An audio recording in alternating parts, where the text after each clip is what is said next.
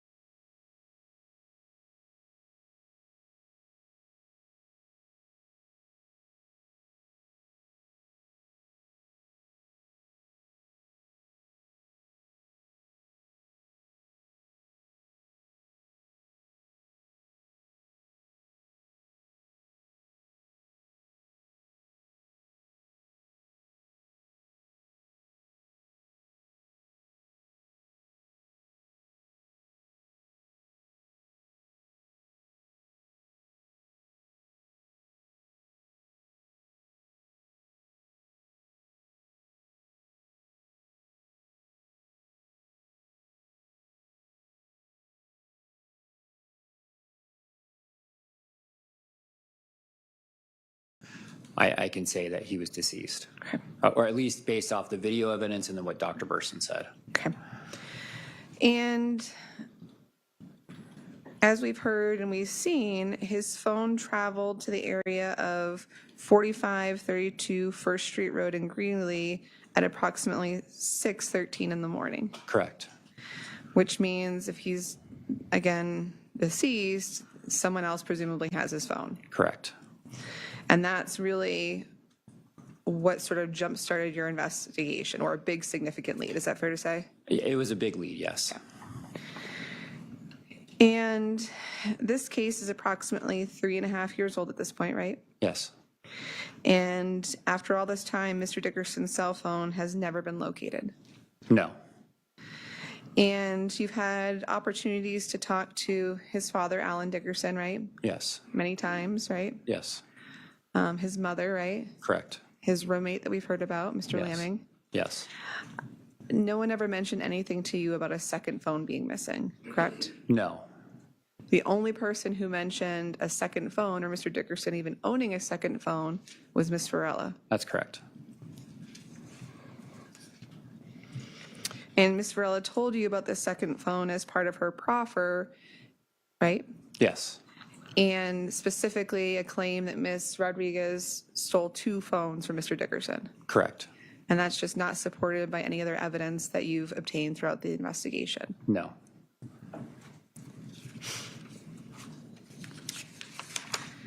And as you testified yesterday, because of the initial efforts in the beginning of the investigation in terms of the video surveillance, the license plate readers, you knew that there was these 3 individuals in Mr. Dickerson's house. Correct. There was only those 3 individuals in the house. It's the only ones I saw in some video surveillance. Correct. And so I think you testified yesterday that essentially who was in the house was never really, after that initial part of the investigation, was never really up for debate. As far as like, did I believe there was anybody else in the residence? Correct. No. After I reviewed video surveillance, I didn't see anybody else come in and out other than those 3 individuals. And by the time November 11th comes around, you know who is in the house. Yes. And so that means if Mr. Dickerson's one phone is missing, it's either Miss Varela or Miss Rodriguez who took it, right? Correct. Especially in light of the movements of the Google location. Correct. And as the detective, the lead detective on this case, you're trying to figure out who took it, right? Between the 2? Yes. Yeah, well, I know one of them took it. Yes. Right. And so as a detective, you routinely apply for search warrants, as we've heard, right? Correct. And you wrote numerous search warrants in this case. I did. And search warrants are a really effective tool because you can just secretly get it and then show up to a location unannounced and search the location. Correct. There's certainly nothing public about when you apply for a search warrant, right? No. In fact, it's designed to be secretive, the process, Correct. and designed to give you as law enforcement sort of definitely the advantage of surprise, Correct. so that people don't have the time to destroy evidence, right? Correct. There's no risk of losing the evidence, right? Correct. And you got a search warrant for Miss Rodriguez's brother's, or the family residence at 4540 First Street Road. I did, yes. And that was obtained again in secret. Yes. There was no way Miss Rodriguez or her family would have known that you guys were getting a search warrant, right? I hope not. Right. If this right. I mean, do you know of any way that they would have known? Not unless that information was leaked, and I don't believe it was, so no. By a judge, right? Or the courthouse, but no, I don't presume that happened in Okay. this circumstance. Okay. And so the search warrant was executed, correct? Yes. Numerous trained and skilled members of the Greeley Police Department searched the residence. Correct. And it was essentially in the middle of the night too, right? Yeah, I think it was close to midnight, yeah. Yeah. In fact, one of her family members was actually in the bathroom, like using the restroom actively. I think Ramon was, yes. Yeah. Completely unexpected, right? Yeah. And every room was searched carefully. Yes. Every cabinet, Yes. under the mattress, and the beds, everything, right? Correct. Trash cans. Yeah. And Stacy wasn't there, right? She was in jail. Right. She was already arrested at that point, Yeah. right? And her family's actually finding out that she's arrested through this process. Yeah, I think so. I mean, I told them they were arrested. I don't know if they knew she was arrested before then, so. They didn't tell you anything like, yeah, I knew she was arrested on first-degree murder charges, and that's why you're here. Yeah, they didn't mention anything like that. Okay. And Mr. Dickerson's phone was never located in that residence. No. The Zales ring was never located in Miss Rodriguez's family residence. No. The debit card was never located in Miss Rodriguez's family residence. No. Not a single item belonging to Mr. Dickerson was located in her family residence. No. Throughout the investigation, as we've heard, there was also search warrants on Miss Rodriguez's Chevy Tahoe. Correct. That was the 1999 Tahoe, correct? Yeah. And through the investigation, you and other officers learned that essentially Ms. Rodriguez kept a significant portion of her belongings in her Tahoe. Yeah, I learned that she was living on and off inside of the Tahoe, so there's a lot of belongings, correct? Correct. And just like the residence, the search warrant was conducted under an element of surprise, right? Well, yeah, I was at the police department. Correct. Because as we've seen, we've seen her getting arrested, right? Correct. In the parking lot. Yeah. And then we can all agree she was clearly surprised when you guys approached the vehicle and said you're under arrest, right? Yeah. And then it was immediately sealed. Correct. And so she didn't have any time to like hide any evidence in the search warrant hide any evidence in the Tahoe, correct? Yeah, once she was arrested, she could have gone back to the Tahoe. Correct. And again, that Tahoe was carefully searched by skilled and trained officers. Yes. And you guys knew specifically what you were looking for. Correct. Mr. Dickerson's phone was never located in the Tahoe. No. The Zales ring wasn't located in the Tahoe. No. The debit card wasn't located in the Tahoe. No. Not one single item connected to Mr. Dickerson was located in Ms. Rodriguez's Tahoe. No. Likewise, the Malibu was also seized, correct? Yes. And you got a search warrant for that vehicle. Correct. And again, officers searched the Malibu carefully, looking for these specific items that everyone knew were missing from Mr. Dickerson's house. Correct. And again, the phone wasn't located in the Malibu. Correct. The ring wasn't located in the Malibu. Correct. The debit card wasn't located in the Malibu. Correct. Not one item connected to Mr. Dickerson was located in the Malibu. That's correct. And again, that kind of makes sense because the phone or the Google location of Mr. Dickerson's phone did not remain near Ms. Rodriguez's family's residence. That's correct. As you testified yesterday, it was only there for approximately 6 minutes, Correct. and then it left. Yes. And it left by 6:19 in the morning. Yes. And Mr. Dickerson's phone traveled all the way down 11th Avenue in Greeley. Correct. And then at 6:37 in the morning, Mr. Dickerson's phone was located just south of 32nd Avenue and 11th Avenue. It was, I think it was more closer to 31st Street and 11th Avenue. 31st Street? Yeah, and 11th Avenue. Do you recall writing in your police report that it was just south of 32nd Avenue and 11th Avenue? It would be 32nd Street and 11th Avenue. Okay. If I wrote that wrong, then that's not correct. It would be right around 32nd Street and 11th Avenue. 32nd Avenue and 11th Avenue don't intersect. Okay, so 32nd Street and 11th Yes, Avenue. yeah. Okay, thank you. And that was actually the very last location Mr. Dickerson's phone ever registered. That's correct. And that location is only 2 blocks away from the post office on 11th Avenue. I think so. I think the post office is there. It's in Evans, so I'm not as familiar with Evans. Okay, but would it help It may you- be. Would it help you to look at Google Maps? Sure, yeah.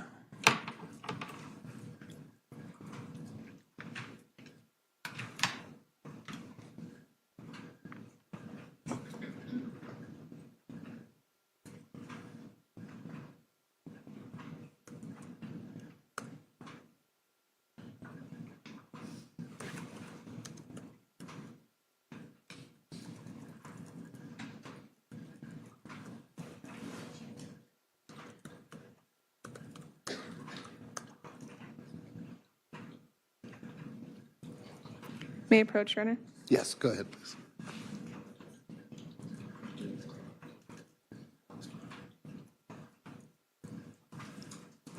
So just so the record is clear for, I'm showing you Google Maps, correct? Yeah, you are. And there is the 11th Avenue Postal Office, right? Okay, And there's that red dot right there, okay. right?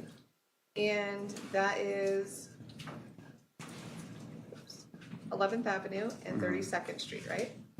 Yeah, 31st Street and then 32nd Street, they intersect with each other. Correct. And Yeah, so there's approximately 2 blocks away from each other, correct? approximately, yeah.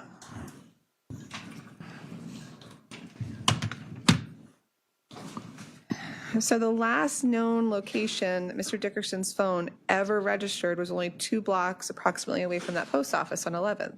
Yes, And you know that Miss Varela's grandmother lives behind that same post office. I knew she lived close to that area, yes. Right. Specifically behind the post office is what Miss Varela described to you later during her proffer. If she did, I don't remember that, but I don't discount that. Okay. And you knew that Miss Varela would stay at her grandmother's house sometimes. Yes, And so the last known location of Mr. Dickerson's phone was only 2 blocks away from where Miss Varela would stay. yeah, correct. And you testified yesterday that you never got a search warrant for Miss Varela's location or potential residence because you knew that the phone was at Miss Rodriguez's house 20 minutes earlier for 6 minutes, right? And only registered that last time for 2 minutes near Miss Varela's residence. No, it only registered 2 minutes near Hannah Varela's place from 5:57 a.m. to 5:59 a.m. Okay. I just know that it turned off approximately around that location. Okay. So we'll come back to Hannah's house, okay? Perfect. Despite knowing the last known location of Mr. Dickerson's phone ever was 2 blocks away from Miss Varela's grandmother where she would stay, you never obtained a search warrant for her grandmother's house. Correct for numerous factors. You never, and let's just make sure we're talking about search warrants, let's make sure the jury understands how this process works. Yeah. You don't get penalized for writing a search warrant to a court and it getting denied. No, I don't get penalized, no. It doesn't hurt to ask for a search warrant. Well, there's a process that I have to go through to actually be able to bring a search warrant to a judge. So, right, exactly. You have to write something. Correct? You write a document. Yeah. You bring it to a judge who's on call. I don't just bring it to a judge. What do? I have to go through the district attorney's office. Oh, they're the gatekeeper. They are somebody that looks at something and says, have you met the basic elements to get a search warrant? And then I can bring him. So you're relying on him, right, Mr. Varela and Mr. McCormick, to say, can I get that search warrant for Miss Varela's house since I know Mr. Dickerson's phone last registered 2 blocks away from it? I'm relying on not just them at the DA's office, everybody at the DA's office. Right, they're the gatekeeper, you're saying. They are somebody that says whether or not, yes, they are essentially whether or not it can go see a judge. Right. And again, it doesn't cost you anything, right? You're not going to get in trouble if you bring a search warrant to a judge and they deny it. No, and I can explain why I didn't go and get one at her house. So let me just go over, we're going to get there, okay? I promise. All right. So Okay. the factors that you knew at the time, right, were the location that the phone was, the last Yes. location. Yeah. You knew it was missing in a homicide, right? You're saying for the factors for Hosanna's family or for the 4540? I'm talking about Miss Varela, Okay, yes. okay? So, or in general, either way, right? Okay, yeah, You knew the phone was missing. correct. You knew that it was a key piece of evidence. Yes, You knew the last known location of it. yeah, And you knew Miss Varela had a family, 2 family members in the vicinity. one house, 2 family members. Right. Yeah. Well, no, because Miss Hannah Varela lived in a different location, right? Yeah, in a completely different location than what we're talking about, Hosanna's mother or grandmother's house. Yes.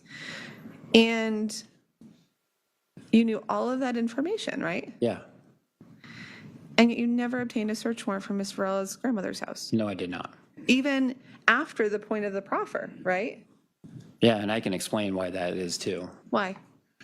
Because when I spoke to Hosanna Varela, she told me that certain evidence items were located at a trailer that was associated to Stacy.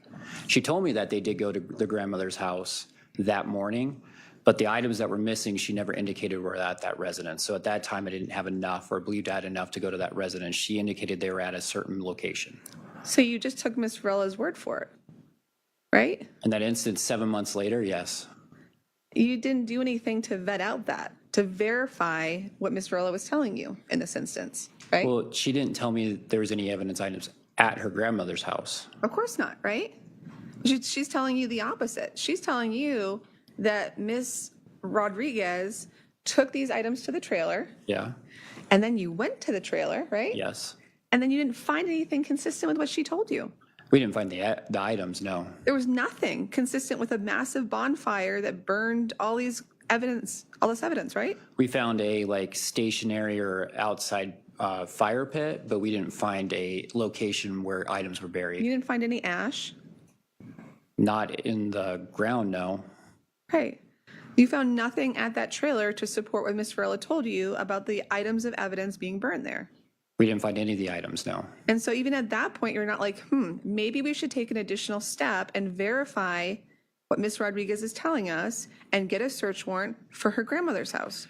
So the same factors of why I did not get a search warrant at Hosanna's grandmother's house that first on November 11th still play into why I still didn't go back and do it that day. Because he told you not to. He didn't tell me not to. Okay. But he's the gatekeeper, right? He is somebody that I would consult about whether or not getting a search warrant. Because also, if you got a search warrant and there was something there, there was a phone there, Yeah.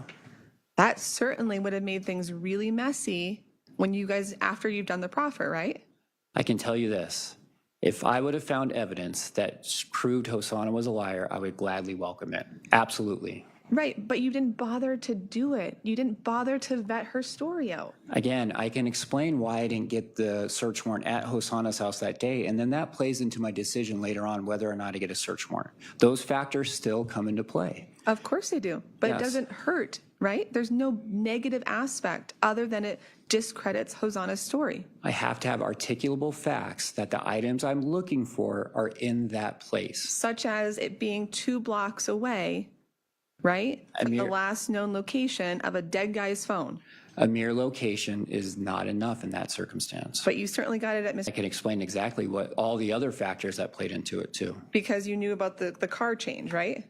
Not just the car change. So the car, the Tahoe, was registered to 4540 First Street Road. That's Stacy's residence.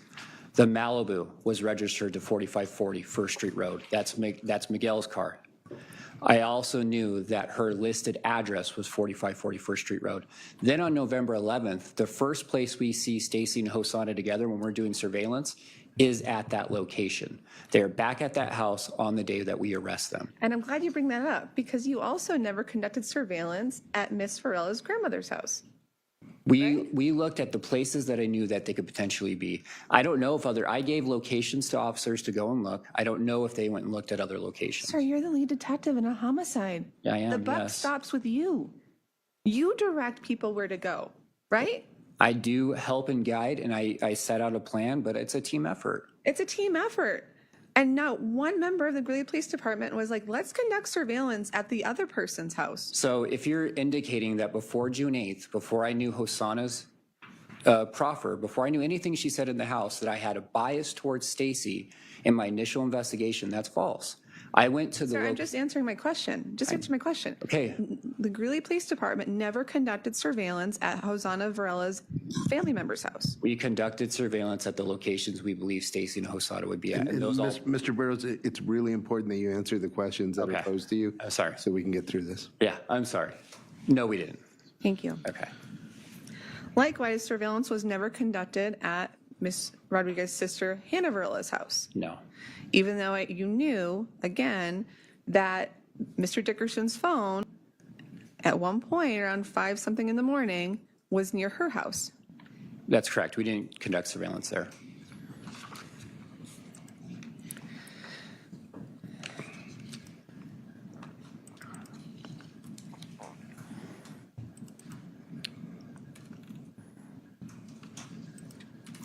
And just to clarify, during this initial time before Stacy and Hosanna were arrested, you knew that Hosanna had family members at 3221 11th Avenue.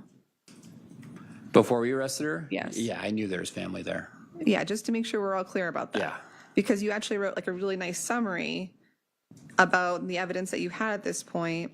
And you wrote in that, quote, in further research of Hosanna, I found an Evans Police Department case involving Hosanna at 3221 11th Avenue.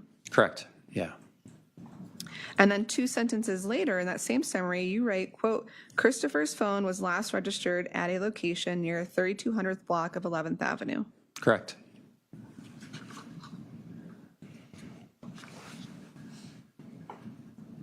And then just so we're clear, Hannah's address is on 29th Street, correct? Correct.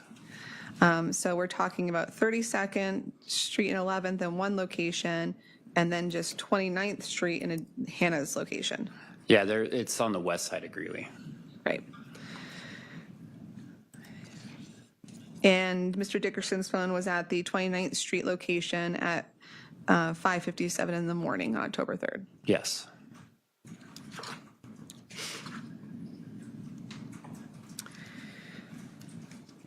And just so we're clear, surveillance was also never conducted at Hannah's location either. No. Surveillance was also not conducted at Javi's residence. No. And so then the arrest happens, Correct. correct? And Mr. McCormick went through a long list of things that Ms. Varela told you about during the June 8th proffer, right? Correct. Yesterday. Yeah. And went through this whole thing about how it's consistent with what we know, Yeah. right? And I just want to kind of go through those things. Grab my computer real quick. Okay.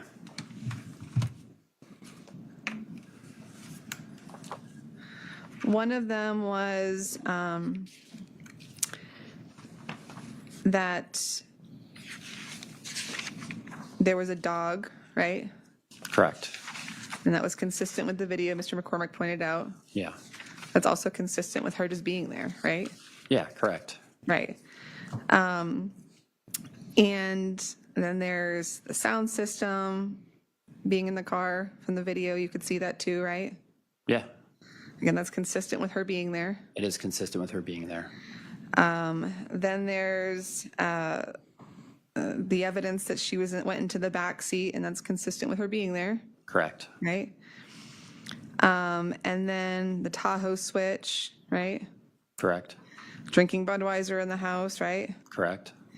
All of that is consistent with her being there, Correct. Yes. which if she had up to E65, and just so the jury knows, by E65, these two are already arrested, Correct. Yes, I think so.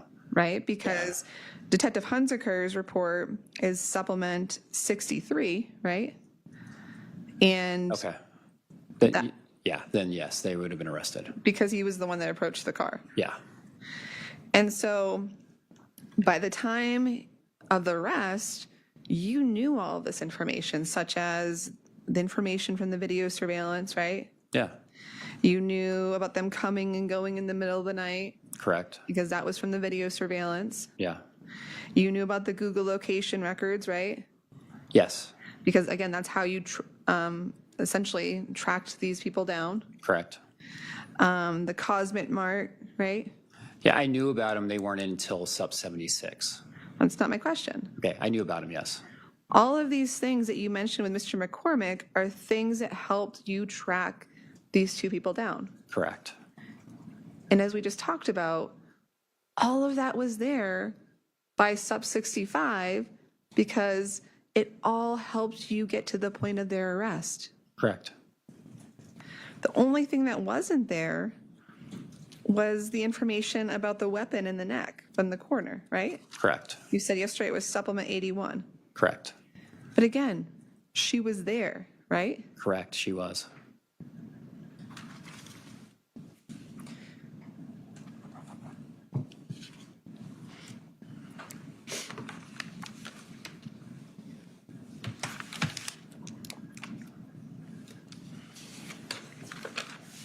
We also saw in prosecution's exhibit P88 the picture of the still shot of the interaction between Mr. Dickerson and the silver Malibu.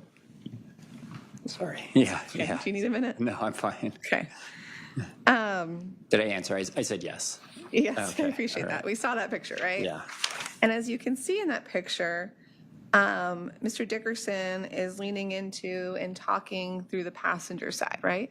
You see him like turning his head towards it. I don't know if he's leaning. He's still standing erect, but Okay. he's turned towards it. Yes. He's on the passenger side. Correct. Yeah. He's clearly having interaction with the passenger side. Correct. And Miss Varela was on the passenger side, right? Yes, she was. I believe so. So when she told this jury that she didn't talk to Mr. Dickerson and that Stacy did all the talking, that's not consistent with the picture.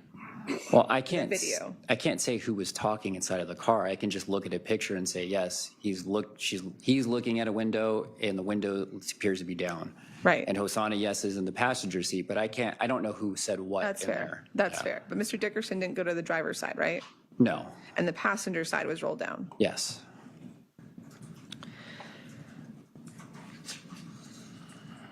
And so by the time the two women are arrested,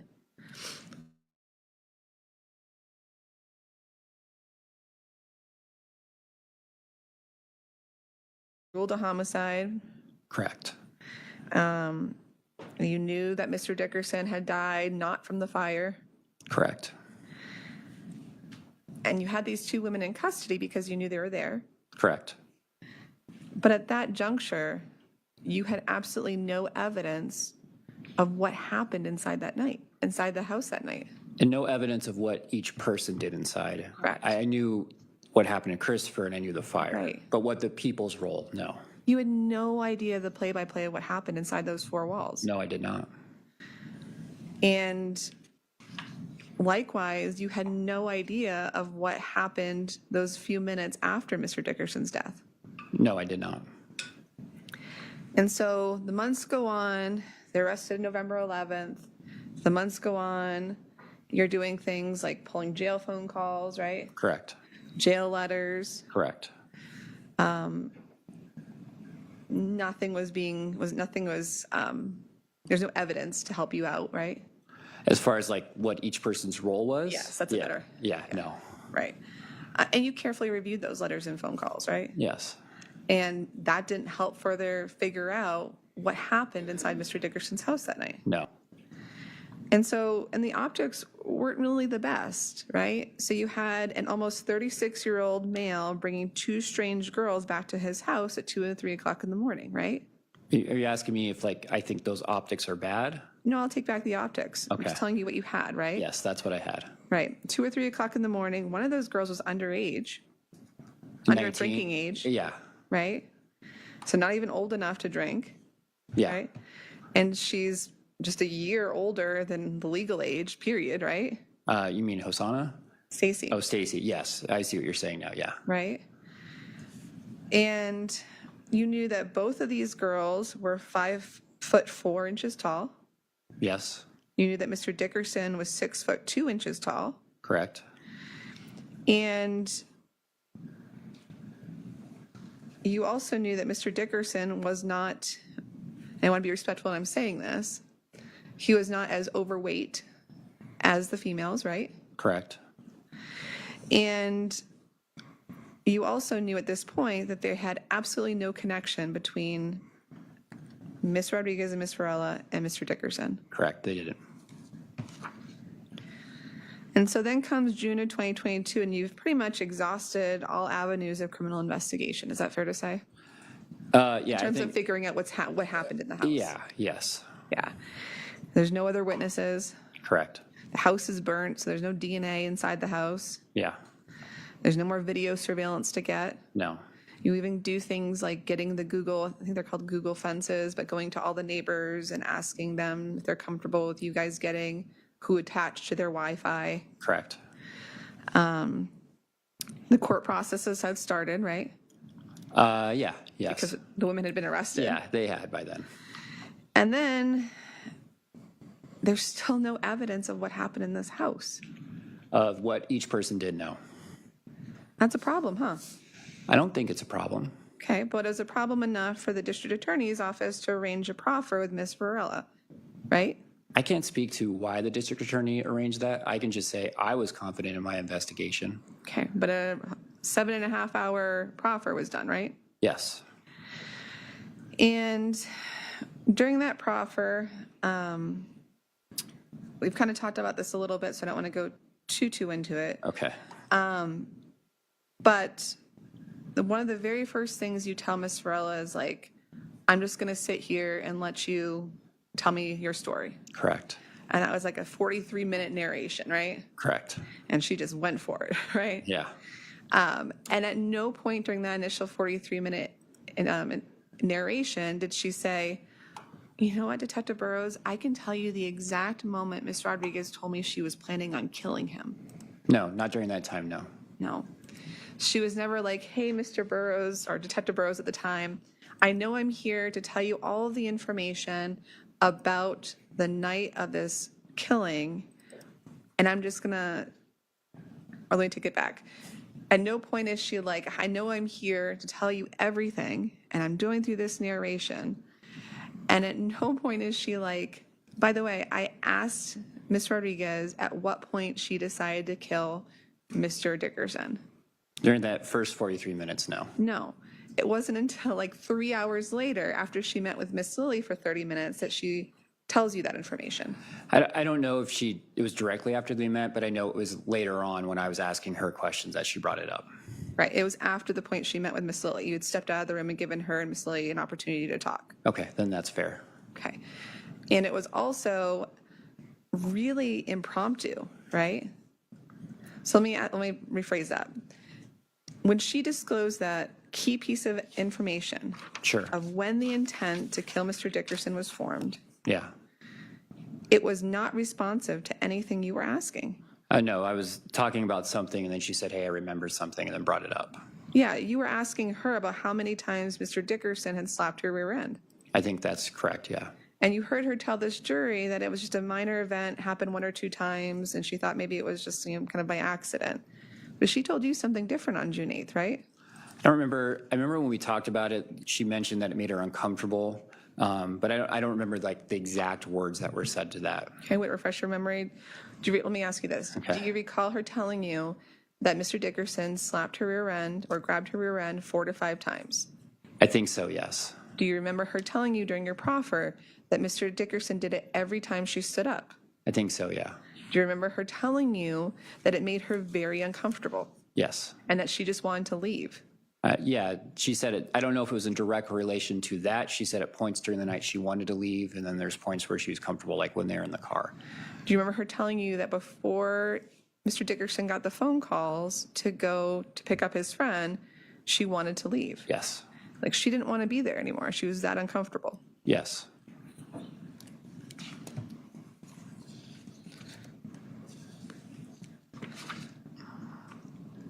Also, during this initial 43-minute narration that she gives you, she doesn't tell you anything about Miss Rodriguez licking the blood and saying it tastes dirty.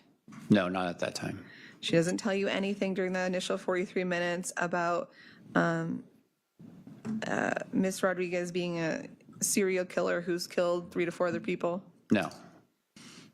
And she also certainly does not tell you at all during the proffer anything about Miss Rodriguez burning other bodies or telling her she's burnt other bodies. No, not during the proffer, no.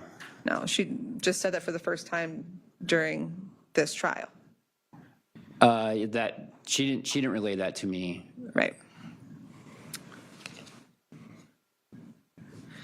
And Mr. Parelia, you saw him, was asking Miss Varela some questions about the gang ties, right? Yeah. When she was testifying. And he pointed out that at one point Miss Varela described to you talking on the phone with someone she didn't know who it was, right? Miss Varela was talking to somebody? Miss Rodriguez was talking on the phone. Are you saying, okay, can you ask Sure, again? sure. Okay. So Miss Varela testified that she had told you during the proffer, Yeah. overhearing Miss Rodriguez on the phone, and she didn't know who she was talking to, right? Remember that part? I don't know if she said that portion during the proffer. I mean, I think she talked about the gang ties, but I don't know if she spoke about a phone call specifically. So your testimony today is that Miss Varela told you the word gang ties or gang during the proffer. I think she did. If I remember correctly, I thought she mentioned something about her family having some sort of gang ties, and she didn't know, or she was associated to people, and she thought they might have been from California. And while I'm pulling up a transcript for that, as a member of the Greeley Police Department, you have a really nifty program called the Gang Unit, right? They are still around and kind of barely. They were at that time, yes. Yeah, they have like all their cool gear, their jackets that say Gang Unit, I right? don't think it's that cool. Okay, that's fair. I mean, neither do I, but still, right? I mean, they're a specialized unit, right? Yes. And they have, they track gang members in this community. Yes. And they've been doing it for probably, a couple decades now? Is that fair to say? Yeah, I think it was the early 2000s it was formed. Like, I think 2004, 2005, we had some bad problems. Right. And so at no point did you have any information that Ms. Rodriguez was affiliated with any gang. Yeah, I can do that search myself in our system, and I didn't see that. So this is not true, right? She's not tracked is all I can say. But there was nothing also that would suggest that she had any gang ties, right? Yeah, we didn't have any gang contact forms, or she wasn't tracked as a gang member. Well, also, you've gone through her residence, her cars, right? Yeah. Her cell phone records, Yeah. right? Her Facebook records, right? Yeah. Right? Yes. And not one, like, piece of evidence that would suggest that she has any kind of gang ties. No, I didn't see anything obvious. No. And you know that gang members talk a very specific way, right? I mean, it depends. Okay. If we're, They use some sort of coded language often. it honestly depends per gang, per click, and it changes. So it depends specifically on that gang. But they do, I can say this, they do have specific language associated with their specific gang. Like numbers, signs, colors, right? Yeah. And nothing that corroborates what Ms. Varela tells you that she's in a gang. I didn't see any evidence she was in a gang. Nothing in the entire resource of the Greeley Police Department in the 3.5 years you've been investigating it suggests that that woman is in a gang. I didn't see any evidence, no.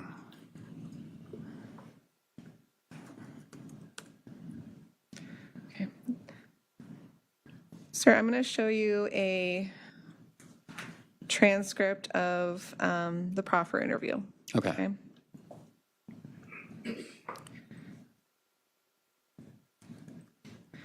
And the really nice thing about transcripts and Microsoft Word is you can quickly do a Control F and search for a keyword, right? Sure, yeah. Okay. And so would it help you to recall if Ms. Varela ever mentioned the word gang to you in this proffer? Sure.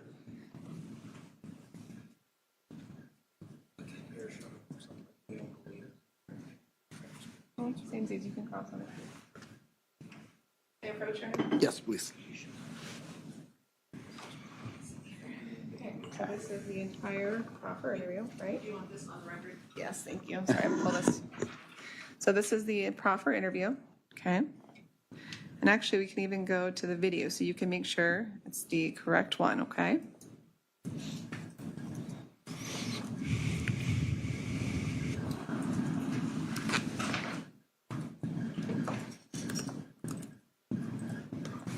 And again, it was a 7.5 hour approximate proffer interview. A very long interview. Yes.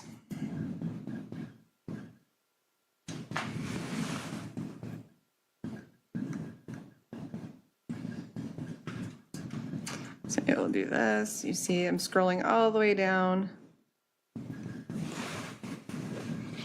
to 7 hours and 28 minutes and 7 seconds, right? On the Word document, yes. Yes. And then also I'm showing you, is that the room? Yeah. Okay. I'm not going to play the sound.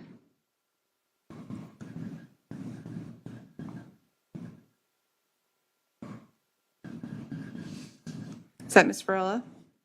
Yes. Is that you? Yeah. Is that Mr. Perelia sitting there with her too? It's his back of his head. I assume it is. I can't say for sure. But he was the one sitting next to you, to the left of you during that proffer interview, right? At the beginning, and then he left. Yeah. Could you put the mic between the two of you? Sorry. Sorry. Okay, I'm searching gang. Does anything pop up there? I don't see anything. Okay. Now I'm going to go back to the Word document. Search, Control F, gang. Okay. Here's what I can say to Judge, that. I'm going to object at this point. That's not a verified transcript. She hasn't had an opportunity to show. Can the parties approach?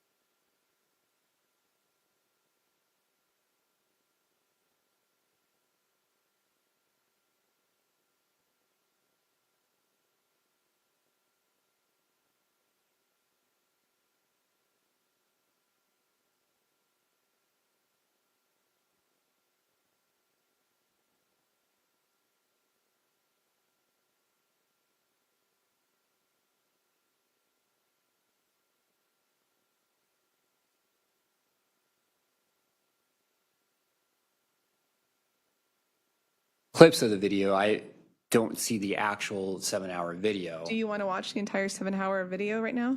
All I'm saying is I believe she said the word gang. I would feel more comfortable seeing a clip that we could say whether or not she said gang. Can you direct me to a place in the 7-hour interview? Well, I don't remember exactly when she said it. All I remember, and I'm not saying I can't be wrong at all. I'm not saying that. I'm just telling you what I remember is that I thought she said something about a gang and then her family being from California.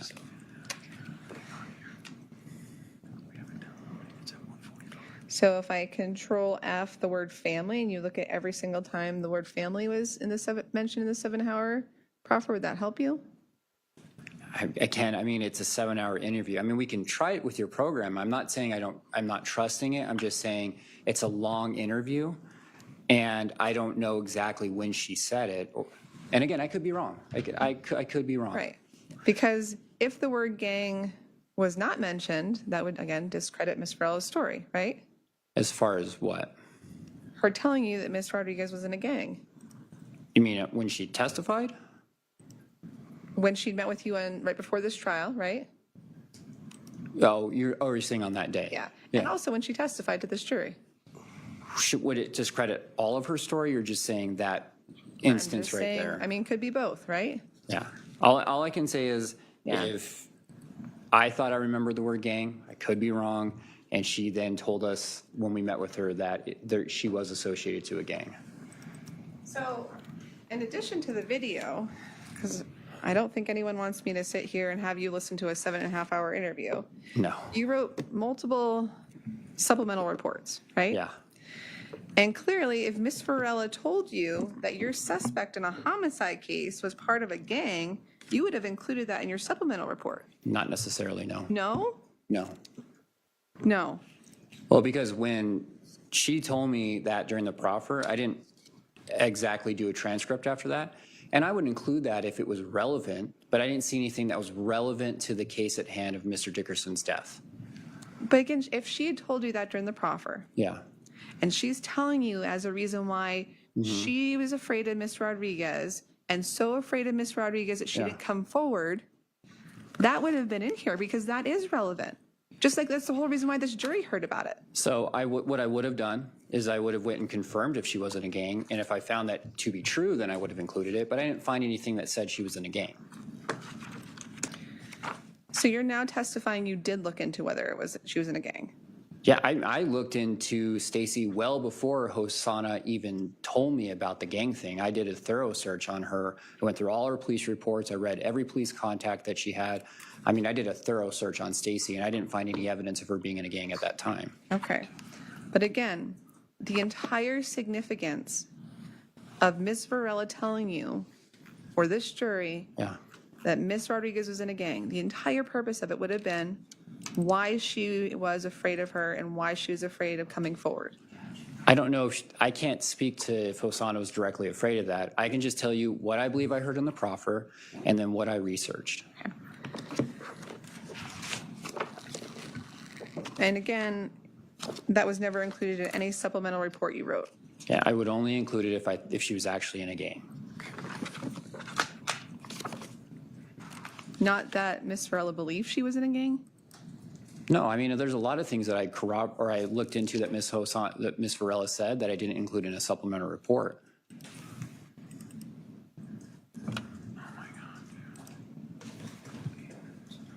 And you know what, I'm not going to make you listen to a 7.5-hour Okay. proffer interview. And I would hope that these people right here get up and play that proffer interview and says, by the way, detective, me being Ms. Varela, she's in a gang, okay? So we'll see if that happens, okay? Okay, and I could be wrong. And the point of this is, as you're going through this proffer with Ms. Varela, she's telling you some pretty extreme things that you do document, that you do remember, right? As far as what? So Ms. Rodriguez being a serial killer? Yes. She's telling you she believes Ms. Rodriguez has killed 3 to 4 other people? Yes. And again, as you just testified, you looked into Ms. Rodriguez extensively. Yeah. No evidence of that. She wasn't associated to another homicide, no, that I could see. You don't know if the Greeley area or Colorado has this string of murders that have just have gone unknown, right? Not that I know. Well, I'm sure there's murders that have gone unknown, Correct. but I don't know. Right. It's hard to say, I would say. But nothing you ever found corroborates any of this, right? Nothing that I found with Stacy, no. Right. And then she tells you things that are even more extreme, right? Okay. Like this fact of Miss Rodriguez is licking the blood, saying it tastes dirty. Yeah. And you weren't saying, okay, ma'am, now you're telling me she's a serial killer. Now you're telling me she's licking blood. You never like pushed back with her during this Proffer interview. You're not like, man, this sounds a bit much. Well, I think to put in context how I do interviews and how I interpret information, I can explain a little bit of that, of why I take that information and what I do with it. Well, you testified already. You look into it, right? Well, and there's also a process I go internally when somebody's telling me something. And Mr. Burrows, again, you got to answer the question. Okay. Can you repeat it again? I'm sorry. Sure. The point is Miss Varela is telling you some pretty extreme things during this proffer, and you never push back on her. You never say, ma'am, this sounds pretty extreme. No, during that time, no.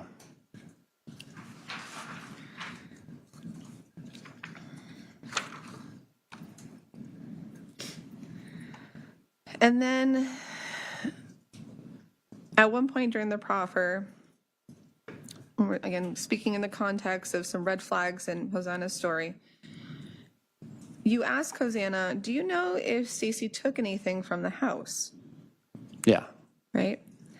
And that was at hour 4, minute 2, and 26 seconds of the proffer interview. Okay. I'm not expecting you, sir, to know that. Would it help you to, because I don't want you to testify just to agree with me, okay? And I don't want to do that either. Right. So would it help you to look at that portion of your proffer? If you want to show it to me, you can. Okay. Okay.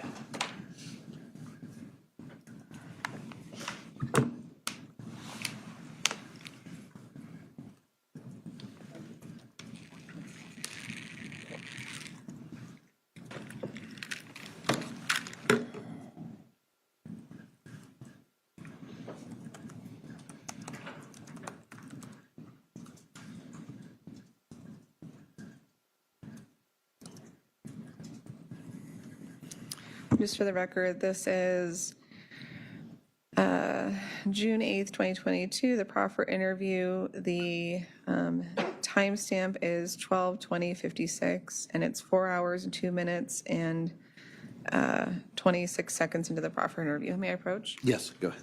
And you can approach freely for this purpose. I hand you some 19. Perfect. Awesome.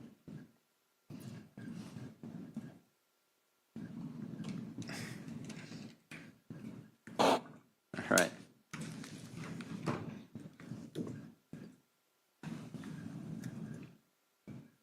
I really don't want to blow out your ears. So Okay. can you just- I'll take them off for a second, and then I'll put them back on. Okay. Not sure.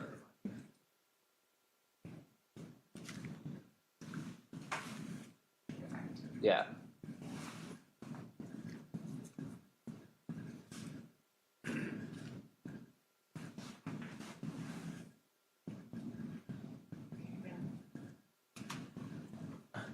It skipped ahead. Yeah. 4, 2, 26. Yeah, no, I can see. I'm good. I'm good with this. You good? Well, it's, if you're asking me what she said she took, it like you touched it and it skipped No, I'm just ahead. asking you the time that you asked her the question. Oh, okay. Yeah. Okay. Do you remember your question now? Yeah. When I asked her the question, yeah, the time. So, 4 hours, 2 minutes, and 26 seconds, right? Yeah. Into the proffer, you say, did you know if she took anything from the house? Yeah. Before that, Hosanna is never like, hey, by the way, this is specifically what I know Ms. Rodriguez took from the house. I don't remember if she did or not before that. I just know I asked that question at that time. Because you wouldn't have to ask that question if you already knew that. Yeah, probably. And that's when Hosanna, of course, claims that Miss Rodriguez was the one who took all these missing items from Mr. Dickerson's house, right? Correct. There's the debit card, right? Yeah. And just to be clear, she told you debit card, right? I believe so, yeah. She never mentioned the wallet No. because you know that not to be true, Yeah, because the wallet was in the car. right? So in that instance, Miss Rodriguez's testimony that she told this jury was not corroborated by the physical evidence, right? Yeah, she said she thought he took a wallet. Right. And it's hard to keep your stories the same from debit card to wallet almost 5 years or 3 years later, right? I don't know if I can speculate on that. And I want to talk about the debit card, okay? Okay. Because that's what Miss Varela told you Miss Rodriguez took during the proffer, Yeah. right? When she's telling you, officer, I'm telling you all the truth. And I know the importance of telling you the truth, right? Correct. The debit card you knew was missing, right? Yeah. We believe so, yes. You also wrote in one of your supplemental reports that there's also a likely possibility that it could have been burned with Mr. Dickerson's body. That's correct, yeah. If he had it in his pocket from going out that evening, that could explain the missing debit card. Yes. And as part of your investigation in this case, you and other members of the Greeley Police Department looked into Mr. Dickerson's finances. Yeah. Because obviously if his debit card's missing and someone went through all of this trouble to kill him and rob him, presumably they're going to steal from him too, right? I would believe so, yes. That's at least why you pulled things like his Farmers Bank records, Correct. his Sam's Club credit card, Correct. and there was no fraudulent or purchases on the Sam's credit card that you knew about, right? No. And when you got the Farmers Bank records, you found out that he had $43,293.58 in his account. He did, yeah. Not a penny was ever taken. Not that I know of, no. Not a single dime, right? Yeah, not that I know of. And that's significant if you believe Miss Varela's story, which is that Miss Rodriguez was pumping him full of alcohol to do this killing, to then rummage through his stuff and steal his debit card, right? I guess, what do you mean by significant? That nothing was ever taken, right? You go through all this trouble to poison someone with vodka, to kill them, to burn their house down, to rummage through their things, and not a penny was taken, right? From that account? From anything with you never found a single dime taken from Mr. Dickerson. Monetarily, no.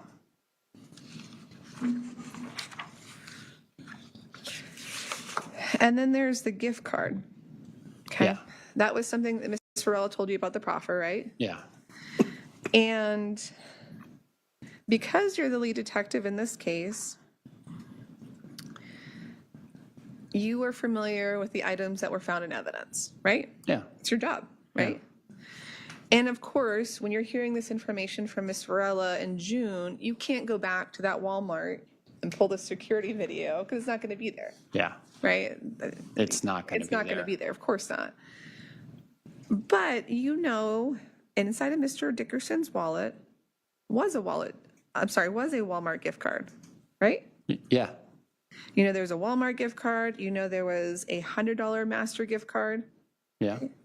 You know, there was not one but two gift cards to Sprouts grocery store. I knew there was gift cards in there. I don't know every single gift card that was in there. A Fuzzy's taco shop gift card. Sure. A JCPenney, if there is even a JCPenney anymore. Sure. A gift card. Gift card to King Soopers. Sure. There was 8 gift cards, Okay. right? Yeah. But yeah, Ms. Rodriguez just took this one. The one that was, You can't speculate, right? no, I can't. I don't know. The wallet was in the car The car that she was in too, right? earlier in the night. Yeah. And the car in the house that she's rummaging through to steal all this stuff from him, right? I don't know where she rummaged through it exactly inside of the house, other than the bedroom. Then there's also Miss Varela's testimony about Miss Rodriguez, of course, forcing her to turn on Mr. Dickerson's cell phone at a later time. Correct. Remember that? And she told this jury a pretty dramatic account of looking through his phone and looking at pictures of his dog and his girlfriend and making her sad, right? Correct. But you know that Mr. Dickerson's phone was never turned back on. I don't know that for sure.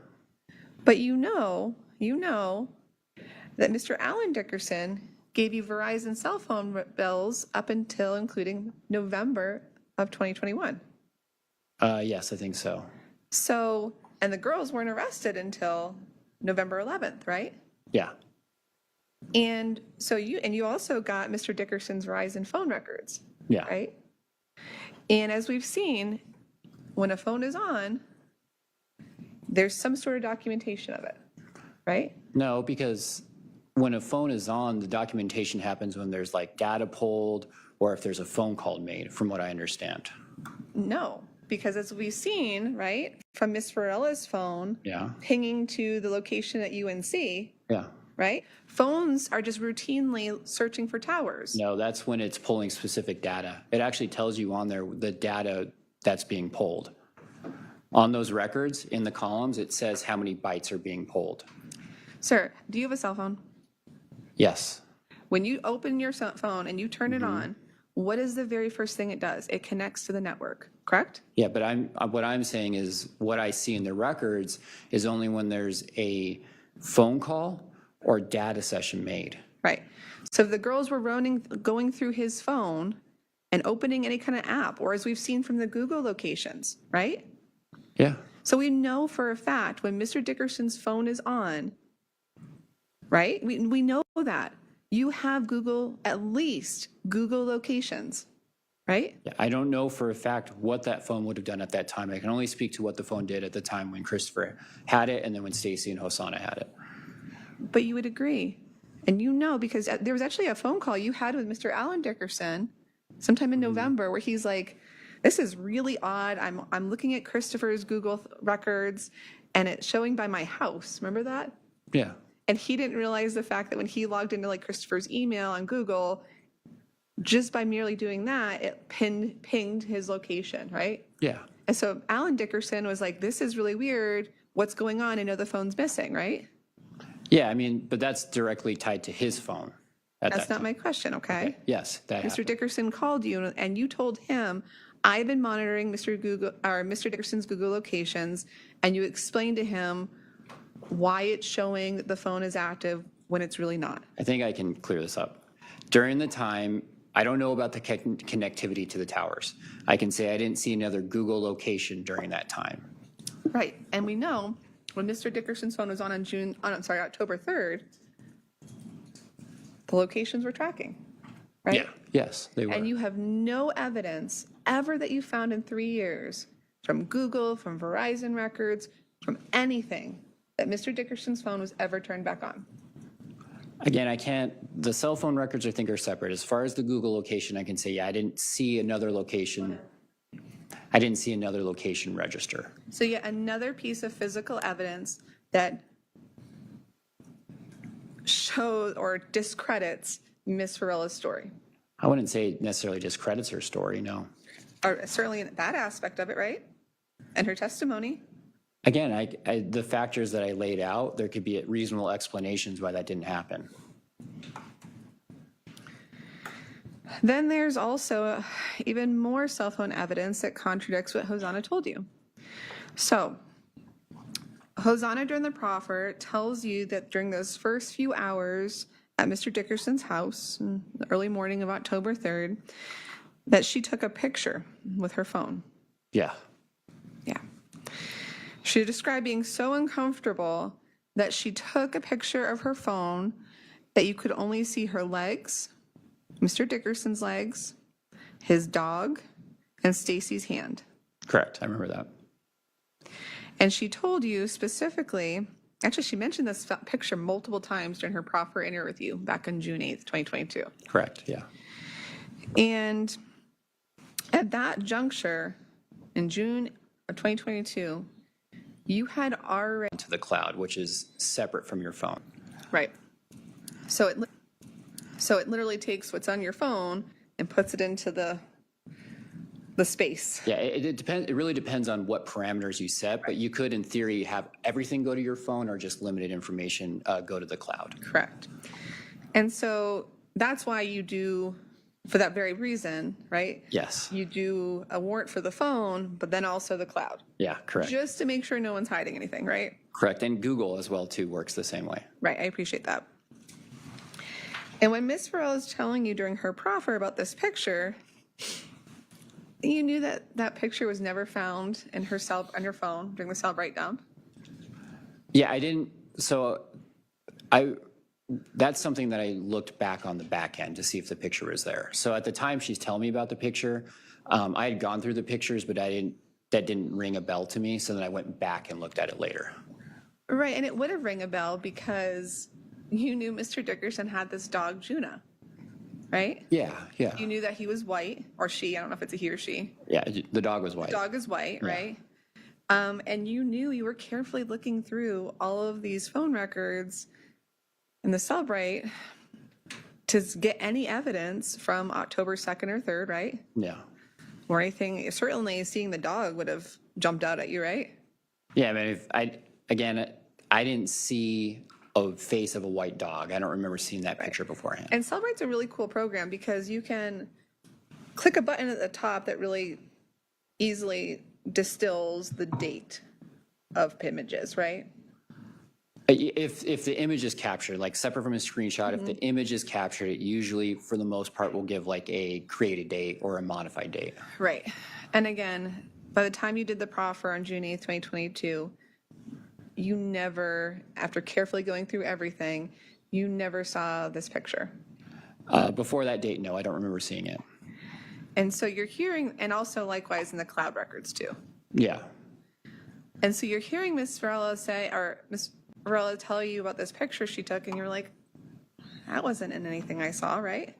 No, because I mean, at that time, I mean, I'm going through so much. Like I said, I didn't specifically look for that picture. As I'm looking through pictures, I was mostly looking for more text messages at that point as I'm going through, because it takes a long time to go through phones. It takes a long time to search through everything. It wasn't until she said that I actually went back and specifically looked for that picture. And I appreciate that, but we're also talking 8 months into this investigation, and surely you would have seen a picture of a dog, Mr. Dickerson's dog. I can try to explain that. I can just say that it takes a while, and then I also have, I mean, I can explain what else was going on around that time with the investigation and the other things that I was doing too, if I can. That's not my question. Okay. I don't remember noticing that picture when I went through it beforehand, and then I went back to try to find it again after. And what's odd about all this about the picture is it wasn't until 5 hours and 50 minutes into the proffer, she tells you for the very first time, after mentioning this picture multiple times earlier, that she actually deleted that picture. Yeah, she said she deleted it. Yeah. And she had just completely neglected every time she mentions this picture, the 5 hours and 50 minutes earlier. Oh, by the way, detective, I also deleted that picture. She told me she deleted it. Later, right? And when she's telling you and describing to you during the proffer that she deleted it, she's actually kind of like stuttering through that process, right? I don't remember if she was stuttering or not. Would it refresh your recollection to review that part of the Sure, proffer? yeah.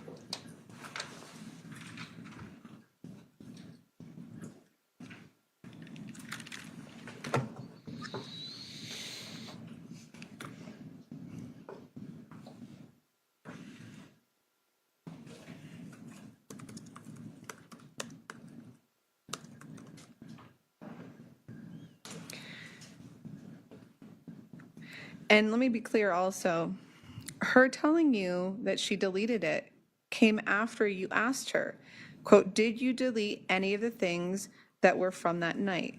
Any of the text messages or the picture you took inside the house, right? Sure, that sounds about right. She didn't volunteer it, right? Again, if you're saying that's what I said on there, I don't discount you. I'm not saying it. That's not true. So I'm going to show you part of the proffer, the timestamp, June 8th, 2022, and it's going to be at, timestamp on the video is 14:10:59. It's going to be 5 hours and 5 hours and 52 minutes and 25 seconds into the proffer itself. Okay.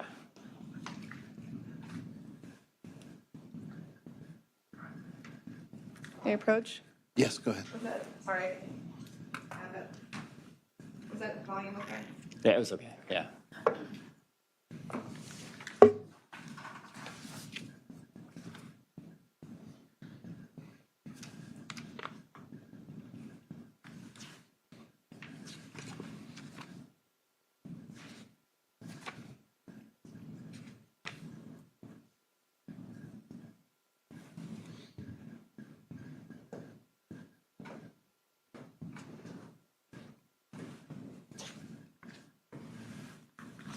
Do you remember your question? Yeah.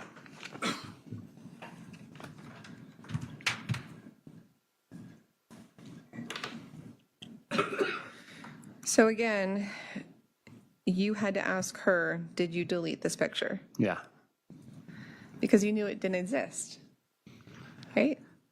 Again, I don't remember specifically looking for that picture. That information I learned then, that's when I went back to look and see that it wasn't in the phone.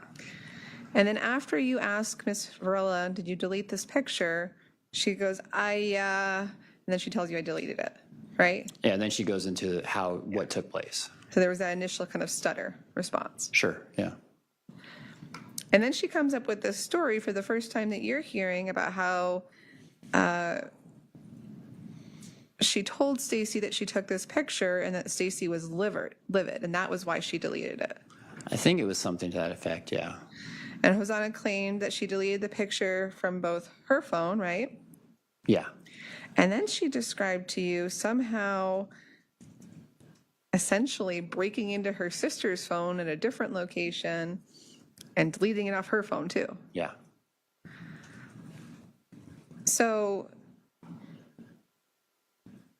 Hosanna is telling you that she was able to essentially distract her sister Hannah, steal her phone, go into the phone and delete it, right?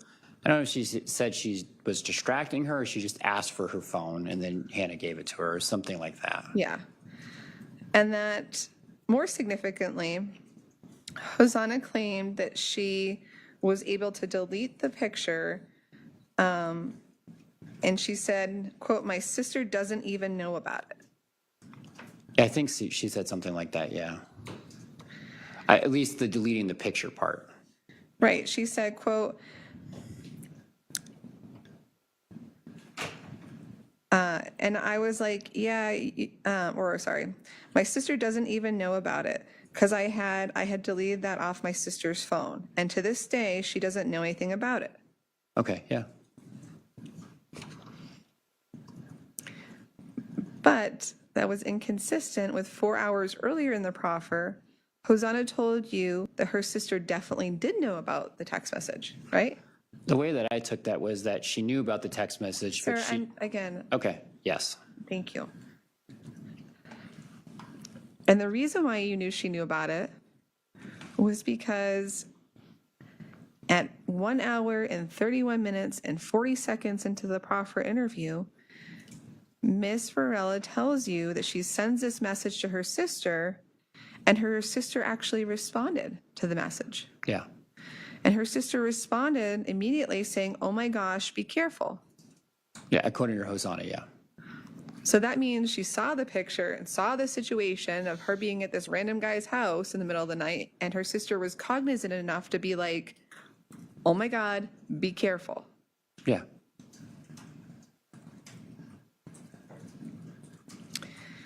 And regardless, and you were here, Miss Varela was like, yeah, I think my sister was drinking that night too, so that may be why she didn't remember it, or that could explain when I said, I didn't think she knew about it, right? You heard her say that? Yeah. At no point after June 8th, 2022, did you go to Hosanna Varela and say, ma'am, did you remember getting a text message on the night of a murder? No, and I can explain why. That's not my question. Okay, no, I didn't. Okay. So when Hosanna is telling you this, and you know there's some discrepancies here, right? Mm-hmm. You never were like, I'm going to go interview Hannah, right? No, I had every intention to go interview Hannah, You never did. and there's a reason why. Why? And Mr. Burdos, I really don't like having to tell people The same thing. I'm sorry, Your And Honor. I'm really trying not to blow my stack here. It's been a long trial. Okay. This is not a conversation. Evidence is produced at trial through questions and answers. Okay. I need you to respond to the questions. The district attorney's office will have the opportunity to redirect if they choose to do so, and what they choose is important. Okay. But we're never going to get through this Okay. if you want this to be a conversation. So just, if it's a yes or no answer, or if it's a yes or no question, it should be a yes or no answer. Okay, Your Honor. I'm sorry about that. So never in the 3 years since Ms. Hosanna Varela's proffer did you interview Hannah? No.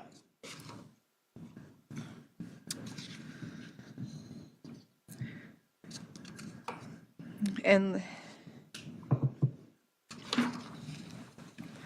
again, all of these red flags and inconsistencies are important, especially in light of what you knew about Ms. Varela and her ability to tell law enforcement the truth concerning in this case, right? And let me ask it to you this way. Okay. I'm trying to answer yes or no, so No, I I'm appreciate sorry. that. That was a bad question. Okay. Up until the proffer, your only experience with Ms. Varela was the interaction that we saw in the parking lot. Correct, yes. And again, the two women were contacted unexpectedly, and you actually spoke to Ms. Varela first. Correct. And as we saw in the video, Ms. Varela is taken from the driver's side of the Tahoe, right? Correct. And she's removed from the Tahoe to the next vehicle over. That white SUV next to the Tahoe. Yeah, after she's arrested, yes. Yes. Okay. She's removed away from the Tahoe where Miss Rodriguez is. Yes. And Miss Rodriguez is on the way other side, right? Correct. And Miss Varela is with you, and I think is the officer or Detective Radin who also comes that we see in the video? Yeah. Brett Radin, I think you say something like, you okay, Brett, or something Yeah. like that? Okay. So she's with two police officers, right? Correct. And you ask her a series of questions that we saw. Yes. And at every question, she lies to you. Yes, she does. She lies to you even about where her mother lives.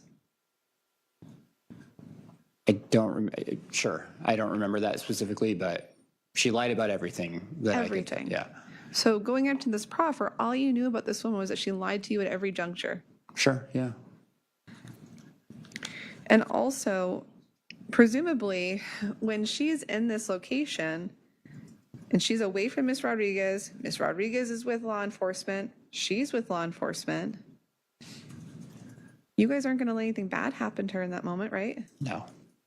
She's out of earshot from Miss Rodriguez, right? I believe so, yeah. And at no point does she say, hey, detective, I am terrified of that person over there. No. She doesn't say, detective or police officers, thank God, I'm glad you are, like, I can move a finger now. And Right. she said nothing like that. Right.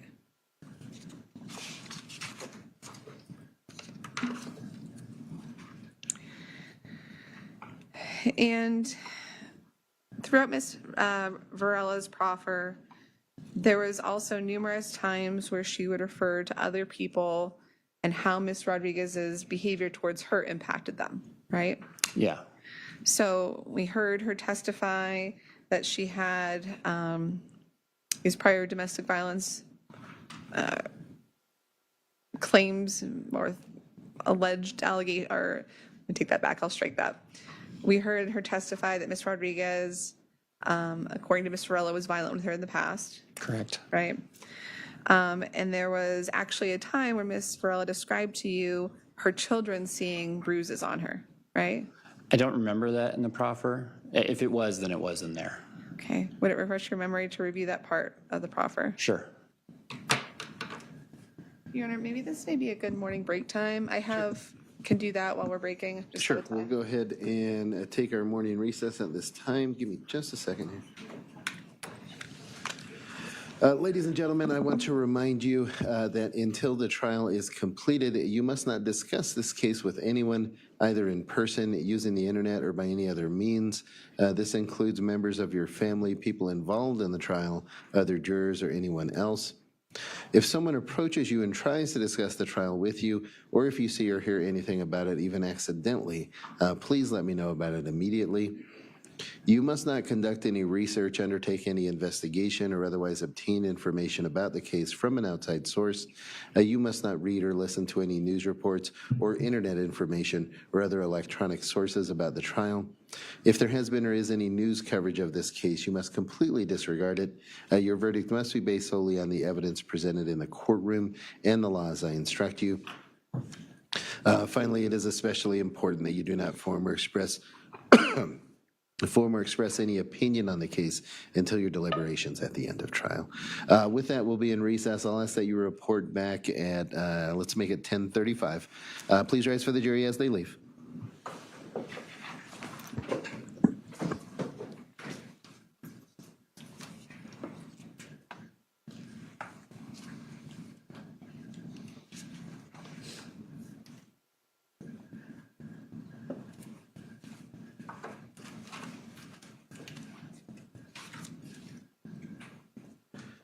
All right, thank you. Please be seated.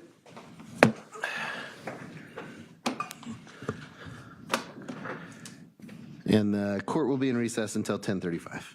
Judge, I have permission to show these parts.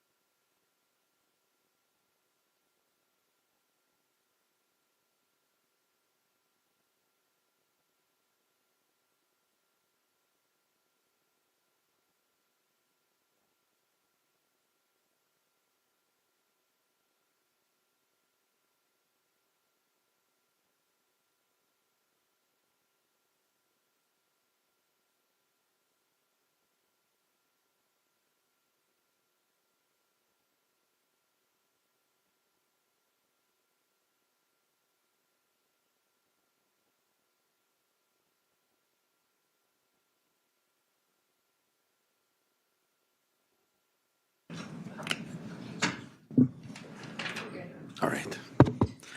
All right, and Cheryl, are you ready? Okay. The court is back on the record in 21 CR 2296, People of the State of Colorado versus Stacy Rodriguez.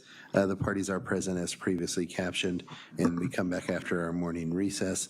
Anything that we need to address from either side before we bring the jury in from the defense? Your Honor, can we just talk about scheduling briefly? Sure. I think, Mr. McCormick, let me know if I'm wrong. I think this is their last witness.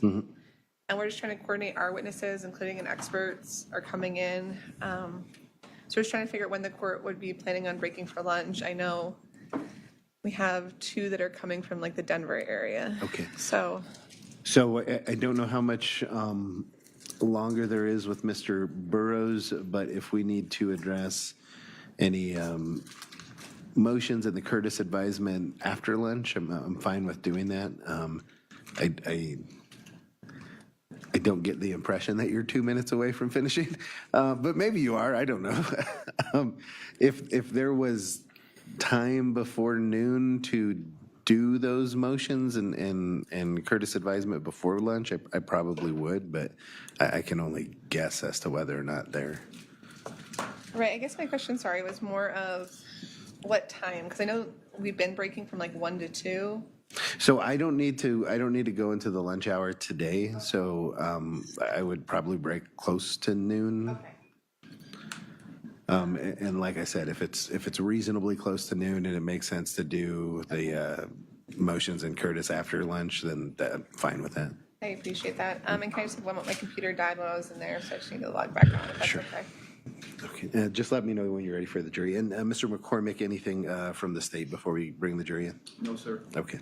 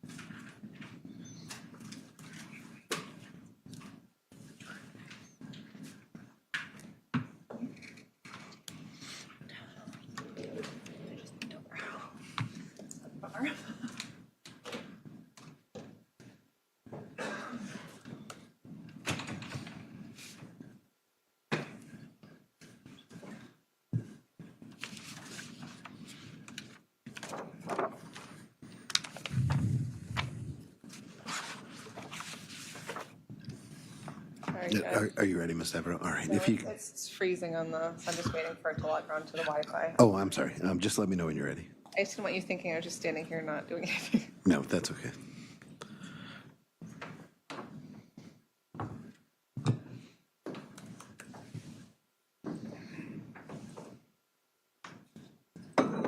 I think we should be good. Thank you. Okay. If you can bring the jury in, please.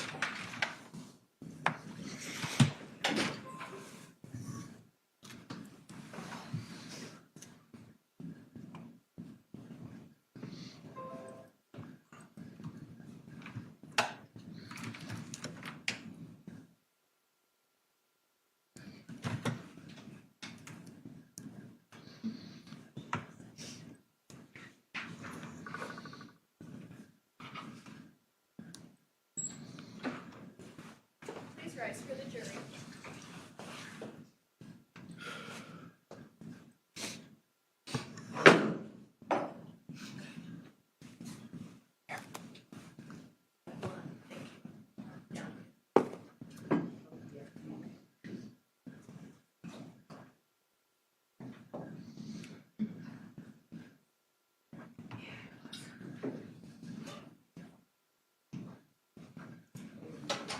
All right, thank you. Please be seated. Mr. Burrows, I'll remind you that you are still under oath, and Ms. Devereaux, you can resume. Okay. Okay, thank you, and I appreciate it.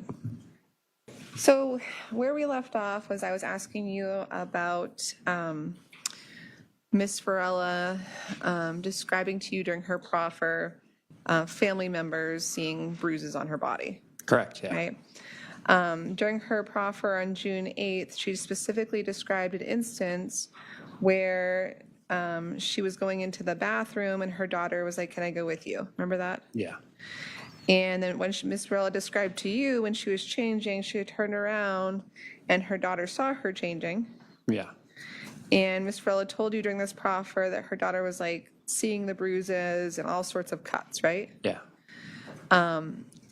And at no point did you interview any of Miss Varela's children. No, Likewise, we heard testimony about Miss Varela having cuts all over her body, yeah, right? And just so we're clear, you had 3 different sources of access to Miss Varela's phone. You had the original self-bright dump, right, correct.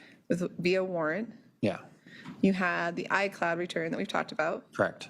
And then during the proffer, you asked Miss Varela for her password to her phone so you could have full access to it, essentially. Yes, yeah, Because sometimes with Cellbrite, if it's passcoded, you're worried that you may not be getting everything. Is that fair? yeah, that's correct. And so you did 3 different Cellbrite dumps of Miss Varela's phone to make sure you had everything, right? Correct. And in addition to that,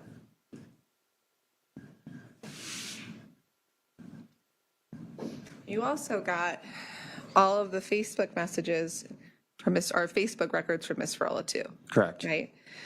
And as we've heard Miss Varela testify, she took a lot of selfies, right? Is that fair to say? Yeah, There's a lot of pictures, right? yeah, I think there was something along the lines of roughly 51,000 images on this woman's phone. Does that sound about right? yeah, There's a lot of stuff to go through, right? yeah, But as we talked about, you can, at the top of Cellbrite, there's like a time bar and you can pick the time to narrow it down, right? Sure. And there's like, just like any computer program, filtering options, right? yeah, So you can pick like June, July, August, September, October, etc. yeah, And after you hear about these cuts from her, the knife situation, we see it on the notes,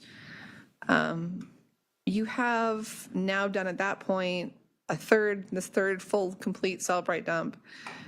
You never found any sort of images or pictures of all these cuts all over her body. no, You never found any kind of communication between her and Miss Rodriguez where she's like, "Hey, you put a knife to my throat. We're not cool, right?" can't quite answer that yes or no. Okay, that's fair. Is it okay? Sure. Let me ask you this. Nothing in any of this phone evidence, right, corroborated Miss Rodriguez having these cuts Miss Varela having all these cuts all over her body. I didn't see anything else. And likewise, she described pretty a scary incident to you during the proffer, and then during my questioning with her of this really terrifying experience allegedly in September in a park, getting run over or almost run over, right? Yeah, She described to you being hit by a car and go flying, right? yeah, And again, those 51,000 pictures, all of the cell phone evidence, nothing that corroborated that. no, Likewise, she described the field to you where this happened as like this open field with houses all around the perimeter, right?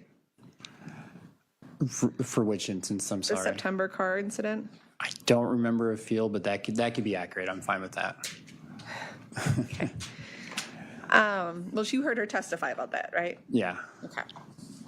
And again, to your knowledge, no one ever reported this incident, right? not that I know of. No. And what's interesting about that September car incident is she specifically told you during her proffer that while this is happening, she's on the phone with her sister, Hannah. Sure. I don't quite remember if she was on her phone or not. Okay, way to refresh your recollection to listen to that part of the proffer. Yeah.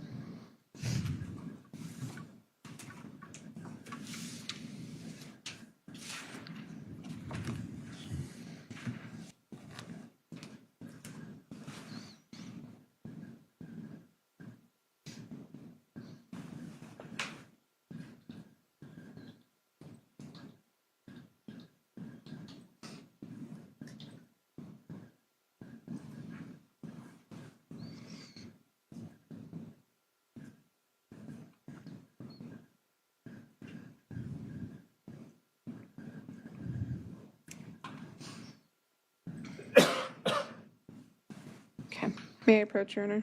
Yes, go May I ahead. have freestanding to approach? Yes, you may. Thank you. So this is the proffer, and I'm going to start it for you at timestamp in the video is June 8th, 2022 at 9:17:52 seconds in the morning, and the actual timestamp into the video is 59 minutes and 18 seconds. Okay.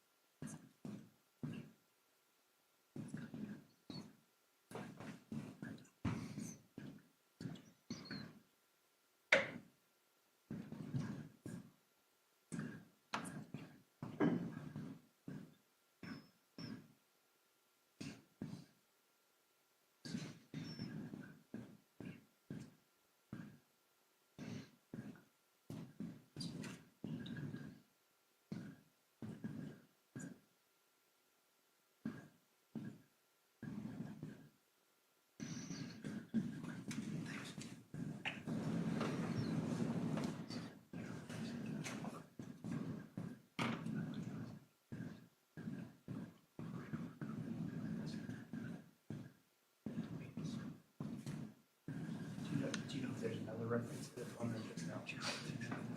I just want to make sure I got everything.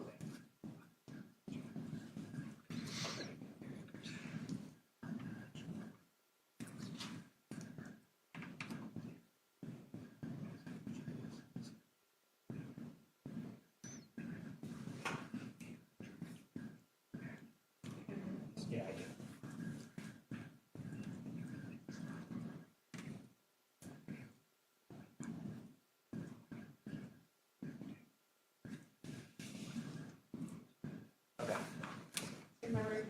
Yeah.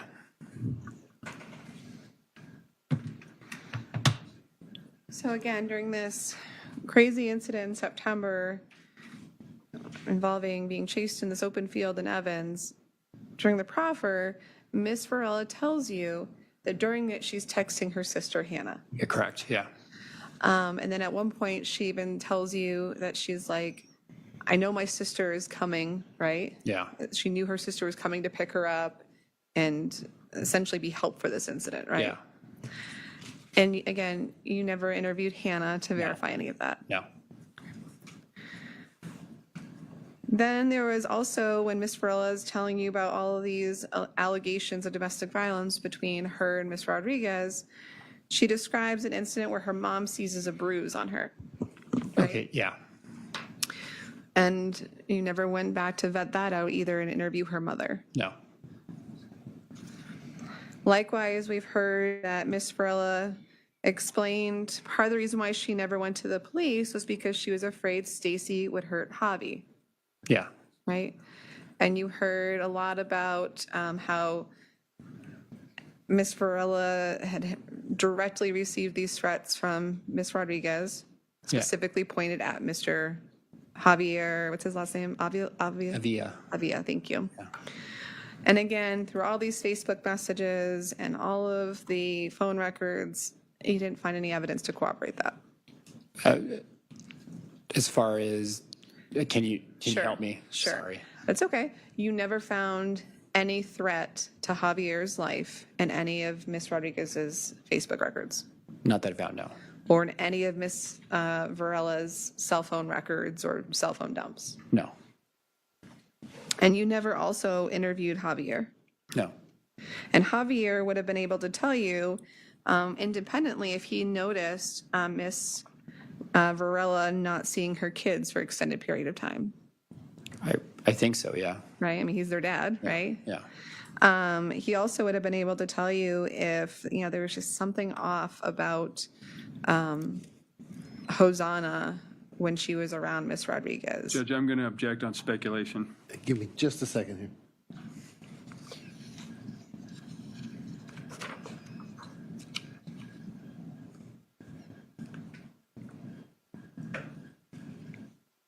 I'll allow the question. The witness can answer. Well, can we approach? Sure.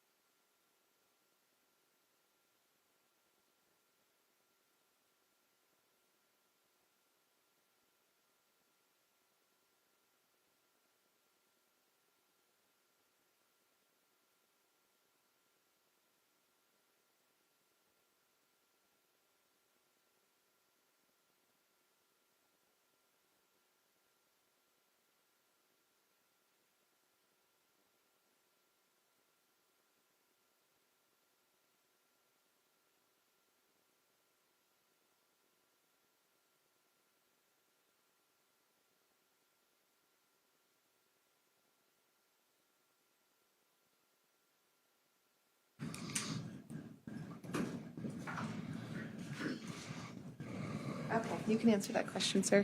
I don't know what Javier fair. would say.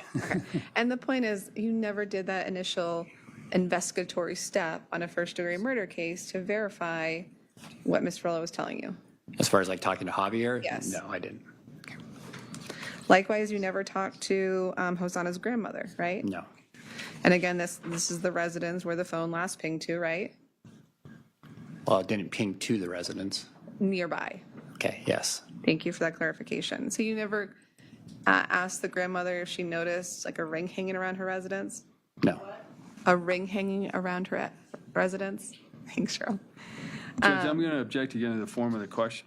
He said he didn't. And Mr. McCormick, I got it. I'm going to sustain the objection if the question is you didn't get any information because you didn't Correct. try. Let's just ask that. Okay. So then we heard also about Miss Varela's description about what happened at the Cosmic Mart. Perfect. Specifically, and we heard her testimony, and she also said the same thing to you on June 8th about who got what at the Cosmic Mart, correct? Yes. So according to her, do you recall who actually paid for the gas? I think she paid for the gas, Hosanna. Right. And she said that Miss Rodriguez was the one who filled up the water bottles with the gas. Correct. And again, that would inherently be consistent with her being like, oh, I didn't know what we were going to do, right? About burning the house down. I don't know if that's what she was thinking at the time. Right, but that is what she told you, right? She told you that they drove to the gas station in complete silence, right? Yeah, correct. And that she didn't even know where she was going. She was just listening to Miss Rodriguez say left, right, essentially. Correct. And that at the gas station, she's telling you, I didn't know what we were doing, right? Correct. And so certainly if she's only going in and paying $1 to a cashier, that's consistent with her being like, I didn't know what Miss Rodriguez was planning. I didn't know what we were going to do, right? Sure. And the video, where you would agree with me that gas stations, most gas stations in this day and age, all have surveillance video, Yeah. right?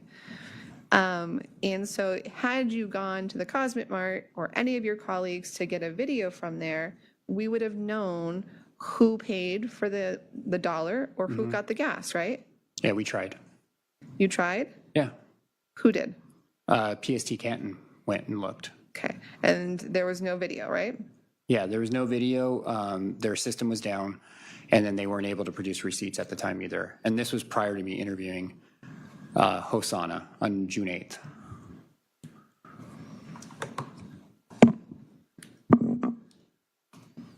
One moment, Judge.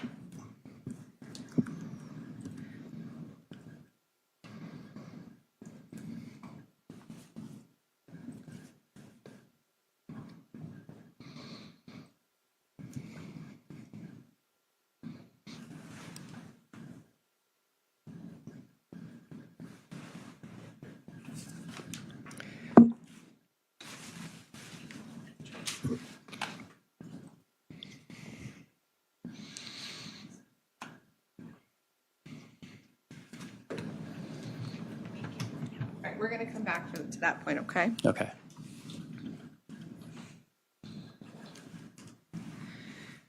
So whether Miss Rodriguez grabbed the beer bottle with her hands and smashed Mr. Dickerson in the head or not, you would agree is a crucial point in this case, It's an element of the case, yeah. right? Because that would mean Miss Rodriguez was the initial aggressor, right? Yeah. Right? That would have to do with whether or not Miss Rodriguez acted in self-defense, right? Yeah. And Miss Varela is the only, again, source of this information, right? Yeah. And when she described this to you back on June 8th, 2022, she told you at one point, Stacy grabbed the beer bottle and threw it and missed, right? Yes. And then a second time, she grabbed a second beer bottle, right? Yeah. Smashed him on the head, right? Correct. And she used that word smash, the beer bottle, right? Something to that effect, but that seems right. Okay. At no point did she tell you on June 8th, 2022, that she saw Miss Rodriguez grab a third beer bottle, make contact twice. I can't answer that yes or no. Okay. Did Miss Varela never describe to you on June 8th, 2022, seeing Miss Rodriguez grab 3 beer bottles? She did, yes. No, she didn't, right? Your testimony today is that she did. Yes.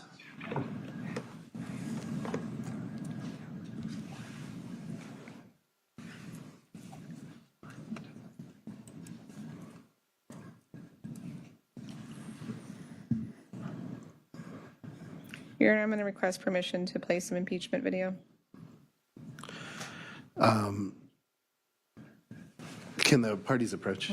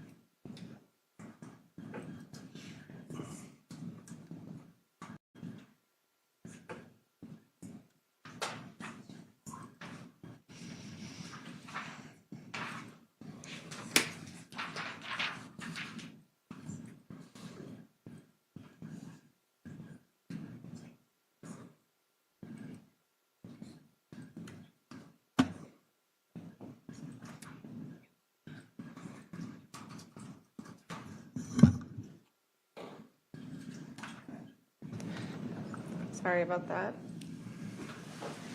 And just for the record, it's the timestamp on the video is June 8th, 2022, and it's going to be at 10 o'clock and 41 seconds. Okay. Well, is this an exhibit that's being admitted? What are we doing here before we play it up? It's an impeachment clip. Okay.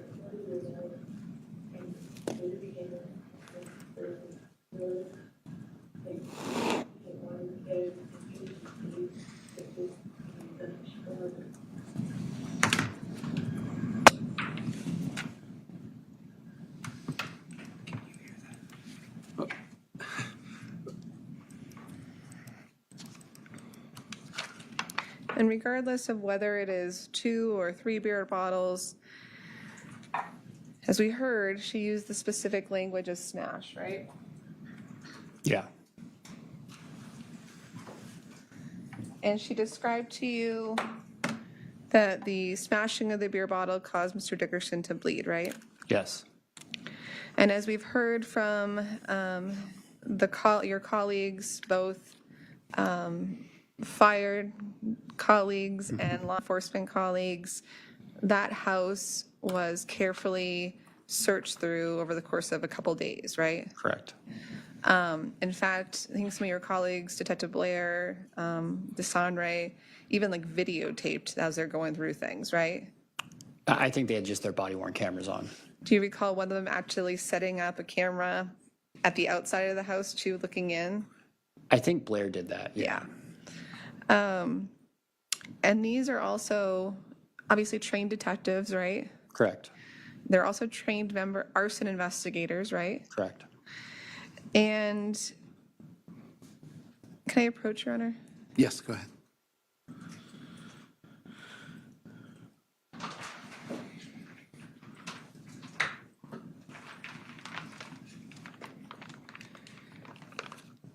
As we've heard testimony, your colleagues found the pumpkin beer cans, right?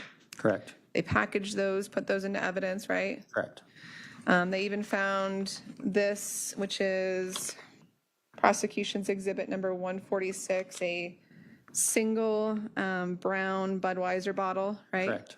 And that this was found outside of the residence, right? Correct. And they carefully packaged this, right? Correct. Logged it into evidence at the Greeley Police Department, Yes. right? And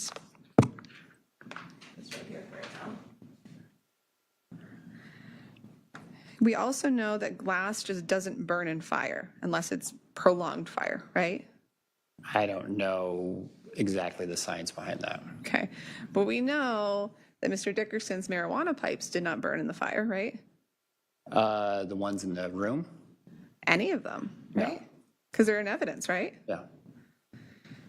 We also know that inside of Mr. Dickerson's house were some rum bottles that were found. Do you remember that? I know there was like bottles found. I don't recall rum specifically. But they were like black decorative rum bottles that clearly were not burned, right? Are you talking about the ones on the shelf? Yes. Yes. Yeah. Okay. And those did not burn, right? No. And yet the only glass brown Budweiser bottle found anywhere on Mr. Dickerson's property was that. As far as I know, yes. And as we can see, it's not cracked, right? It's not smashed. No. Even nicely has the label on it still, right? Yeah.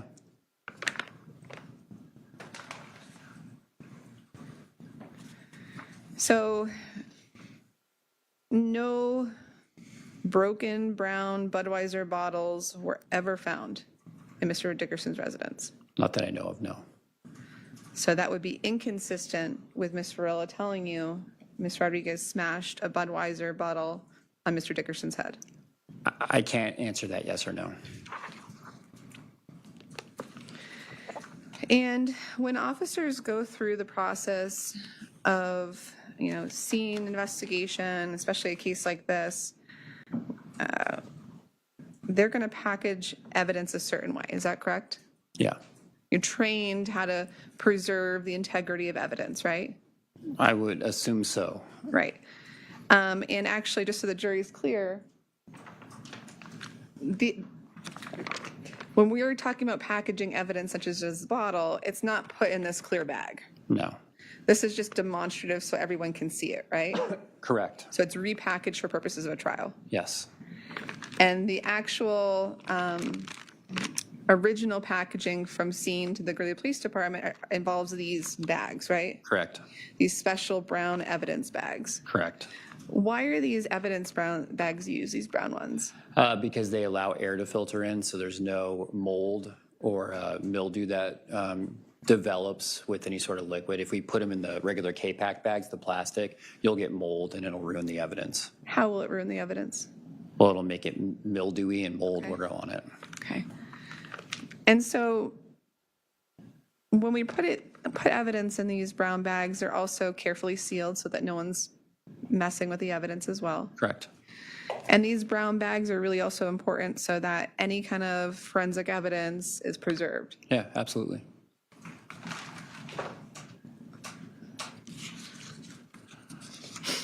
And obviously for that same reason, officers always wear gloves when they do this, right? Correct. And with Mr. McCormick, yesterday, you testified, kind of got ahead of me and we're talking about all of the ways that forensics or forensic science can help verify witness statements, right? Just verify evidence on hand. Right. Yeah. Because science is objective, right? Hopefully. Hopefully, in theory. But and he went through a list of things such as DNA evidence and latent prints. And you're like, I can't do that because in this case, because the house, there's water, you know? But that came from a trash can outside, right? Yeah. So that wasn't destroyed by water, right? No. In fact, the labels isn't even like, you know how labels get wet, they kind of wrinkle? I'll say that bottle is pristine. Thank you, I appreciate that. Yeah.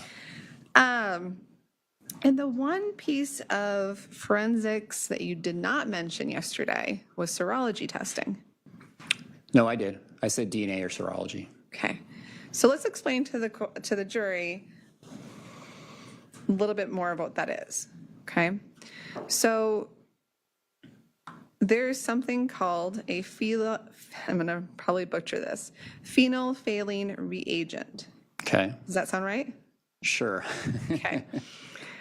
And so what that means is essentially you have a way of taking a piece of evidence, right? Is that yes? Yeah. And filling out a worksheet, Yeah. right? Sending it off to the lab. Yeah.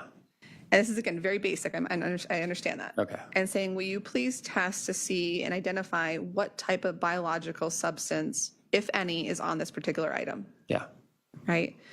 So had the only bottle found on Dickerson's property been used, again, similar to what or consistent with what Ms. Varela is telling you, to smash Mr. Dickerson in the head, causing him to bleed, presumably there would be blood on it, right? If you're saying if that's the bottle that was used, Yes. then yes, there could be. Especially since that's the only bottle you ever found. Correct. And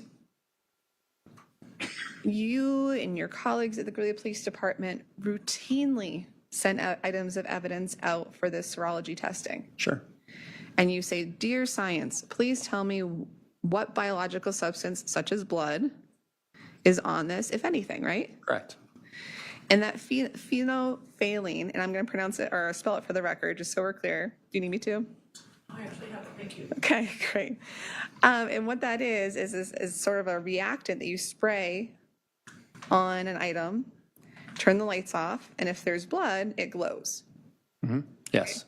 And that is different. It's kind of that can actually be done as sort of a on the scene thing that you and your colleagues can do, right? It's like an initial test. Is there blood on this item? I don't know. I don't know that we have done that. Okay. Okay. I can't speak to that. Okay, but you have the ability to send it off and. Yes.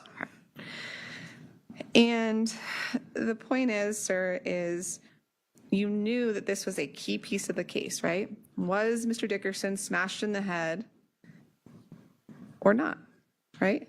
And the only source of that is Miss Varela. Correct. And this is the only glass bottle you found in that house, and you never bothered to send it out for any sort of science that would tell you, is there blood on it or is there not? I did not send that bottle off, no. And this has just been sitting in evidence for the last 3.5 years, right? Yeah. And never been tested. No. And so let's talk about what that means. The decision not to test that item, or let me ask you this. Testing that item would have either had two results, right? Okay. Yeah. Right? There's either blood on it that corroborates Ms. Varela's story. Okay. Is that fair? If we're, I can't answer that yes or no. So let me ask you this. Okay. If you had sent it out for testing and it came back that there was blood on the bottle, that would corroborate Ms. Varela's story about being smashed in the head and him bleeding as a result of it. It could potentially. Right. Otherwise, the second option is that it came back with no blood on it, right? Correct. And that would have been problematic because that's the only beer bottle found on that property, right? Can't fully answer that yes or no. Sorry. If that beer bottle, if the science told you that the only beer bottle found on Dickerson's entire property was not only intact, not smashed, but also did not have any blood on it, that would be potentially exculpatory evidence for Ms. Rodriguez. I can't answer. I'm not trying to be difficult. I really am not. It's hard for me to answer that yes or no. Regardless, we don't have that answer because you made the decision not to just fill out a worksheet and send it off to a lab like you and other officers routinely do at the Greeley Police Department. I did not send it off. And sir, you made that decision in a case where someone's being accused of first-degree murder. Yes. You made that decision in a case where a 19-year-old is being, at the time, accused of first-degree murder, and the only evidence you have that she did not act in self-defense is Ms. Varela's story. Correct. Despite all of the red flags in Ms. Varela's story, right? I can't answer that yes or no.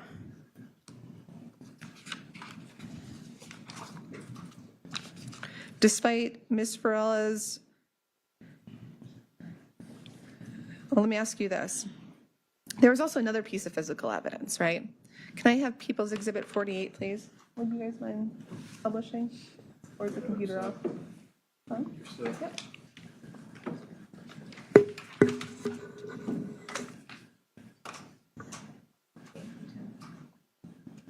Can I approach the exhibits? Yes, go ahead.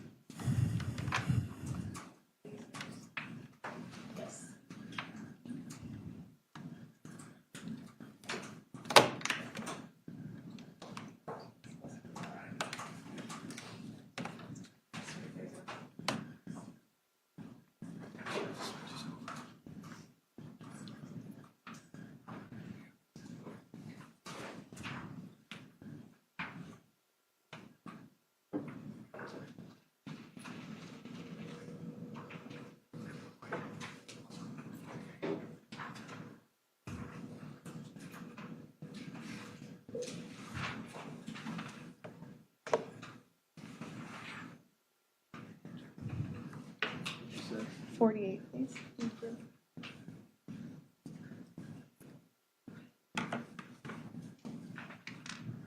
There's the Zales box, right? Yes.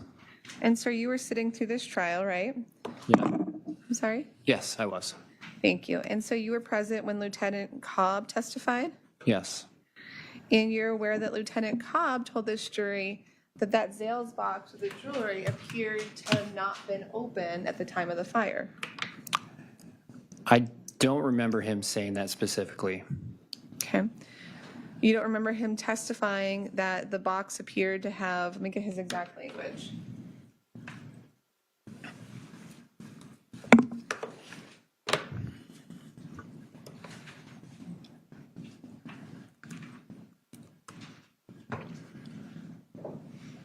For Peoples of 48, he testified, do you recall him saying that the Zales ring box was closed? I don't. I thought he was. I can't answer that yes or no. That's Okay. I'm sorry. I'm really trying not to be difficult. No, I know. I appreciate that, sir. But the point is Ms. Varela told you that Ms. Rodriguez was the one who took the ring out of this box, right? Yes. At no point did you send that off for DNA testing. No.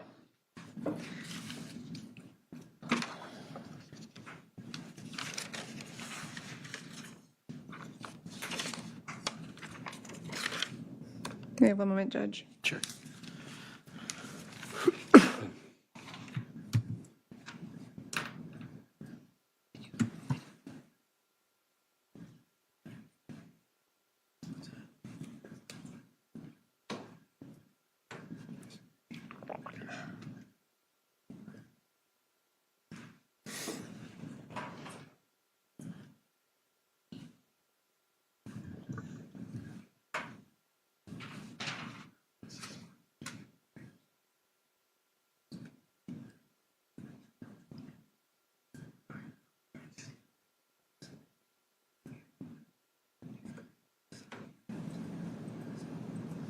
Thank you, Detective. Nothing further. Thank you. All right, thank you. Any redirect examination, please, go ahead. Do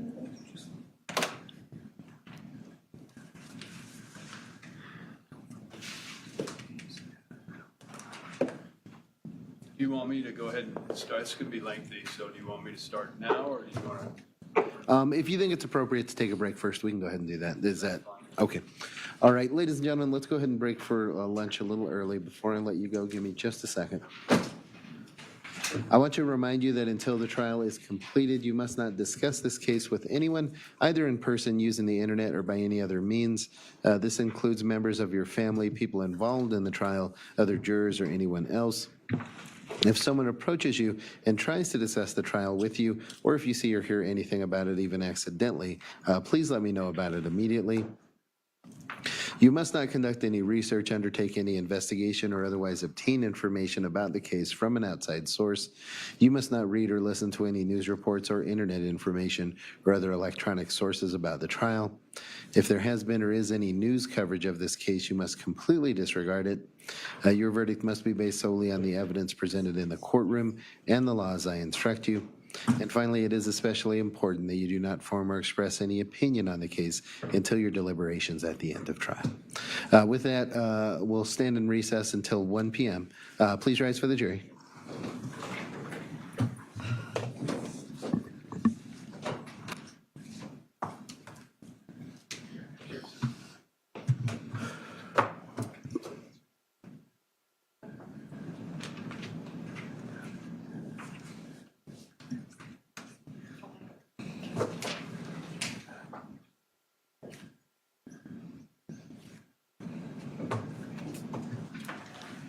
All right, please be seated. Cheryl, I'm sorry. I think I misput that in order. Okay. And the court will be in recess until 1 p.m.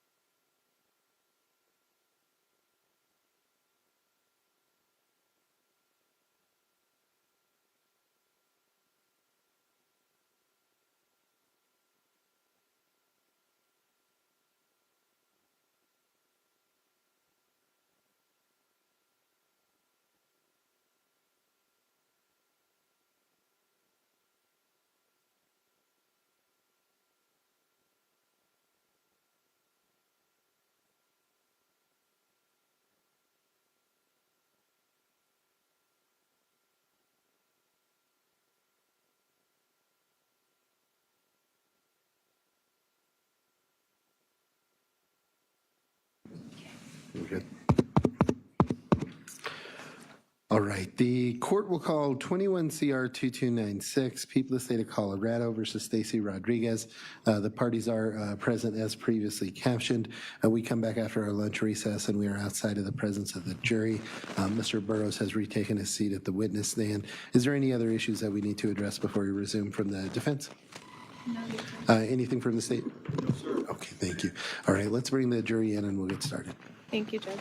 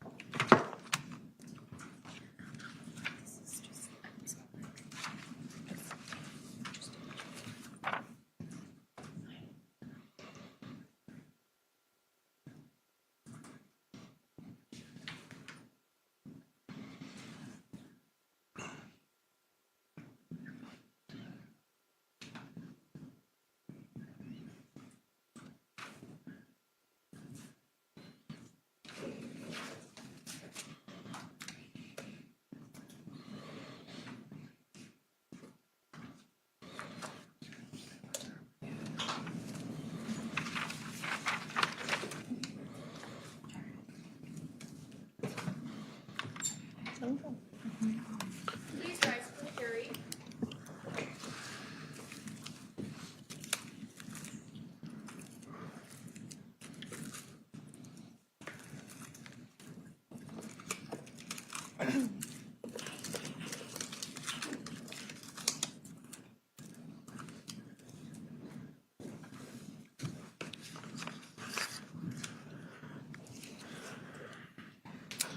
Thank you. Please be seated. Mr. McCormick, any redirect examination? Go ahead, please. Yes, thank you. So Detective Burrows, when you left off after your cross-examination, there was some discussion about the Budweiser beer bottle, Correct. right?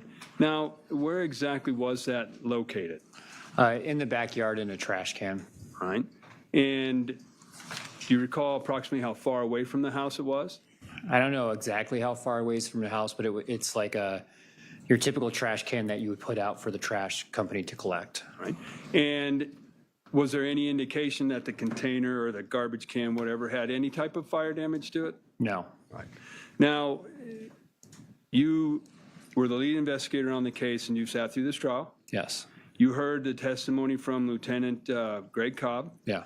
and you've heard from the testimony of other individuals that were charged with going through the house after the fire. Yeah. Was there a significant amount of glass in the living room area? Yes. If we could publish People's Number 20, please. All right, go ahead.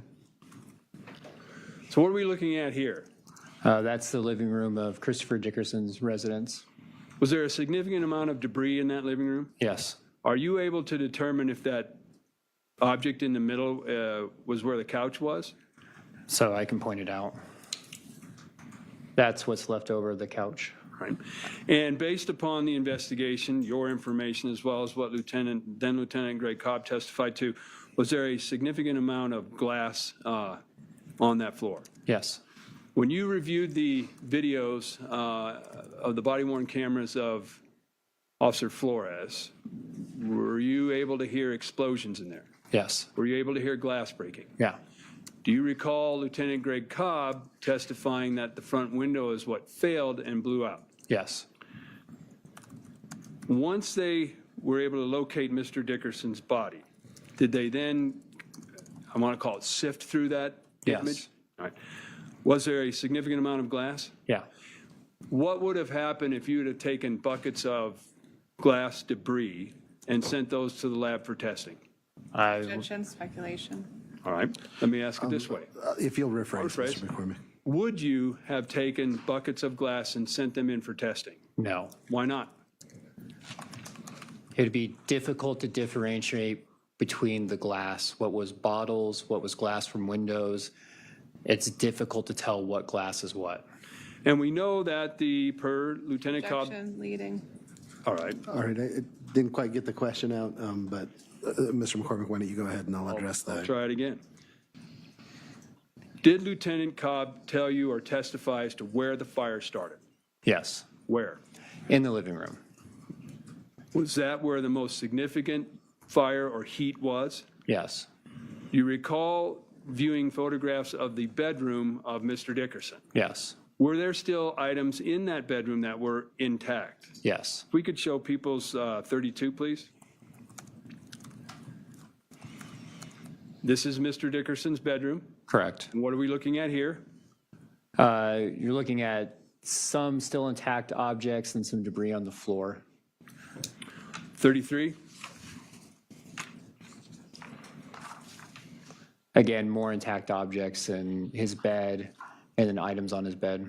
All right, one more. 34, please. Same view, but now you can see the closet and the bed. All right. And do you recall if Lieutenant Cobb indicated that there was still, while still damage in this particular room, the fire was not that as hot in the bedroom as it was in the living room? Correct. All right. Now, there was also testimony or cross-examination about the discussion of the wallet and gift cards and victim's bank account. Do you remember that? Yes. And how none of that had been taken?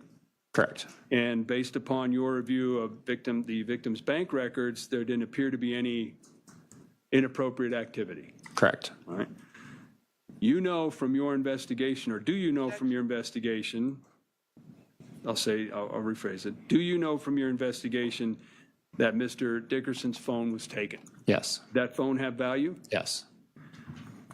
Do you know from your investigation if Mr. Dickerson was missing a ring? We couldn't find it in the house. All right. Did that ring have value? Yes. All right. Now, you also had a discussion about search warrants. Yeah. Have you, in your career as a law enforcement officer, sought or obtained search warrants? Yes. All right. Has there ever been a situation where you had to have the DA call you and tell you to get a search warrant? No. Does that change your standard one way or the other? No. I make my determination on what warrants I seek. So what factors do you take into consideration? There's a series of factors. The biggest ones we have to look at is articulable facts of the place that we're going to search and the items we believe we'll find inside. All right. Are you familiar with the term probable cause? Yes. Do you know what that term means? Yes. What does it mean? I guess the easiest way to explain it is it's more than likely that something happened or could be there. All right. And is it true that in order to get a search warrant, it has to be supported by probable cause? Correct.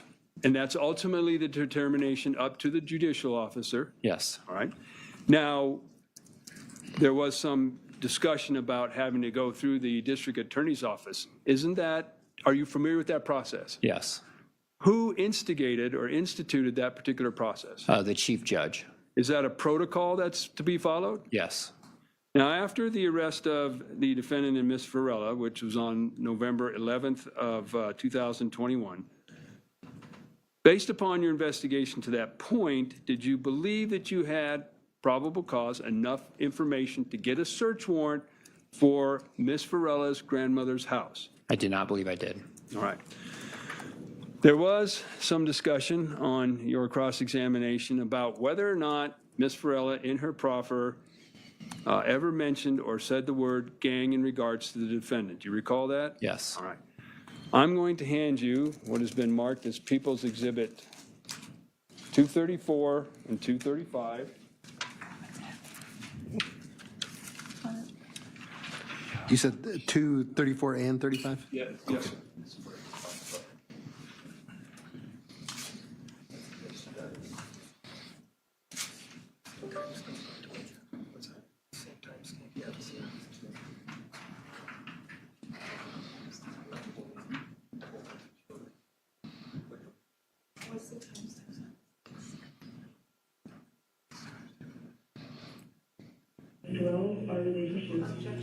And I'm sorry, can you?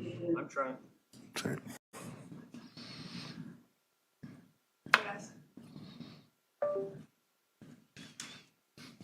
like grow our relationship. 13:45. Till when? 13:45 what? 07. To when? Clip is 52 seconds. Okay. 1 minute, please.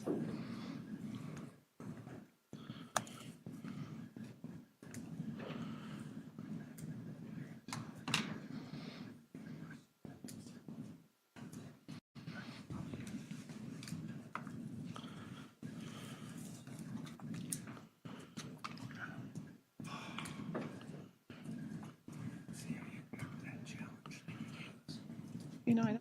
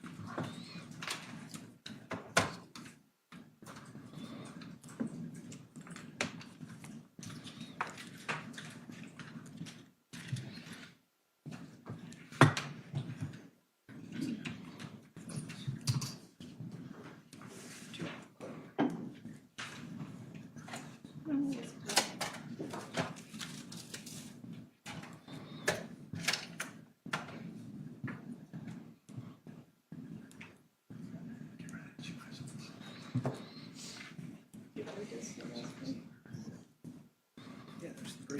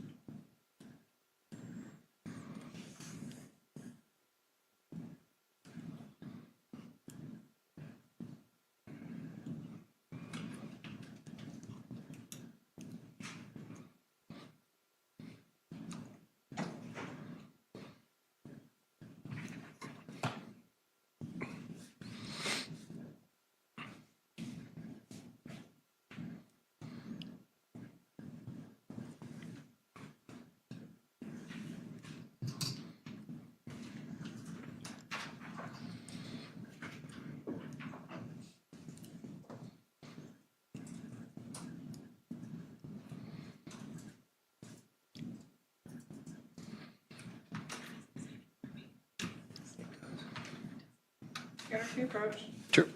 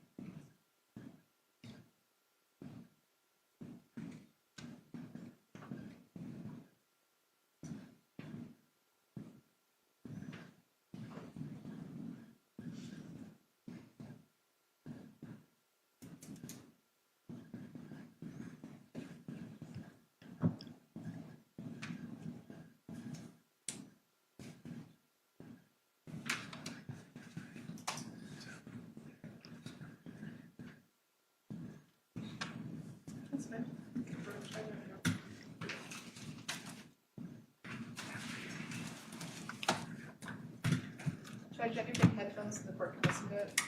What's that? Do you want me to bring headphones so the court can listen to that? If it's necessary, just in case.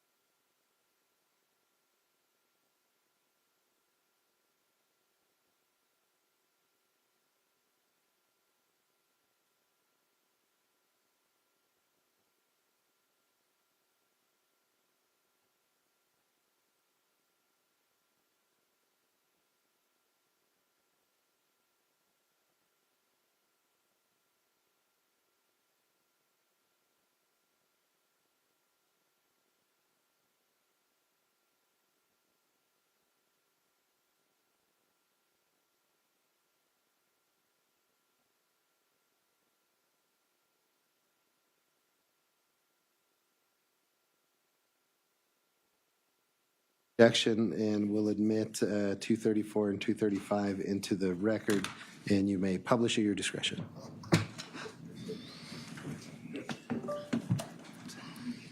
Mr. Burrows, this is 234.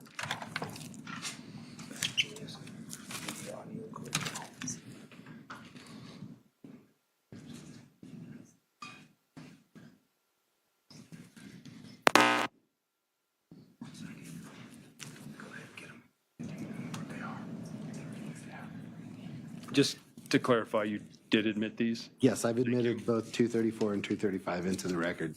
You may publish at your discretion.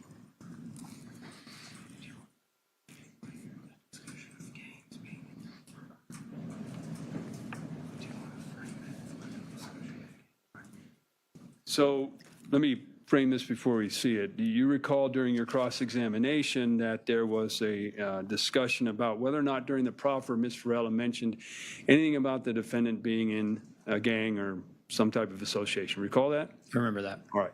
And you've had an opportunity to listen to both of these Yes. DVDs. Your initials and the date appeared on as well. Yes. All right, go ahead and let's do 234.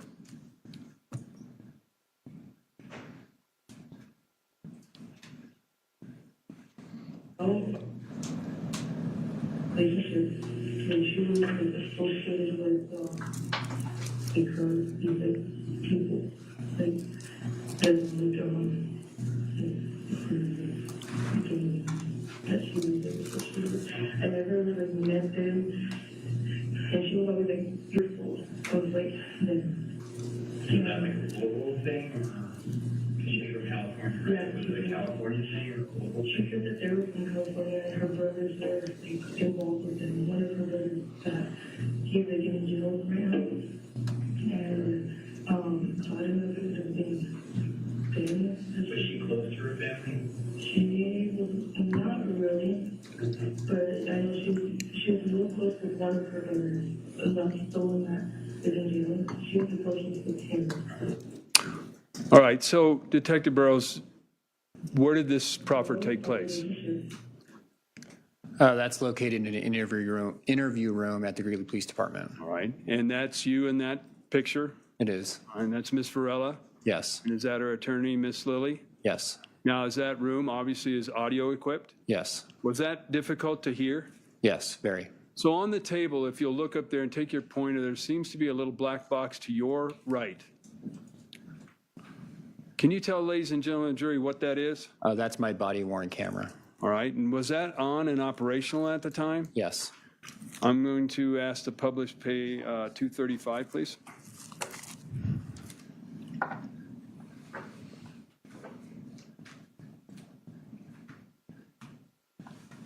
There the next day, and I was like, who were you talking to that you told me about the fire?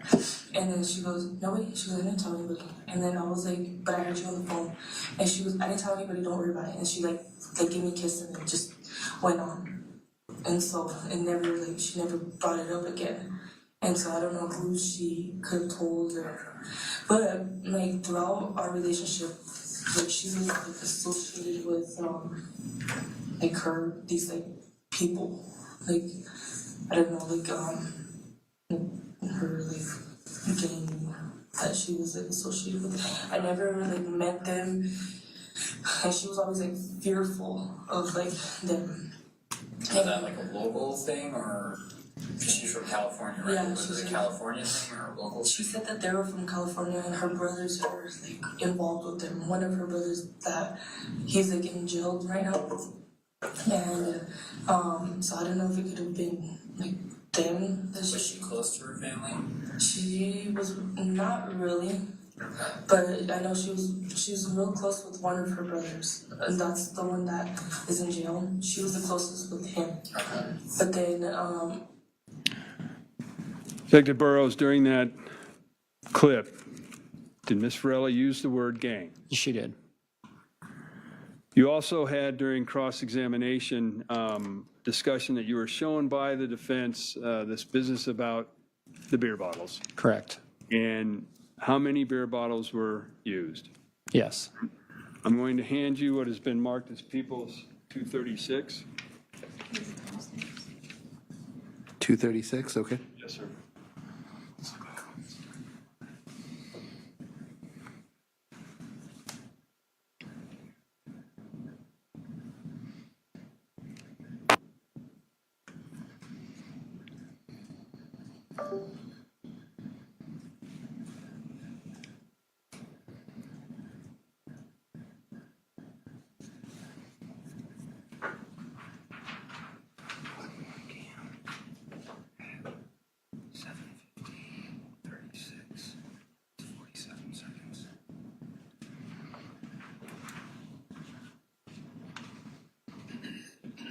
I'm sorry, 1750? The time. Do you know what the clip says?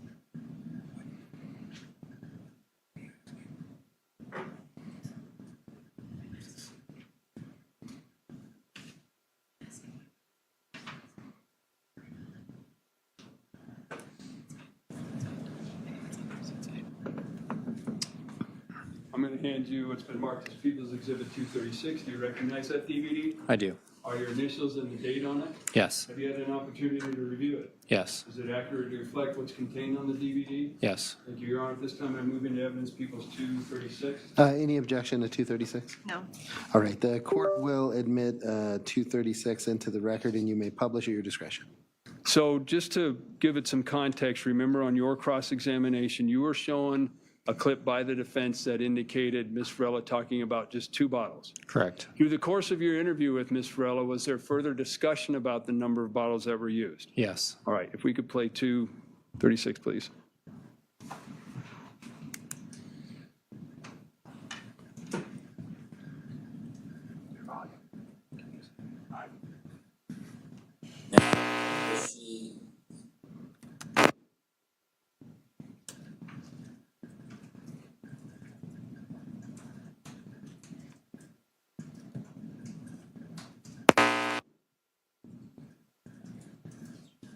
him, or where is she at?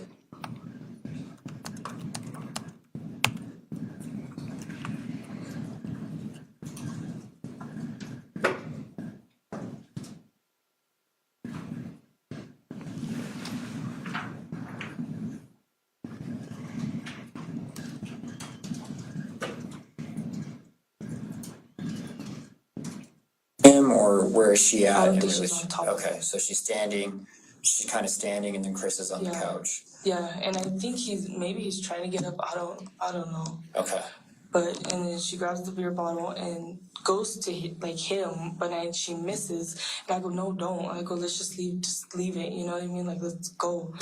And she looks at me and I think she grabs another beer bottle, has that same one in her hand, and then that's when she hits him on the head, then gets another one, and then hits him again, and there's blood and blood on his face and everywhere on him, and Okay. Let me. All right, thank you, Detective Burrows. Judge, I don't have any further questions. All right, thank you. Sir, you can go ahead and retake your seat. All right, the state may call their next witness. We could have one moment, Your Honor. Sure.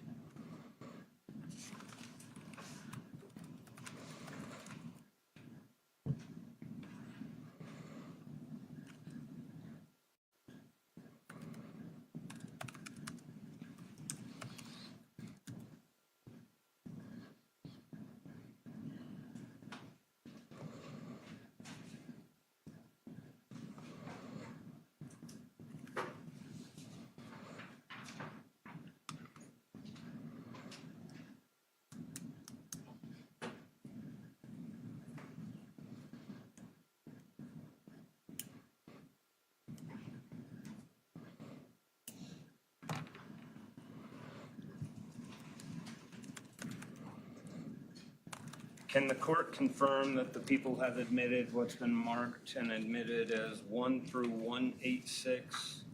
And Mr. Praley, it might be more fruitful to just come up here. Sure, thank you.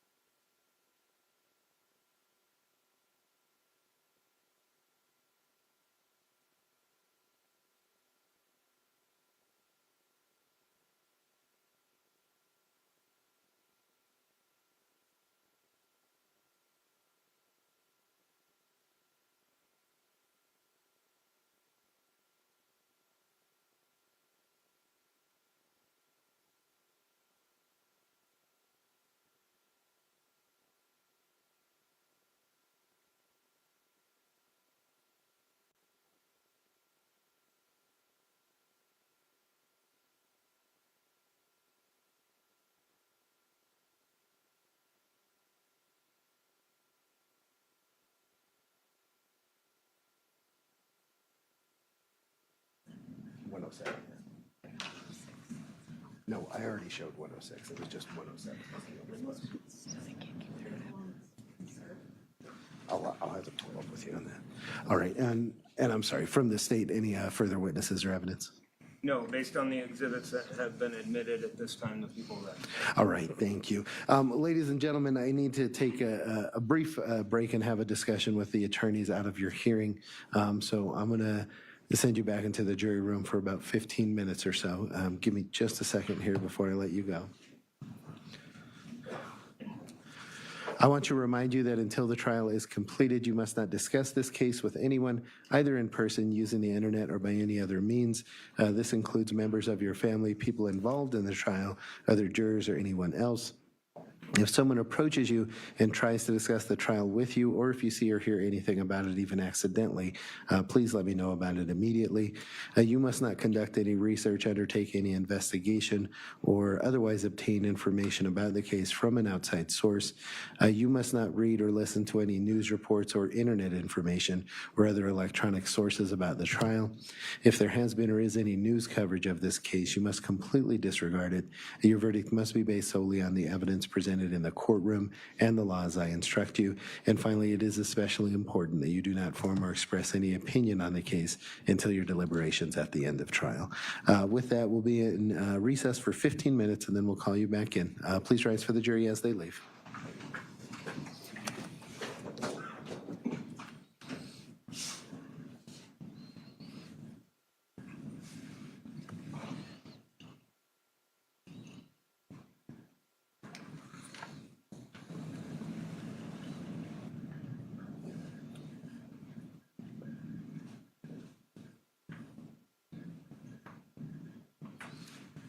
All right, thank you. Please be seated.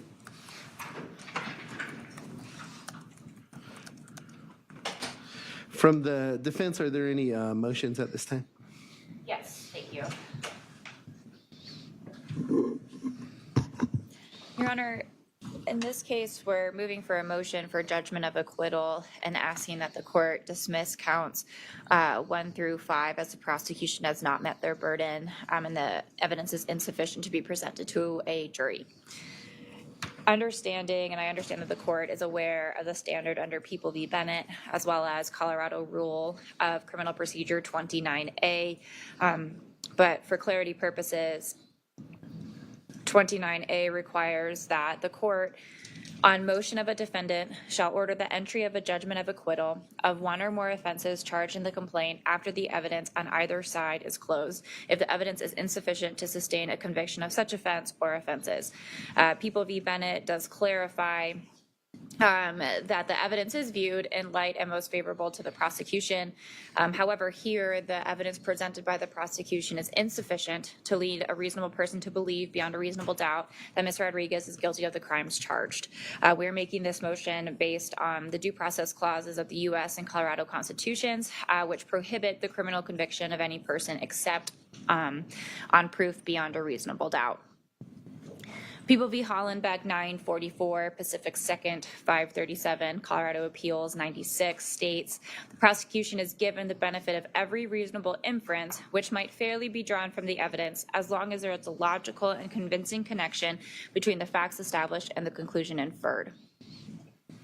If the evidence is such that a reasonable juror must necessarily have a reasonable doubt, the judge must direct an acquittal because no other result is permissible within the scope of the jury's function. This is People v. Bennett, Penn site 470. Now, understanding this inference in the light most favorable to the prosecution, the burden still remains upon the prosecution to prove each element of the charges beyond a reasonable doubt. As the court is aware, Ms. Rodriguez does not have a burden to testify or explain any of the allegations, and the court cannot consider the absence of such explanation in determining whether or not the prosecution has carried its burden. I'd like to start with count 1, which is murder in the first degree. The prosecution would have to prove that Ms. Rodriguez in the state of Colorado at or about the date and place charged, after deliberation and with intent to cause the death of a person other than herself, caused the death of that person or of another person. The court is aware of, under Leonard v. People, 369 Pacific 2nd 54 1962, that proof of killing alone is not murder. Proof of the mere abstract fact that the accused killed the deceased will not sustain a guilty verdict of first or second degree murder based on the instructions. Understanding that we will deal with jury instructions at a later time. First degree murder is a deliberate and premeditated killing of a human being. Okay. Do you want me to repeat that? Yes. Okay. First degree murder is the deliberate and premeditated killing of a human being as cited in Washington v. People, 405 Pacific 2nd, 735, 1965. Now, when we're looking at the elements of first degree murder, the prosecution has not been able to meet their burden in respect to elements 3 and 4. I do understand Dr. Burson had testified that the manner of death is homicide. As the court is well aware, as the prosecution is well aware, that's not a legal determination, but more of the medical determination. When a autopsy is being done, as Dr. Burson had testified, there are specific types or manners of death, and homicide is ruled as one when it's believed that the manner of death would not have been caused by that individual or an accident. I think the issue in the case before the court is that the evidence in regard to what had occurred in Mr. Dickerson's home in the morning of October 3rd is solely from one individual, and credibility becomes a component for the court here. Even understanding the lower burden that the prosecution has to survive a motion for judgment of acquittal, I would ask that the court consider what's been heard this week and last week in regard to Ms. Varela's credibility. Detective Burrows, it is clear through the evidence presented that besides Ms. Varela's statements on June 8th, 2022, Detective Burrows had no idea what occurred in the home. The prosecution did not know, really police department did not know. Now, Ms. Varela was provided a plea agreement from the same prosecution office and was given, well, one, she did not plead to first degree murder. She was given the opportunity of serving a sentence and the eligibility for parole. That is going to influence the way she testifies. The court also heard multiple different statements, her being impeached, and the prosecution spent a lot of time yesterday going back through Detective Burrows and trying to essentially corroborate what Ms. Varela was saying in a way that I don't think is actually material to the elements here of the car being driven, when they left the home. What actually is necessary to talk about the first degree murder is what had occurred in the home. Besides Ms. Varela, there is no corroboration that Ms. Rodriguez had any intent, that this was after deliberation, and the contrary is true because Ms. Varela had testified that Mr. Dickerson was making Ms. Varela uncomfortable, and that at one point Mr. Dickerson had cornered Ms.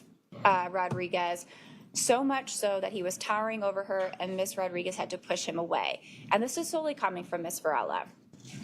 Within that same interaction, Ms. Varela changes and says that at that point, Ms. Rodriguez had asked for the metal file that the prosecution has admitted into evidence after she had hit Mr. Dickerson on the head with a bottle. As the court has heard, there are no broken bottles that were ever found. The prosecution has only been able to admit, I think what Detective Burrows said, that the bottle was in pristine condition. There's nothing to then suggest that what Ms. Varela has said is actually credible of what occurred to provide the prosecution with the sufficient evidence to submit it to the jury to prove with intent and after deliberation. I'd like to move on to count 2, which is the first degree arson. The prosecution would have to prove that Ms. Rodriguez unlawfully and knowingly set fire to, burned, or caused to be burned a building or occupied structure of Mr. Dickerson. The court heard testimony from Lieutenant Cobb, Mr. Eberly, Detective Burrows, Detective Blair, in regard, and had seen body worn from Officer Flores and Officers Berkeley, which showed that the house was in fact on fire. There were photos of the burned home. But the problem is that the prosecution has not proved that it was in fact Ms. Rodriguez who did this. Again, solely relying on an individual's testimony who was given a benefit from this prosecution's office that if she came in and told the same story that she told Detective Burrows, that she could then ask to reduce her sentence. So the fact that she has a massive benefit for this to then say something, pinning this on somebody else, is something for the court to consider. Absent Ms. Varela's testimony, the prosecution has the surveillance videos, and the prosecution has spent a lot of time going through each surveillance video, providing blurry screenshots of close-ups, of trying to suggest that Ms. Rodriguez was the individual who went into the home, and she was the individual who came out of the home after we can see light starting from the living room window. However, there has not been any evidence to confirm that this was in fact Ms. Rodriguez, again, besides Ms. Varela, who has that personal motive and bias and reason for pinning this on Ms. Rodriguez. The prosecution spent a lot of time looking at the license plate readers, especially, and I think it's important to contrast this with October 16th, where Detective Burrows said that he looked at multiple photos, looked at earrings, zoomed in, matched a shirt, and believed that to be Ms. Rodriguez. We have the opposite from the morning of October 3rd. What we actually have from October 3rd is one individual in a car, assuming so as the car is on. We see another individual go into the home and exit the home. But there is nothing to suggest that this was Ms. Rodriguez beyond a reasonable doubt. So we'd ask that the court also grant the defense's motion for judgment of acquittal as in regard to count 2. I would also adopt or ask the court to consider the same argument with tampering, as again, this was considered I think the prosecution's theory is very similar of Ms. Varela being in the car. However, if the prosecution is suggesting that the tampering, where they would have to prove willfully destroyed, mutilated, concealed, removed, or altered a human body, part of a human body, or human remains with intent to impair its or their appearance of availability in official proceedings, if the prosecution is, their theory is that this was based on count 2, which is the arson, we'd ask that the court consider that same argument. I do not believe that the elements would fit should the court find that the prosecution, or should the prosecution be arguing that the tampering allegation is when Ms. Rodriguez, according to Ms. Varela, had taken Mr. Dickerson off the couch and onto the floor. If that is their theory, there is likewise no evidence, even in the light most favorable to the prosecution, of this. Ms. Varela had said that Ms. Rodriguez had to, drag Mr. Dickerson's body from the couch onto the ground to make it look like self-defense. Besides, again, the self-serving statement to save herself a prison sentence without the possibility of parole, Ms. Varela had said that that's what Ms. Rodriguez did. There's nothing to suggest in any of the arson investigations, anything that Detective Blair had seen in the home, or Officer DeSandre, who the prosecution has not called, but anybody that had searched the home, there's nothing to suggest that the body was moved from the couch to the floor of where the officers or ultimately Mr. Dickerson's body was found. So in regard to count 3, we'd likewise ask that the court grant defense's motion for judgment of acquittal. Looking to counts 4 and 5, speaking, I guess, specifically with count 4 initially, as the underlying offense with the intent to commit a crime would be arson as elected by the prosecution. I think the same kind of argument does apply for count 2 the prosecution has been unable to prove that Ms. Rodriguez, beyond a reasonable doubt, was the one who went into the home and started the fire, which would have been the intent to commit the crime of arson. In regard to count 5, we are likewise asking that the court grant defense's motion for judgment of acquittal. For second-degree burglary, the prosecution has to prove that Ms. Rodriguez entered or remained unlawfully in the dwelling of Mr. Dickerson with the intent to commit a crime, and as they elected, that crime was theft. They had said cell phone and or jewelry. Mr. Dickerson's phone was never found. Detective Burrows had testified that Alan Dickerson provided him with a thumb drive that had Mr. Dickerson's Google takeout information, which showed kind of where his phone would have been located using the latitude and longitude from Google. There are two individuals in that vehicle. Ms. Varela said that she walked out with a backpack.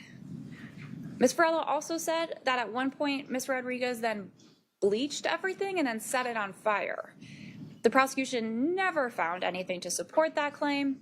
The detectives that have testified, the officers that have testified, Ms. Varela has not even provided any type of information to suggest that this actually occurred. So I think the issue here is when we have with the intent to commit the crime of theft, I don't believe that the entry or the unlawful remaining on a property with that intent has been met here.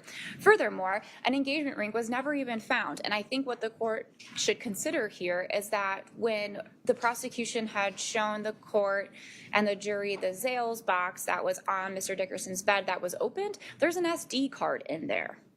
There is nothing to suggest there ever actually was a ring in there to begin with. The prosecution failed to call Bethany Cook, who was the individual who was a recipient of that ring at one point, to say, does this look like that?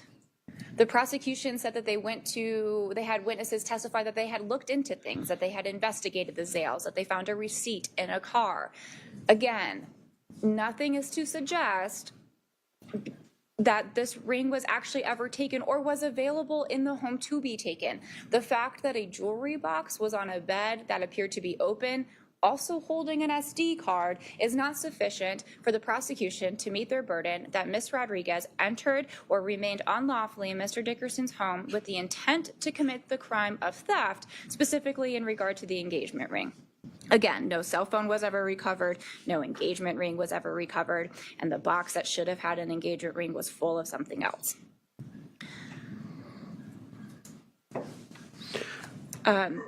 Your Honor, I apologize if I just may have one moment. Sure.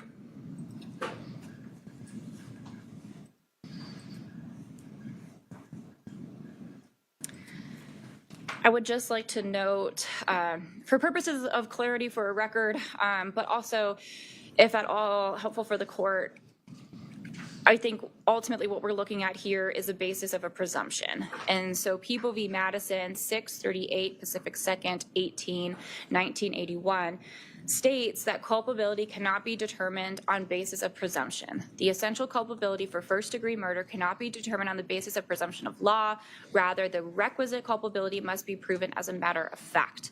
So looking at the totality of the circumstances here, the information that was provided, the lack of testimony from witnesses who would be able to corroborate what Ms. Varela is saying, the lack of investigation done by the prosecution to corroborate what Ms. Varela was saying, should lead the court to find that the prosecution has not met their burden here. And we would be asking that the court grant Ms. Rodriguez's motion for judgment of acquittal. All right, thank you. Any response from the state? Yes.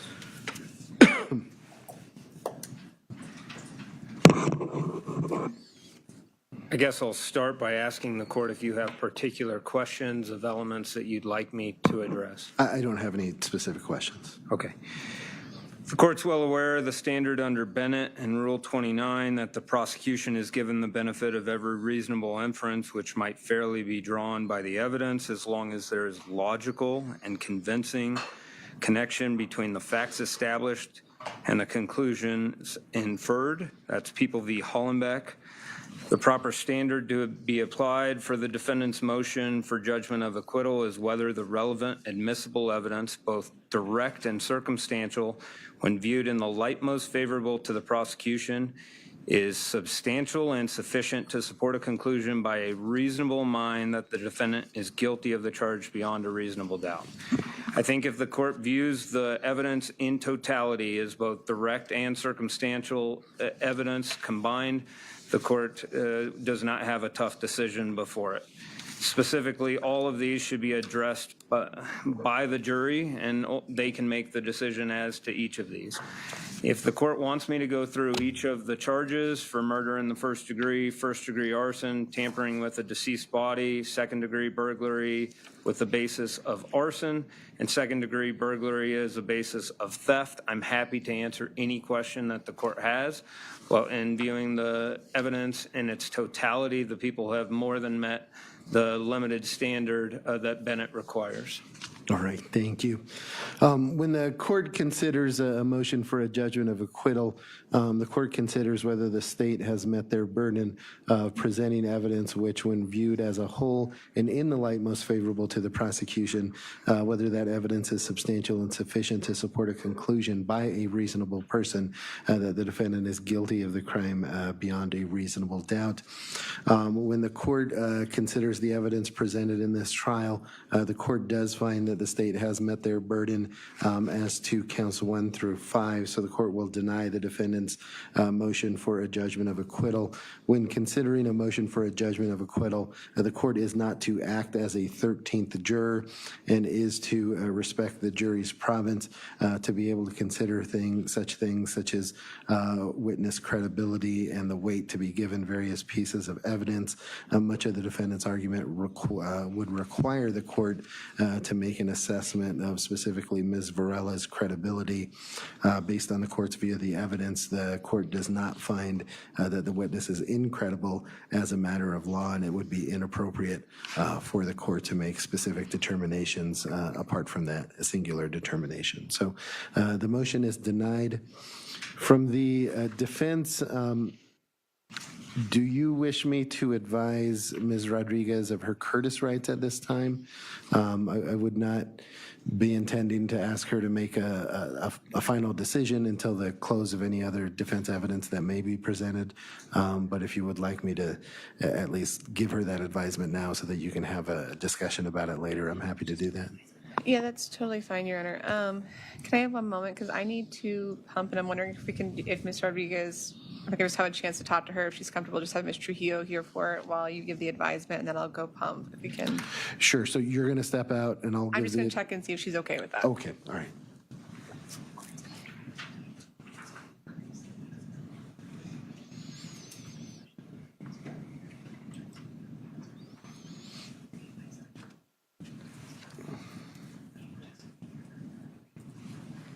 Yeah, she's okay with that. All right. Do you want to take Sam? If she needs it, okay. All right, so Ms. Rodriguez, I have a very important advisement that I need to give you at this time. There are very few points through this process where I directly address you, but this advisement is important enough that I need to directly advise you and make sure that you understand these very important rights. So please listen very carefully to the following rights. Ms. Rodriguez, you have the right to personally testify as a witness in this case if you choose to do so. If you want to testify, no one, not even your lawyer, can prevent you from doing so. If you choose to testify, you will not only answer questions asked by your lawyer, but you must then answer questions asked by the prosecutor. If you choose to testify, jurors may submit questions to the court for you to answer, and the same rules of law, evidence, and procedure that apply to lawyers' questions will apply to juror questions. Only legally proper juror questions may be asked. If you choose to testify and it happens to be a fact that you have been previously convicted of a felony, the prosecution would then be entitled to ask you about it and thereby disclose that fact to the jury. However, the court would then instruct the jury that they may only consider such prior felony conviction for the limited purpose of whether or not such a felony conviction affects your credibility as a witness in this trial. The court would also instruct the jury that a prior felony conviction may not be considered by the jury as evidence of guilt in the present case. From the state, is the state aware of whether or not Ms. Rodriguez has any prior felony convictions? No. All right, thank you. If you decide that you do not want to testify as a witness in this case, no one, not even your lawyer, can require you to testify. If you choose not to testify, the court will instruct the jury that they may not consider your failure to testify as evidence of guilt. It is the responsibility of your lawyer to give you advice as to whether your lawyer believes you should or should not testify as a witness.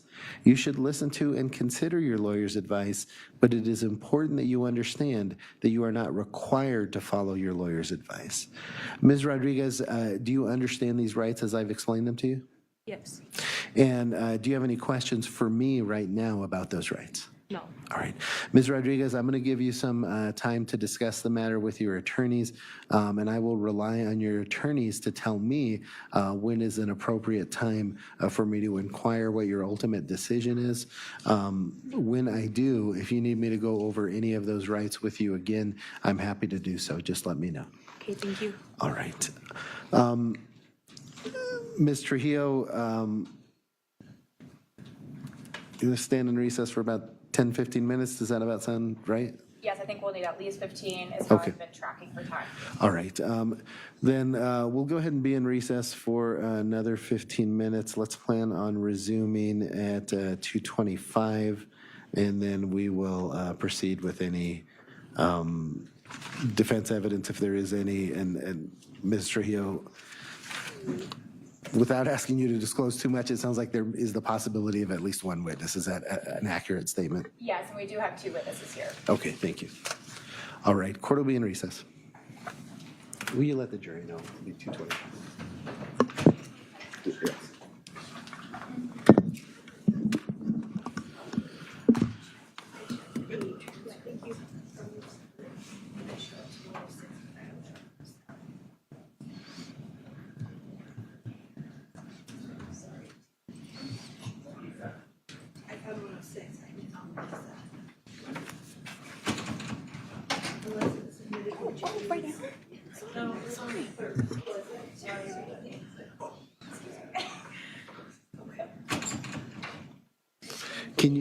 Can you check that out, Sonia? If we need to go on the record to sort that out, we will. Okay.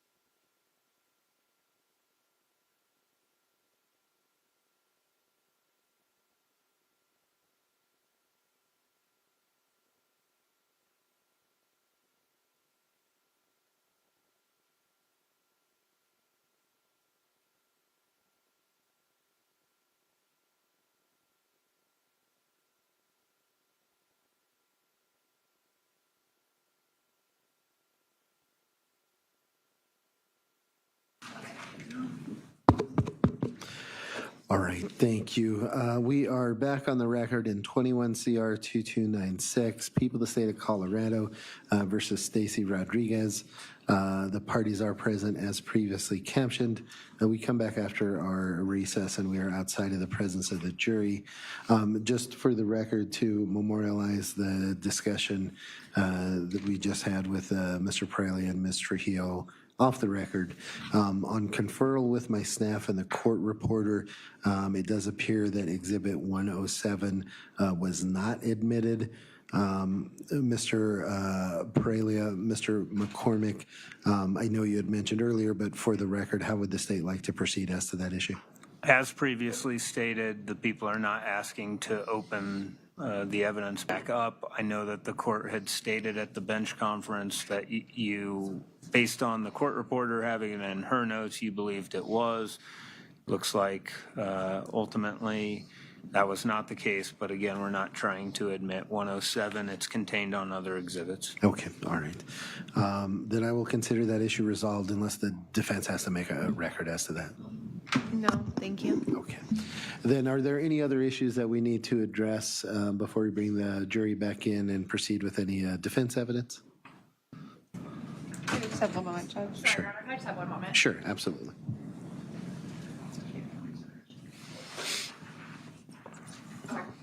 We're ready, Your Honor. Thank you. All right. Anything from the state? No. Okay, let's bring the jury back in and proceed.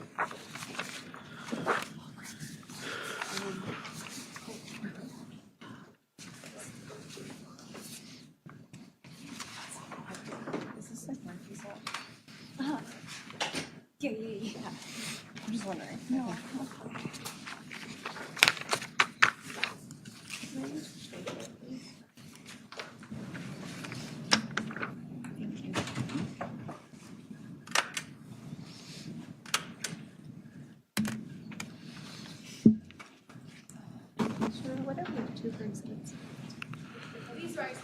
All right, thank you. Please rise.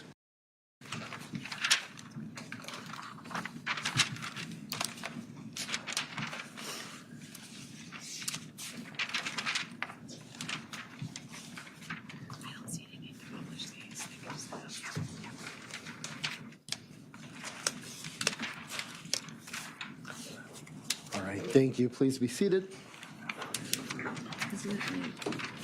Does the defense wish to present any evidence at this time? Yes, please. At this time, we would call Miss Mary Claire Mulligan. All right, thank you. Go ahead.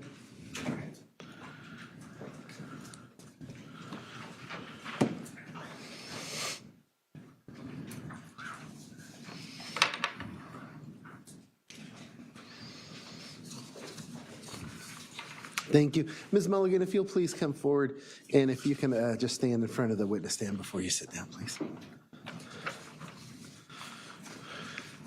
Thank you. And if you'll please raise your right hand. Ma'am, do you swear or affirm under penalty of perjury that the testimony you're about to give today will be the truth, the whole truth, and nothing but the truth? Thank you. Ms. Mulligan, if you'll go ahead and have a seat. Thank you. And ma'am, if you can just get as close as is reasonable to the microphone, that will help our reporter a lot. Okay. Ms. Devereaux, you may proceed when you're ready. Thank you. Or afternoon, ma'am. How are you? I'm good. How are you? Good. Can you please state your first name and last name, spelling your last name for the record? Mary Claire Mulligan. My last name is Mulligan. Thank you, Mrs. Mulligan. Ms. Mulligan, what do you do for a living? I'm a criminal defense lawyer. Okay. And can you tell me about the education that you've received to become a criminal defense attorney? Yeah. After undergraduate school, all lawyers have to go to law school. I went to the University of Colorado Law School. I graduated from there in 1992. So I've been a lawyer, criminal defense exclusively for 33 years almost. And then basically once you've graduated from law school, you take the bar and bam, you're a lawyer. Okay. Do you have to have so many continuing learning education credits or classes taken throughout the year or cycles of years to maintain your license as a lawyer? Yes, they're called CLEs, continuing legal education credits, and we do 45 every 3 years, I believe. It's the kind of thing where lawyers generally are teaching other lawyers about different techniques, ways to improve as a lawyer. I frequently teach these to other members of the criminal defense bar in the fields of, different topics within criminal defense, criminal ethics, criminal procedure, that kind of thing. Thank you. And you mentioned that you've been practicing criminal defense exclusively Yes. since 1992, is that correct? Yes. And so can you estimate for the jury approximately how many clients who have been accused of crimes that you've represented since your career began in 1992? I usually say 3,000. However, when I left I was a public defender in Adams County for 5 years.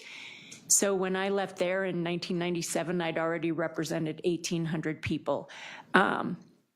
Much less of a caseload now that I am in private practice, but it's well over 3,000 people. Thank you. And what types of cases has that included? Every possible kind of criminal case. I do both state and federal work.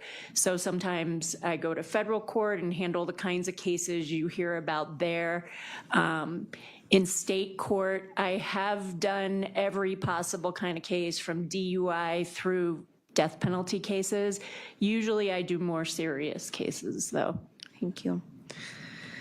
And have you also testified before any kind of legislative bodies regarding criminal justice related issues? Yes, multiple times, including this session.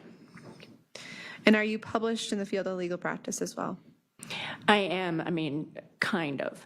I wrote a couple articles that were published in the Colorado Lawyer and in the local bar association newsletters, things like that. My main thing really is I teach a lot of CLEs. I try to stay on top of everything because that's really why I became a lawyer, to learn more and help other people learn.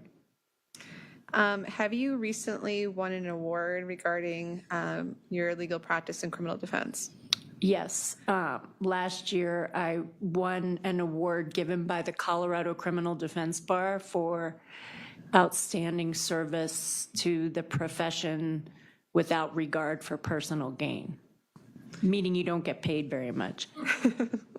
Thank you for that clarification. And have you been accepted by any courts as a witness, as an expert witness in the practice of criminal defense? Yes, I've testified as an expert witness in the field of criminal defense in Larimer County, Adams County, Arapahoe, and Denver. Thank you. Your Honor, at this time, I would move to admit Ms. Mary Claire Mulligan as an expert in the legal practice of criminal defense pursuant to 702. Any objection? I don't have any objection. All right, thank you. I will accept the witness as an expert in the proffered field, and Ms. Devereaux, you may proceed accordingly. Thank you. Now, Ms. Mulligan, I think we have to go over this obvious question of, are you being compensated by my office for your time? Yes, hopefully. Hopefully, that's always the key. But is it a substantial amount of money? It's $118 an hour. And approximately how many hours have you worked or plan on working in this case? I assume it will be less than 10 hours. Okay.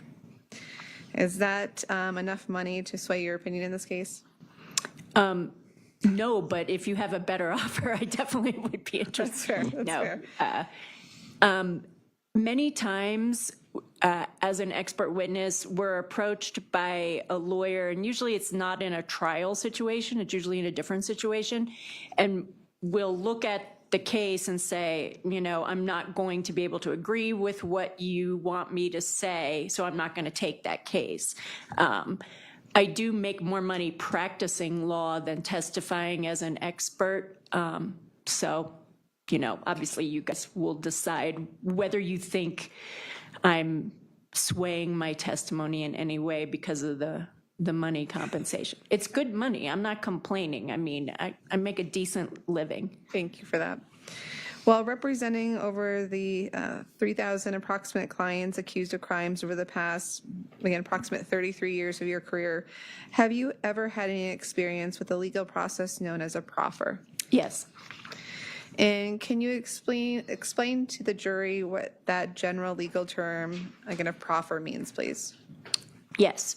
It has a couple of different meanings, but my understanding is that what you're wanting me to explain is the type of proffer where a client or defendant tells their story to the prosecution as sort of a preview. That's kind of how I like to remember the word proffer. It's like offer with a preview on, PR in the front for either a preview or proposal or, sort of a little hint at what someone would have to say were they to ultimately testify in a case against someone else. And can you also explain, I'm just going to do some sort of general legal terminology, what a plea bargain is? Yeah. A plea bargain, probably like you've seen on TV, is an agreement between the client, represented by their defense lawyer, and the prosecution. And a plea bargain can be something like, okay, well, I'm going to plead guilty to a less serious offense and avoid going to trial where I would risk being convicted of the more serious offense. So many times that's what it is. Sometimes the issue is I'm trying to get a stipulated sentence or a better sentence for myself. And so I enter into a plea bargain because I don't want to take the risk of going to trial and possibly losing on the most serious thing that I'm charged with. I'm pleading to a lesser charge or a stipulated sentence or the possibility, of a lesser sentence so that I know what I'm looking at. Some people just like the, no risk.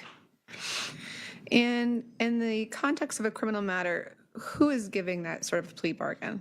The prosecution. Does the court give plea bargains? No, the judge will decide whether to accept a plea bargain. So in other words, the prosecution is the one that has the power because they're the ones who did the charging. They made the decision as to what charges to file against a person. They can then decide, okay, well, I think this guy should get a deal that, let's give him a 10-year deal.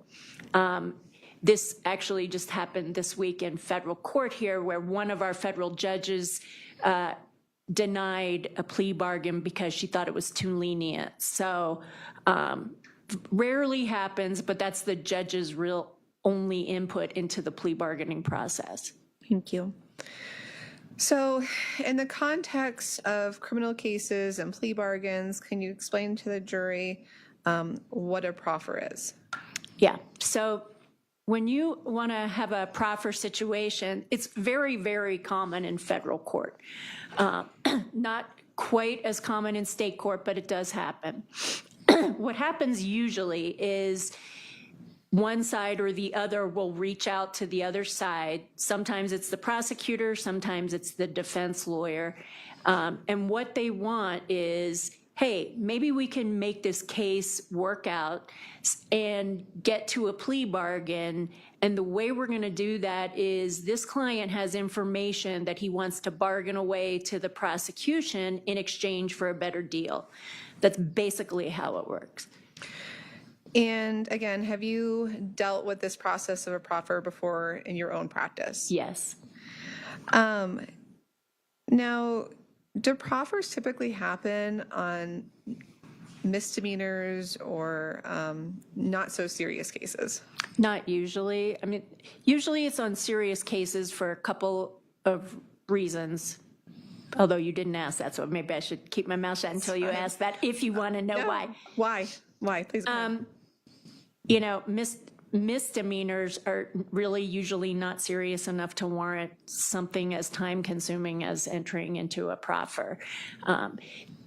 One reason it comes up more in serious cases is, for one thing, many times there are co-defendants. Usually when a proffer happens, it's a co-defendant situation.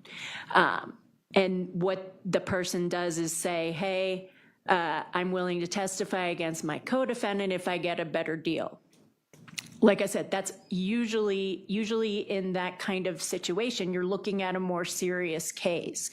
And in federal court, the reason for why there's so many proffers in federal court is that in federal law, there are very specific mandatory minimum sentences in drug cases, and most federal cases tend to be, that's a large portion of what a federal caseload is drug cases.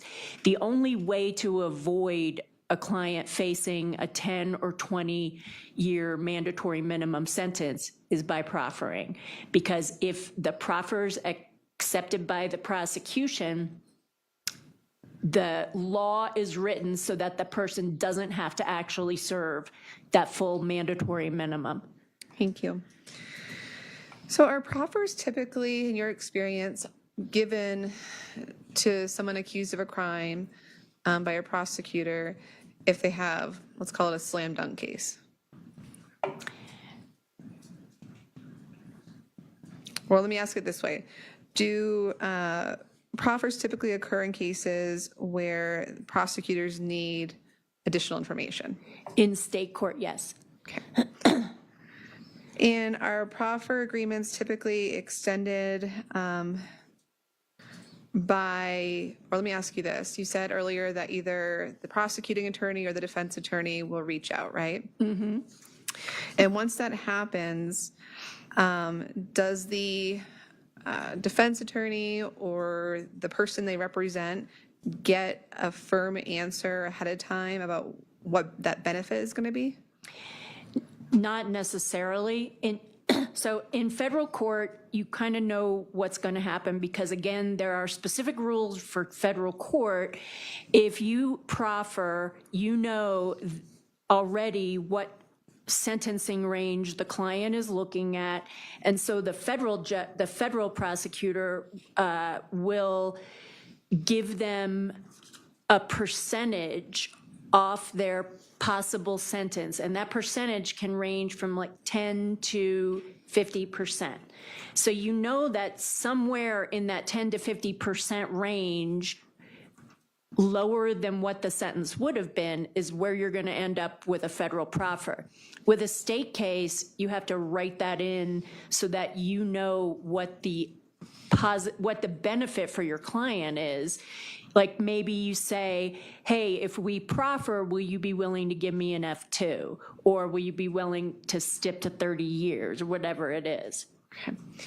Now, is it fair to say that proffers in state court usually happen in a case where there are issues the prosecution wants to know, such as like where a body is buried, or what happened in the last minutes of someone's life, or who yielded the murder weapon? Yeah, sometimes, especially in more serious cases, there are questions that the prosecutor wants to know. An example is a case that I had a couple years ago where it was a first-degree murder case. 3 people were killed, and there were multiple people who law enforcement believed were involved. They charged my client, and they did not charge anyone else because they just didn't have the evidence to charge someone else. So they said to us, hey, if you proffer, we'd like to know who else is involved. Okay. And once the proffer proffer process is started, are you familiar with any kind of standard letters that prosecutors give to that attorney about along the lines of, your client so-and-so has expressed an interest in talking with our office? Yeah, typically called a proffer letter or proffer agreement, and usually the prosecution drafts that up. And were you able to provide redacted copies for this case for both the state of Colorado case and also a federal case? Yes. And would you recognize those? Yes. Your Honor, I'm showing the prosecution what's been marked as proposed defendants exhibits E and F. E and F, go ahead.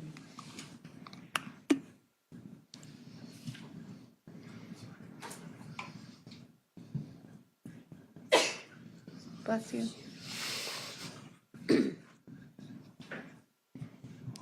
Judge, I don't object to defendants F. I do object to defendants E. All right, I will admit F into the record, and if the parties can approach with E so I can look at it.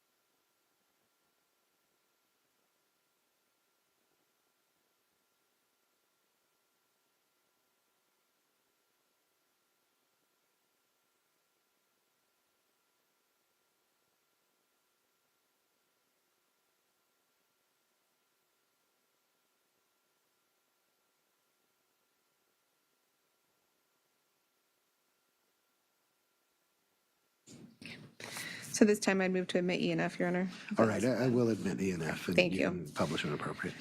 Okay, so are these proffer agreements pretty standard? Yeah, every jurisdiction may have slight differences, and they do evolve over time as different cases come out and things change. But there's usually a standard in all the jurisdictions where I've done it. Now, you talked about why someone accused of a crime would proffer. I want to now switch to why a defense attorney would agree to a proffer, okay? In general, will a defense attorney at the state level get a specific deal for their client ahead of proffering? It might not be completely, written into stone, but oftentimes it will be, here's what we're thinking about giving you in exchange for the proffer. If you can give us the information that we need, then we will give you an F2 or 30 years or whatever it is. What's an F2? Class 2 felony. And so is that ever written down? Like, does the defense attorney get an email from the prosecutor saying, if your client gives us information, we promise the F2 or we promise 20 years? Yes. In state court?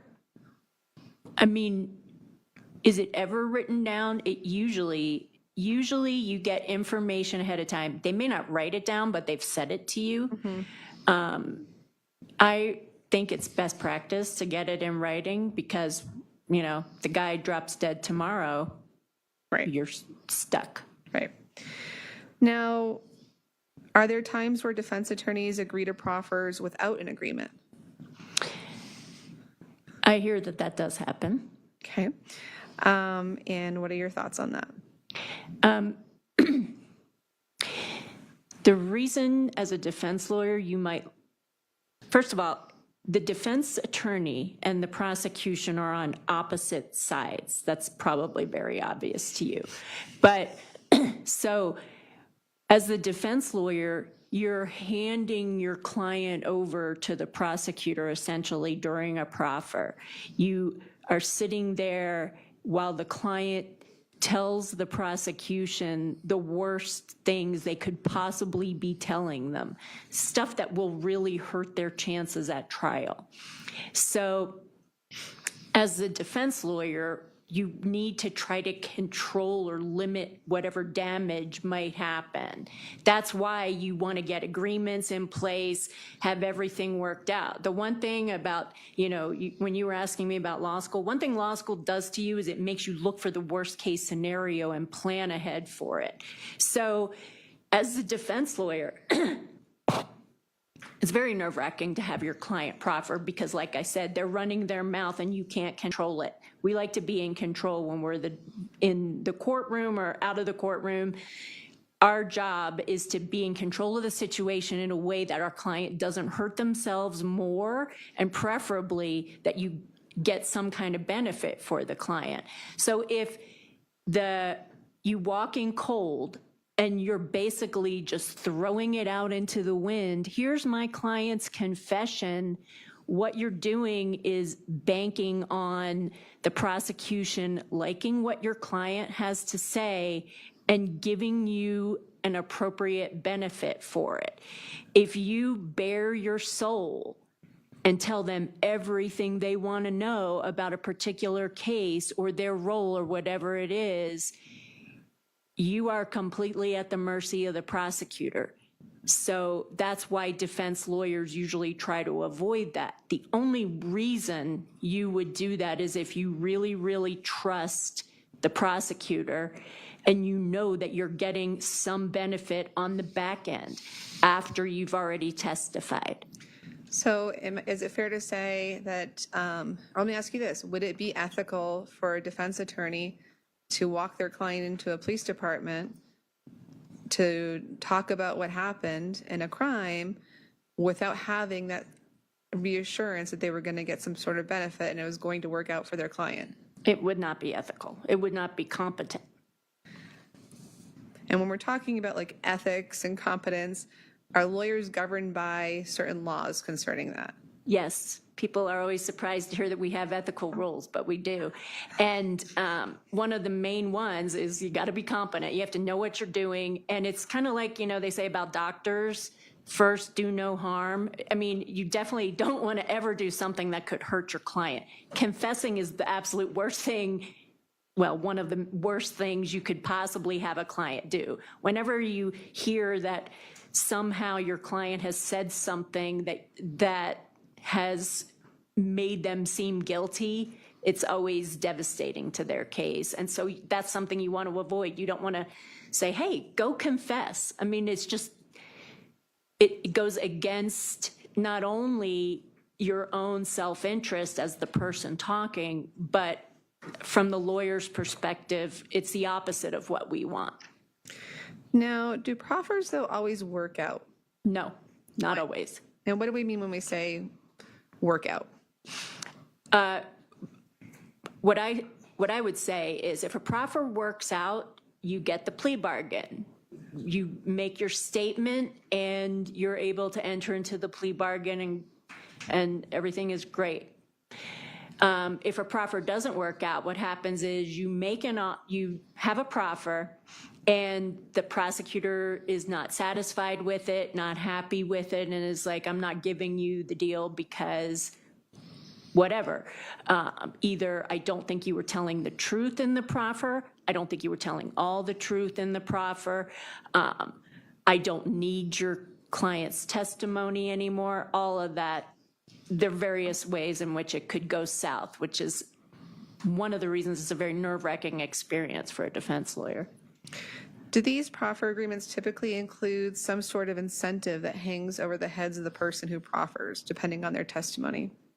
It may not be written into the actual proffer agreement, but there is, I mean, obviously the ultimate incentive is you're getting a better plea bargain, you're getting a better sentence, et cetera, in exchange for your story.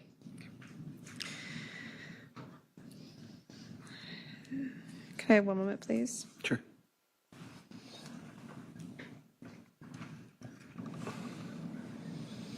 Nothing further. Thank you, ma'am. Thank you. Any cross-examination, please? Go ahead. Do you need these, Tim? You may approach the exhibits. Yes, will you give them to Sheriff, please?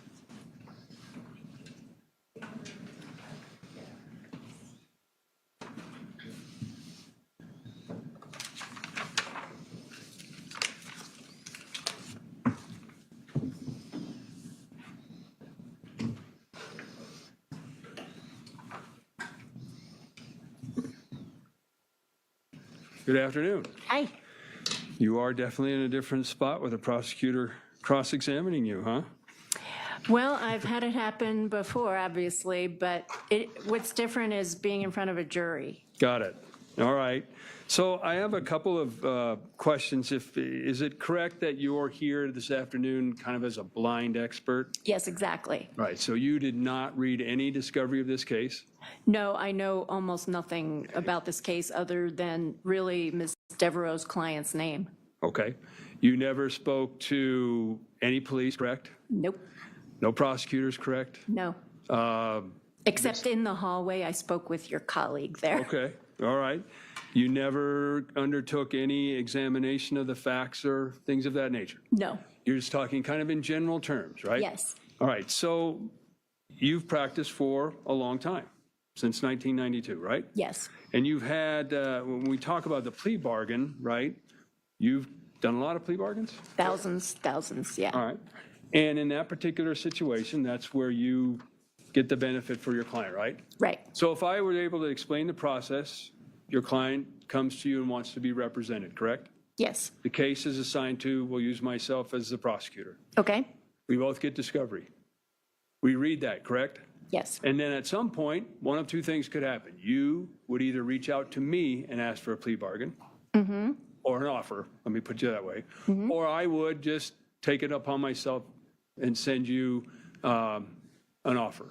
Fair? Yes. Yes. Right? Then there's a bit of negotiation that goes on, right? Right.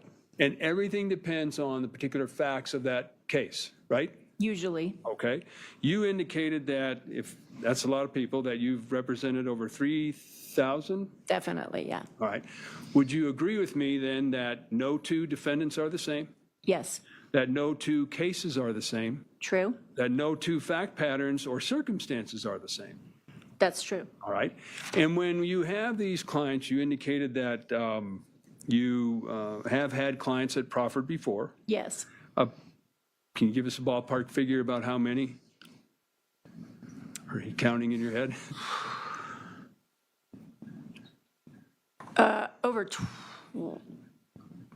Not 100. Okay. Definitely, you know, I would say it's in the tens.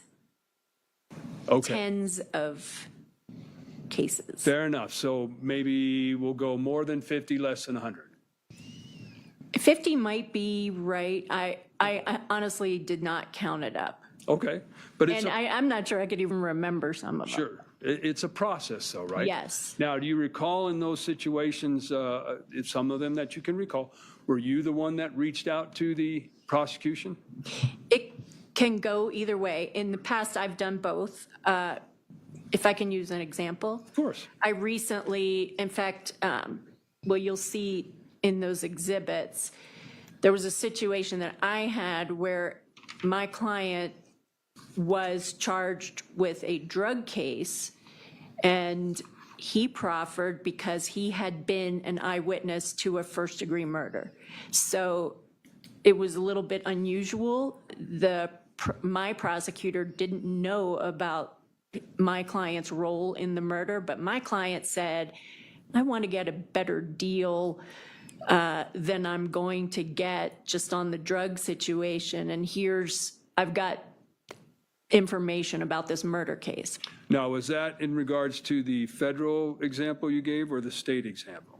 The state example, Okay. it was actually a federal case that the federal prosecutor and the state prosecutor worked together. My client got his deal, and he testified in a state murder Okay. case.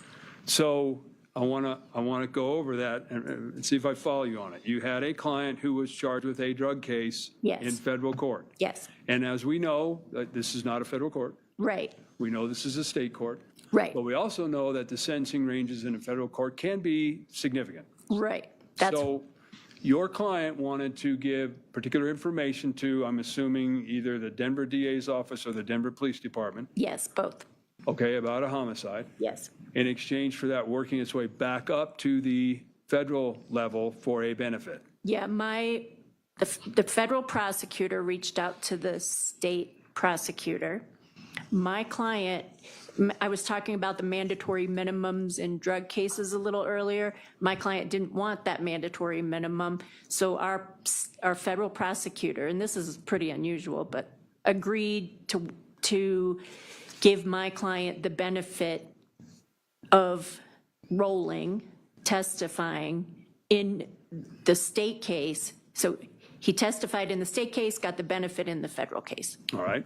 And in the state case, it was about, he was an eyewitness to a murder. Yes, So he was there, yes, he was. saw it, Yes, okay, provided that information to the Denver District Attorney's Office, yes, and then ended up testifying for them yes. in exchange for the plea bargain up there. Yeah. Now, the federal proffer letter that you sent, was there any deal or offer made prior to this agreement to proffer or testify? Is that the Let's see. same case? Well, let me, maybe I wasn't clear when I explained it earlier. In federal court, there's a specific range that you're going to get every time you successfully proffer. So in other words, depending on what the prosecution thinks is the benefit of your testimony, you'll get a benefit on your sentence anywhere from 10 to 50% off. So I've got a client who's looking at a 20-year mandatory minimum. The federal prosecutor reached out to me recently and said, if your client proffers, I'd go as high as 50. Honestly, it never usually goes that high, so I'm like, I should probably jump on that. Okay, so that's, again, the federal range, Right, but but in the, go ahead. I'm sorry, I didn't mean to interrupt you.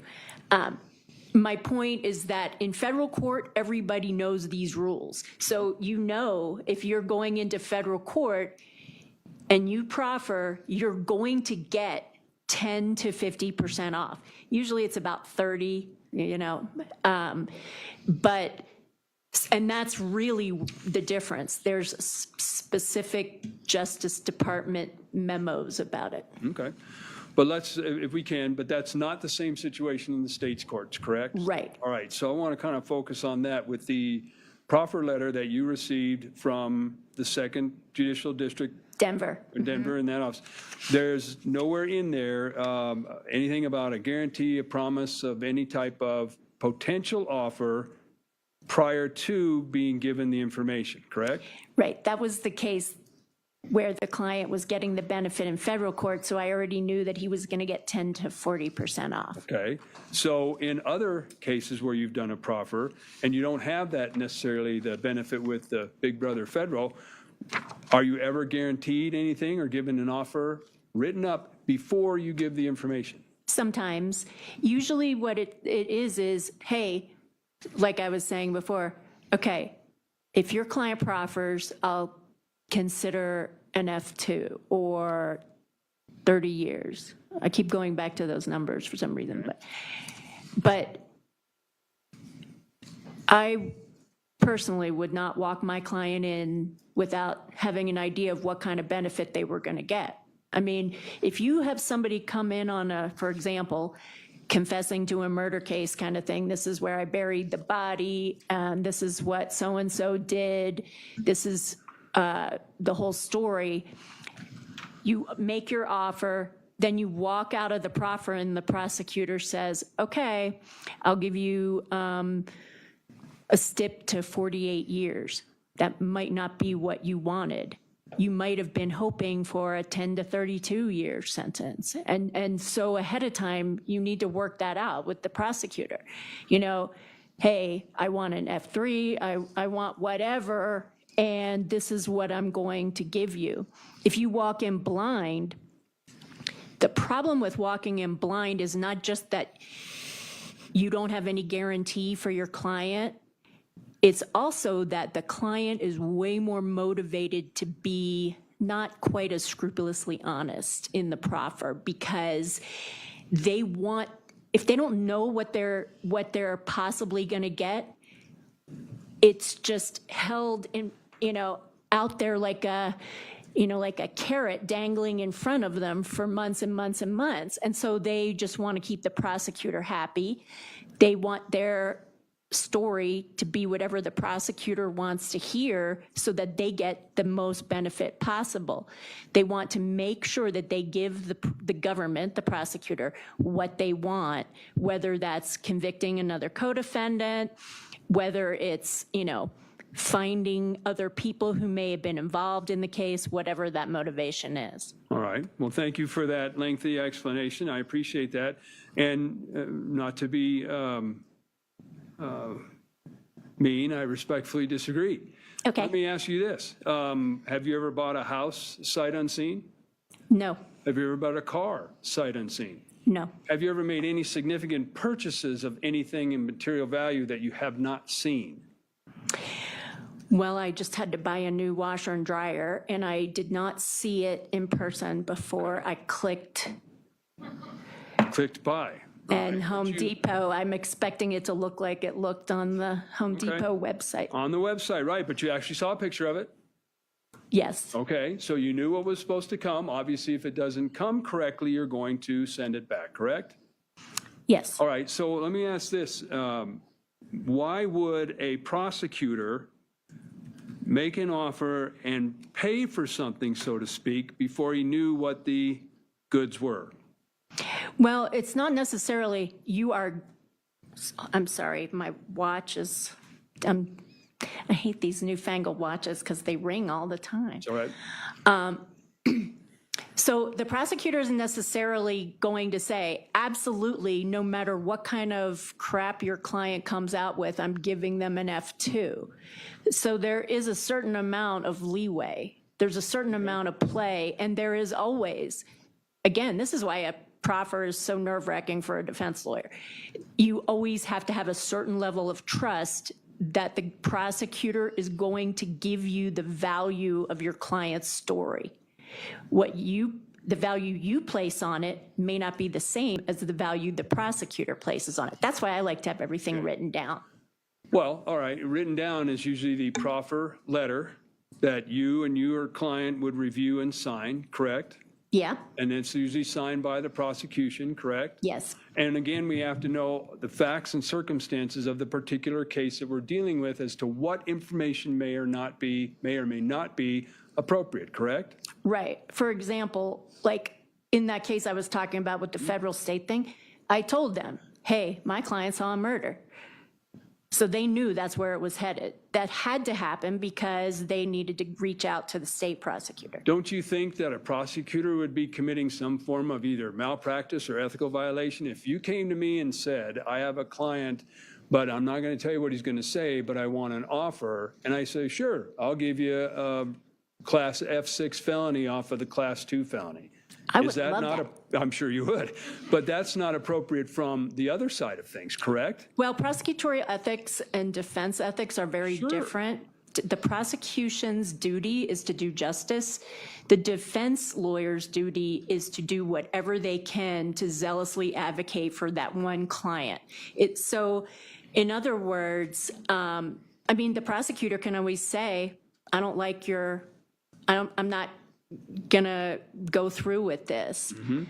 But But could you repeat the last thing, because I wanted to say something. You're not going to buy something you haven't seen. Why would a prosecutor go in, and if I'm just sitting in my office and you call me up and say, hey, my client wants to tell X amount of info, or has information on this case that you're handling, but I'm not going to tell you any more about it until you tell me what kind of offer you're going to give. Why would I do that?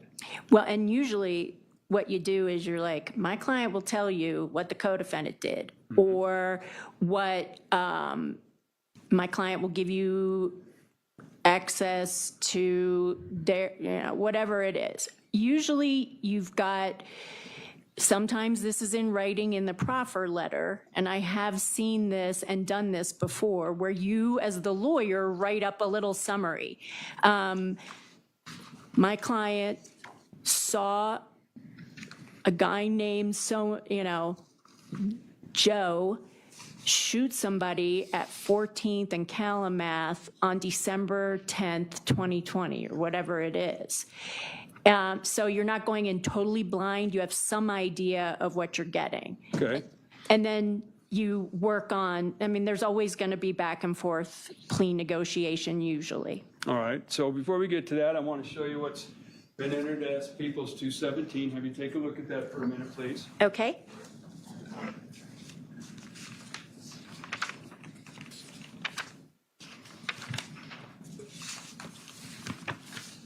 Do you want me to read the whole thing thoroughly, or? Well, I assume you know what that is. Well, I do, yeah. Okay. That is what we would call a proffer letter. Is that correct? Yes. All I want you to note in there is if you see anywhere in there where there's any type of offer that has been made to that individual.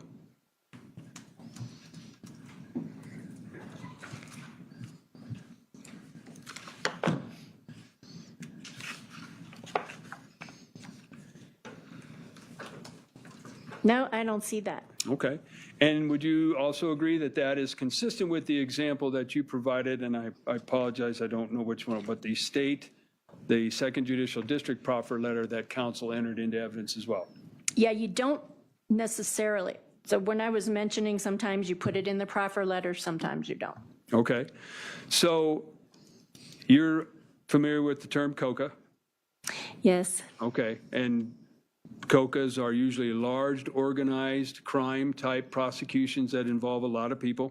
Yes, they're frequently a good proffer situation. Okay. And you'd agree with me that a lot of those types of situations, the attorneys, defense attorneys, would go to the state and seek to proffer because they can maybe get better evidence against somebody higher up on the ladder or even below the ladder. Fair? Yes, that does happen. And in those types of situations, the same type of proffer letter is given out because nobody's going to buy anything or sell anything until they get the information to evaluate it. Is that fair?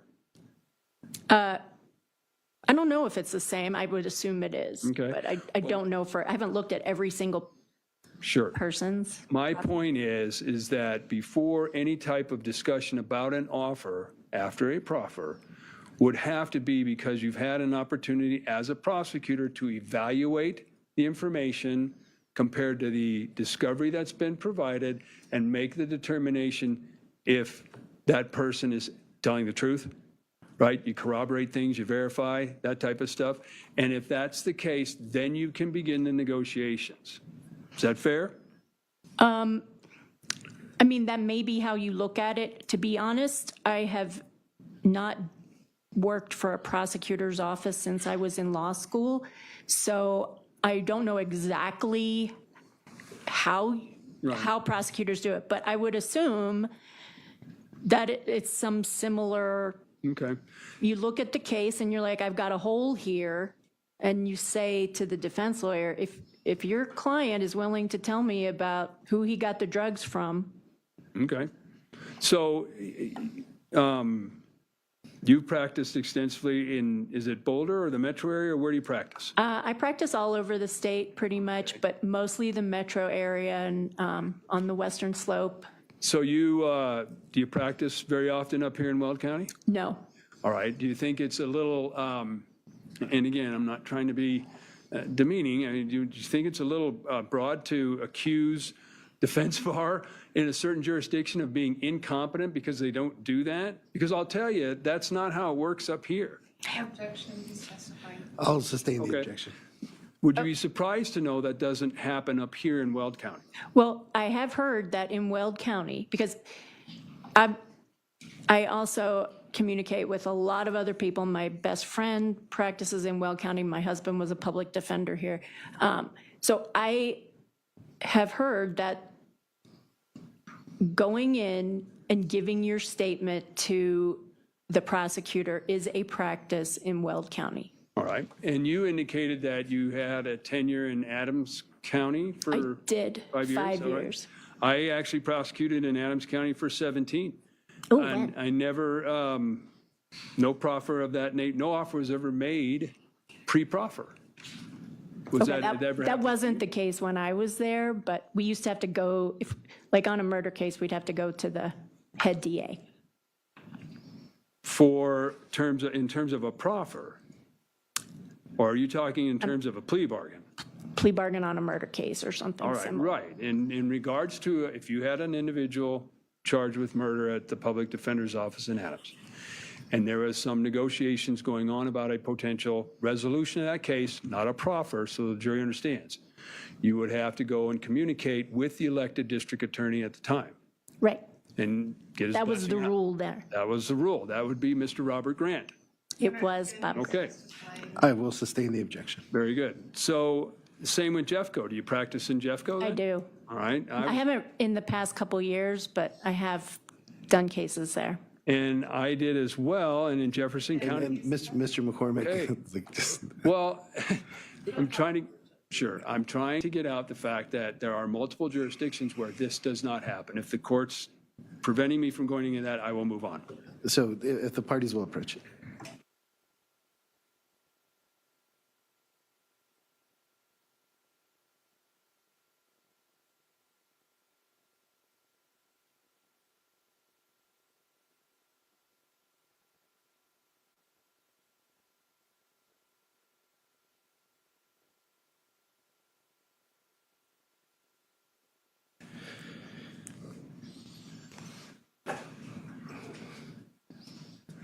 Let me rephrase that.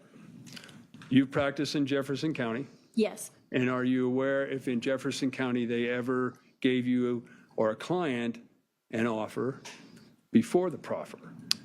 That did happen in one of my murder cases. Okay. And what, did that individual then give a proffer?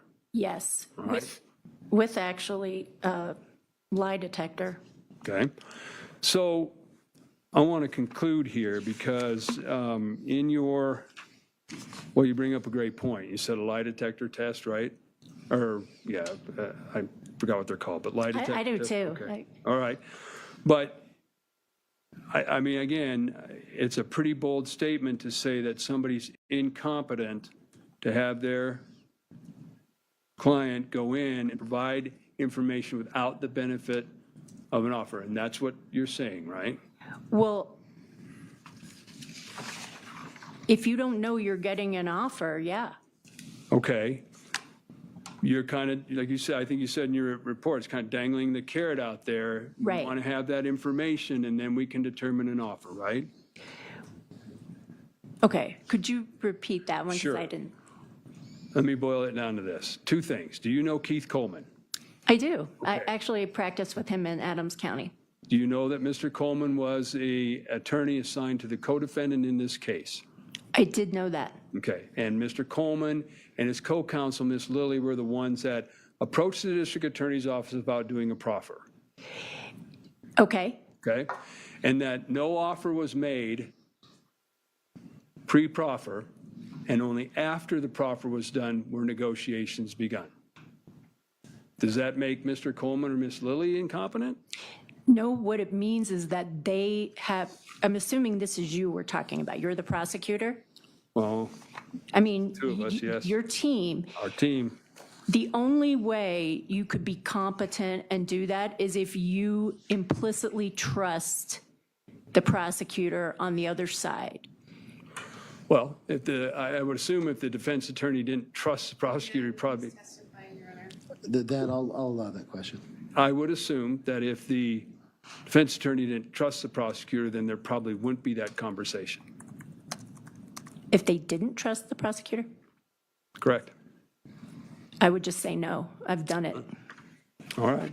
I don't have any further questions. Thank you. All right, thank you. Any redirect examination? Very briefly. Okay. Thank you. Okay, Ms. Mulligan. So we've talked a lot about situations where co-defendants, one proffers on the other. Does that frequently happen in a homicide case? Is that the type of serious case that would happen? Yes. And if that happens and the co-defendant proffers, the interview is done, and then that co-defendant, that person who proffered, gets let's say a stipulated sentence of 16 to 32 years down from a homicide. Is that a benefit, ma'am? Incredible. That's a great offer. I mean, on a first-degree murder. The real problem, and I want to make sure I'm answering this clearly so that I can explain it in a way that if it's like I said before, if you don't know what the offer is going to be, the motivation is there to tailor the story to what this other side wants, even more than already the motivation is to give them what they want, to get a better deal. The longer that stretches out, if you don't know, over time, you are just going to be putting your client in a situation where they're constantly trying to make sure that their statement conforms to what the prosecutor's ultimately going to want them to say at trial or wherever. And this sort of like dangling of the carrot, I think you called it. Have you seen a proffer agreement where, say, a person proffers, they get the plea deal, and then within the plea deal, there's an agreement for what's called a 35B, a motion for reducing the sentence if they can testify truthfully, according to what the prosecution believes anyways, after the trial is done, that they proffered on. Yeah, I've seen that in federal court. Okay. And is that more of this, again, dangling of the carrot over this person's head? Yeah, obviously. Okay. Because the benefit to the client is in the future and it's amorphous. A 35B is one of those things where, okay, you get 30 years, a 35B is a sentence reduction. It could be 10 years, it could be 20, you could walk out next week. It just, the better your story, the better you're going to be. And Mr. McCormick was asking you, and you were testifying about this, like, need to trust the district attorney unless the proffer agreement specifically written out, right? I just want to, Yeah. it doesn't have to be written out in the proffer agreement. There has to be an understanding. Okay, thank you for that clarification. Could you see a situation where a defense attorney who used to work with the same prosecutor would be that kind of scenario where there was a trusting relationship? Yeah, I mean, if you're friends with the prosecutor, you're obviously going to trust that person to give you a deal, give you the deal you want, much more than if it's somebody who you've never worked with or against before. And then Mr. McCormick asked you about Keith Coleman. Yes, I do know Keith. Okay. Have you recently read a transcript where Mr. Coleman was sort of on this side of things? Yes. And was he essentially on the side of things of arguing that the person who proffered against his client got a benefit as well? Right. And that was his basis for testifying as well? Yes. Nothing further. Thank you, ma'am. All right, thank you. Ms. Mulligan, you can leave the witness stand. Thank you, ma'am. Thank you, Your Honor. The defense may call their next witness. Your Honor, the defense calls Sarah Urfer. Sarah Urfer, all right, thank you.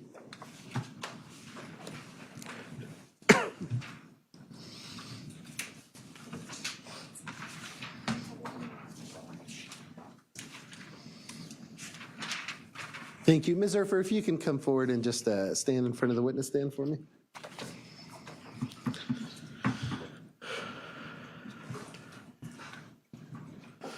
All right, thank you. And ma'am, can you please raise your hand for me? Do you swear or affirm under penalty of perjury that the testimony you're about to give today will be the truth, the whole truth, and nothing but the truth? Yes. All right, thank you, Ms. Urfer. And Ms. Urfer, can you get just as close to the microphone as is reasonable so we have a good record? And Ms. Trujillo, you may begin when you're ready. Thank you. Good afternoon, Ms. Urfer. Good afternoon. Could you please just introduce yourself to the jury and spell your last name? It's Sarah Urfer, Sarah Urfer. Thank you. And Ms. Urfer, where do you currently work? Chemitox Consulting, And what is that? a forensic consulting company. Okay. What do you do for them? I'm a forensic toxicologist. All right. And exactly what does a toxicologist do? Toxicology is the study of the effects of poisons, which includes drugs and alcohol, on the human body. And you said forensic. What does the forensic part mean in regard to toxicology? Forensic toxicology is applying that field to the law. So forensics just means an application to the law. And you may have stated this, and I apologize. Your role at Chemitox is the chief forensic toxicologist, right? Yes. Okay. Did you have prior roles with Chemitox? Yes. Okay. And what were those? Until 2019, we ran a laboratory, and so I was also the laboratory director for Chemitox. The state decided to offer the same services as us, but for free, and I could not compete with free, so we had to close the lab portion, and now I just do consulting. Speaking of for free, you are testifying. Are you getting paid for your testimony? No, I'm getting paid for my time. Yes, okay. So your time, does that include time that you could be testifying? Yes. Does it include time if you've written a report or any work you've done? Yes, and travel. Does the fact that you are getting paid for your time influence the way that you are testifying? No, it does not. Okay. So chief forensic toxicologist at Chemitox, are you board certified in any way? I am. What is that? So I sat my board exams for the American Board of Forensic Toxicology. It is both an experience and education-based board exam, and then I do continuing education every year in order to maintain my board certification. Okay. And prior, I suppose, do you have specific types of education or degrees that qualify you to be a toxicologist? Yes, I have an undergraduate degree from CU Boulder in biochemistry. My minor was in chemistry. I have my master's degree from the University of Illinois in Chicago in forensic science. My emphasis was in toxicology and drug chemistry. And I did my internship with the Illinois State Police Forensic Science Center of Chicago, again in toxicology and drug chemistry. Have you published within the field of toxicology? Yes, Do you publish often within the field of toxicology? I try not to. Do you also present within the field of toxicology as a toxicologist? Yes, that I do as much as I can. Okay, a little bit more fun than publishing? Much more interesting. Have you presented on toxicology for the criminal defense bar in Colorado? Yes, Have you presented generally for the Colorado Bar Association, yes, as well as district attorney's offices? yes, And have you presented for police departments? yes. You mentioned in regard to your board certification that you do the continuing education once a year. Yes. Do you do other kind of continuing education in addition to that? So I do between 20 and 40 hours of continuing education a year, which is more than is required for my board certification. I also stay up to date on the current literature because there's always evolving science coming out as part of that. Okay. And are you part of any kind of professional organizations related to toxicology? Yes. Could you please share those with the jury? I am a member of the American Academy of Forensic Sciences Toxicology Division, the Society of Forensic Toxicologists, the International Association of Forensic Toxicologists. I am also on the committee for the National Safety Council Drugs and Impairment Division, THC Safety Committee. I was the founding chair, and now I just sit on the committee. Okay. Ms. Proffer, have you been qualified as an expert in toxicology before? Yes. About how many times, if you had to throw a number on there? Over 550. Your Honor, at this point, we would move to tender Ms. Proffer as an expert in toxicology pursuant to 702. Any objection? No, Your Honor. All right, the court will accept the witness as an expert in the proffered fields, and Mr. Heel, you may proceed accordingly. Thank you. Ms. Proffer, I want to start generally discussing alcohol. You said that the forensic toxicology or toxicology in general involves poisons in the body. Yes. Alcohol being one of those. Yes, and for clarity, when we talk about alcohol, I will be talking about ethyl alcohol or drinking alcohol, and I'll just refer to it as alcohol for short. Thank you for that clarification. Is that type of alcohol a central nervous system depressant? Yes. What does that mean? So your central nervous system is your brain and your spinal cord, and CNS depressants are drugs that slow that system down and impact its ability to function. Yes. Is it possible to measure the amount of alcohol or drinking alcohol that a person might have in their system? Yes, you can measure it in blood or breath if you want to know what is actively impacting an individual. If this was mentioned or measured in blood, would that be blood alcohol concentration? Yes. Or what we would maybe know as BAC? Yes. Okay. Now, does the level of alcohol then suggest certain effects it might have on the person? So in general, alcohol is going to have a profile of effects that scales with concentration in humans. There is some variation in what exactly that's going to look like between individuals. But if a human being ingests a CNS depressant, there are going to be some effects that are consistent along that spectrum between people. Okay. I want to talk about that spectrum and the different stages. When we're talking about levels of intoxication generally, in your practice, is there usually 7 kind of stages that you might look at if we're looking at the BAC correlating to symptoms? Well, there is a specific publication that breaks it down into 7 stages. It's called the Dubowski chart, and it's just a nice summary for purposes of understanding how the concentration and effect relate to each other. Okay. I want to just talk generally. We don't have the physical chart in front of us, but I just kind of want to go through those stages for the jury. If you want me to recite all of the numbers and names, I will need to get my copy out to refresh my memory. No problem. Let's try, and we can just see. Sure. Okay. Does it sound right that these stages specifically are designated by a range of blood alcohol concentration? Yes, so the way the chart's set up is that there's, starts with subclinical and goes all the way through coma and death as a range of possible effects, has a range of blood alcohol concentrations associated with each of those. Those concentrations do overlap because we have to account for variation between individuals. And then there's a brief summary of some of the most common clinical effects that can occur with each of those levels. Okay. You just mentioned subclinical, so let's start there. Does subclinical include the BAC from 0.01 to 0.05? Yes.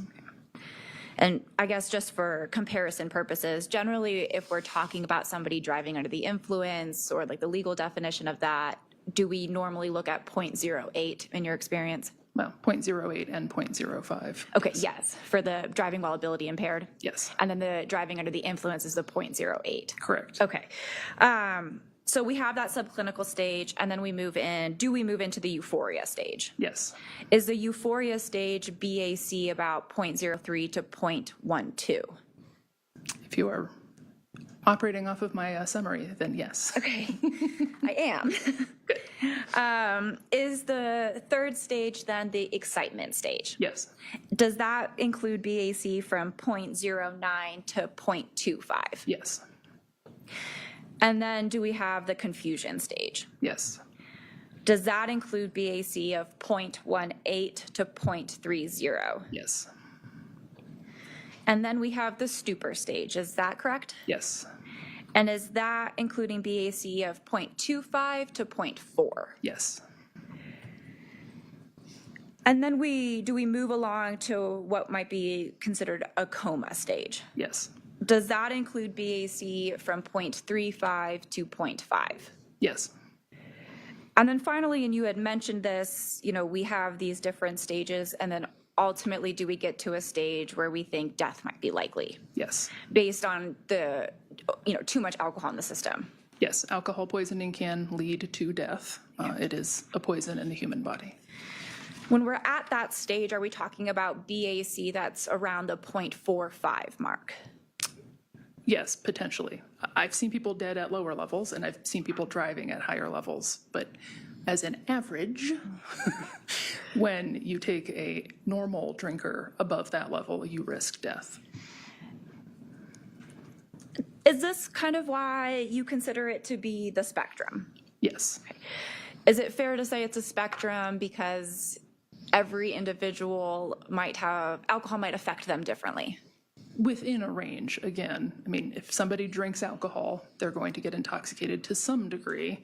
They will fall onto that spectrum. But heavy daily users are going to have tolerance to at least some of the side effects, and so those side effects won't be as pronounced.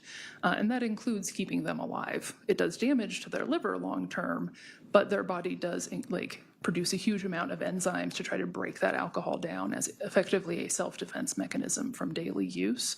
And so that's part of why these ranges overlap. It's part of why there has to be some variation. But a human being who ingests a CNS depressant will have some effects from it. The exact degree of those effects is what's going to vary. Okay. You mentioned, the heavy daily users will have a tolerance and it could damage their liver. Among other things, yes. Okay. If we're thinking of just the liver, in your experience, if somebody is a heavy drinker or if they drink and stop drinking and drink again, does the liver try to rejuvenate itself?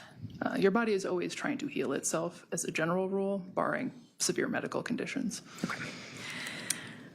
I want to just kind of maybe clarify the different overlapping when we have these different stages. So if we're looking, I want to start with the confusion stage and the stupor stage. I'm not sure if it might be helpful for the jury. Would you mind writing the confusion and the stupor stage, the ranges on that board? I can get you a marker. Your Honor, could I borrow a marker or approach? Yes, I think there's some right there. I don't know where they're at, but there's some. I can use these.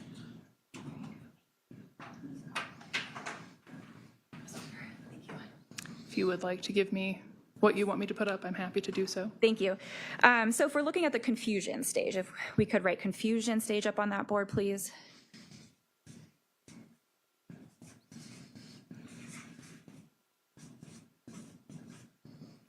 And is the confusion stage we've talked about is the 0.18 to 0.3, right? Yes. Okay.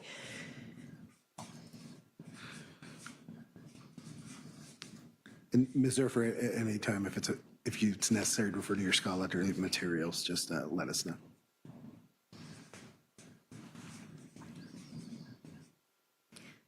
And then the stupor stage we have from 0.25 to 0.4.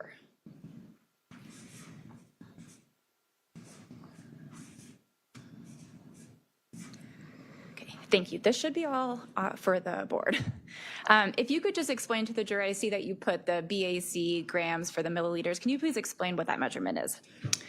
Yes. So if you take a blood sample from somebody and you test it for blood alcohol concentration, then for at least forensic purposes, we generally measure that as grams of ethyl alcohol per deciliter of blood, or 100 milliliters of blood. Thank you. So we're looking at this, we can kind of see the confusion. Does the confusion end at the 0.3 and does the stupor start at 0.25? What this is demonstrating is that it is a spectrum. So depending on the individual, depending on their tolerance, if say they're a 0.26, right, they could be exhibiting some signs and symptoms from the confusion stage and some signs and symptoms from the stupor stage, depending on their own personal reaction to alcohol, their drinking history, things like that. Okay, thank you. You had just mentioned prior to writing this out that you've seen individuals have like a lethal dose or a lethal BAC lower than the 0.45. Was that correct? I had a 16-year-old who passed away at a blood alcohol around a 0.2. Okay. And you've said that you've also seen people that I would imagine driving, is this a DUI investigation, that you've seen people driving with higher alcohol concentrations? Driving and suicide cases, okay. Where we've seen blood alcohol levels considerably higher. I had a very sad case of suicide of a gentleman whose BAC was a 0.628. But he shot himself. So alcohol poisoning is not what killed him. I'm sorry to hear that. It's a very sad case. Okay. I want to talk about some of these general symptoms that we may see. Is it fair to say in all of these 7 different stages, there are general symptoms, but once again, depends on the person, like you had just essentially explained? Correct. Okay. So I'd like to start with the excitement stage, and as the court said, if you need to refer to your materials, just let me know, please. Thank you. Okay. So with the excitement stage, we're starting from the 0.09 to the 0.25. Possible symptoms, do these include emotional instability? Yes. Impaired perception and memory? Yes. Poor comprehension? Yes. It could be increased reaction time? Right, meaning that they don't react as fast as they normally would. Impaired balance? Yes. Is slurred speech something you might see? It's potential, yes. As well as potential for vomiting or drowsiness? Correct. The confusion stage, so kind of where we're talking about this 0.18 to 0.3, this could be, in addition to maybe some emotional instability, exaggerated emotional states? Yes. Disturbances of vision? Yes. And when we're in this confusion stage, is another possible symptom that you might expect somebody to show would be like an increased pain threshold? Yes, alcohol does act as a painkiller at high enough concentrations.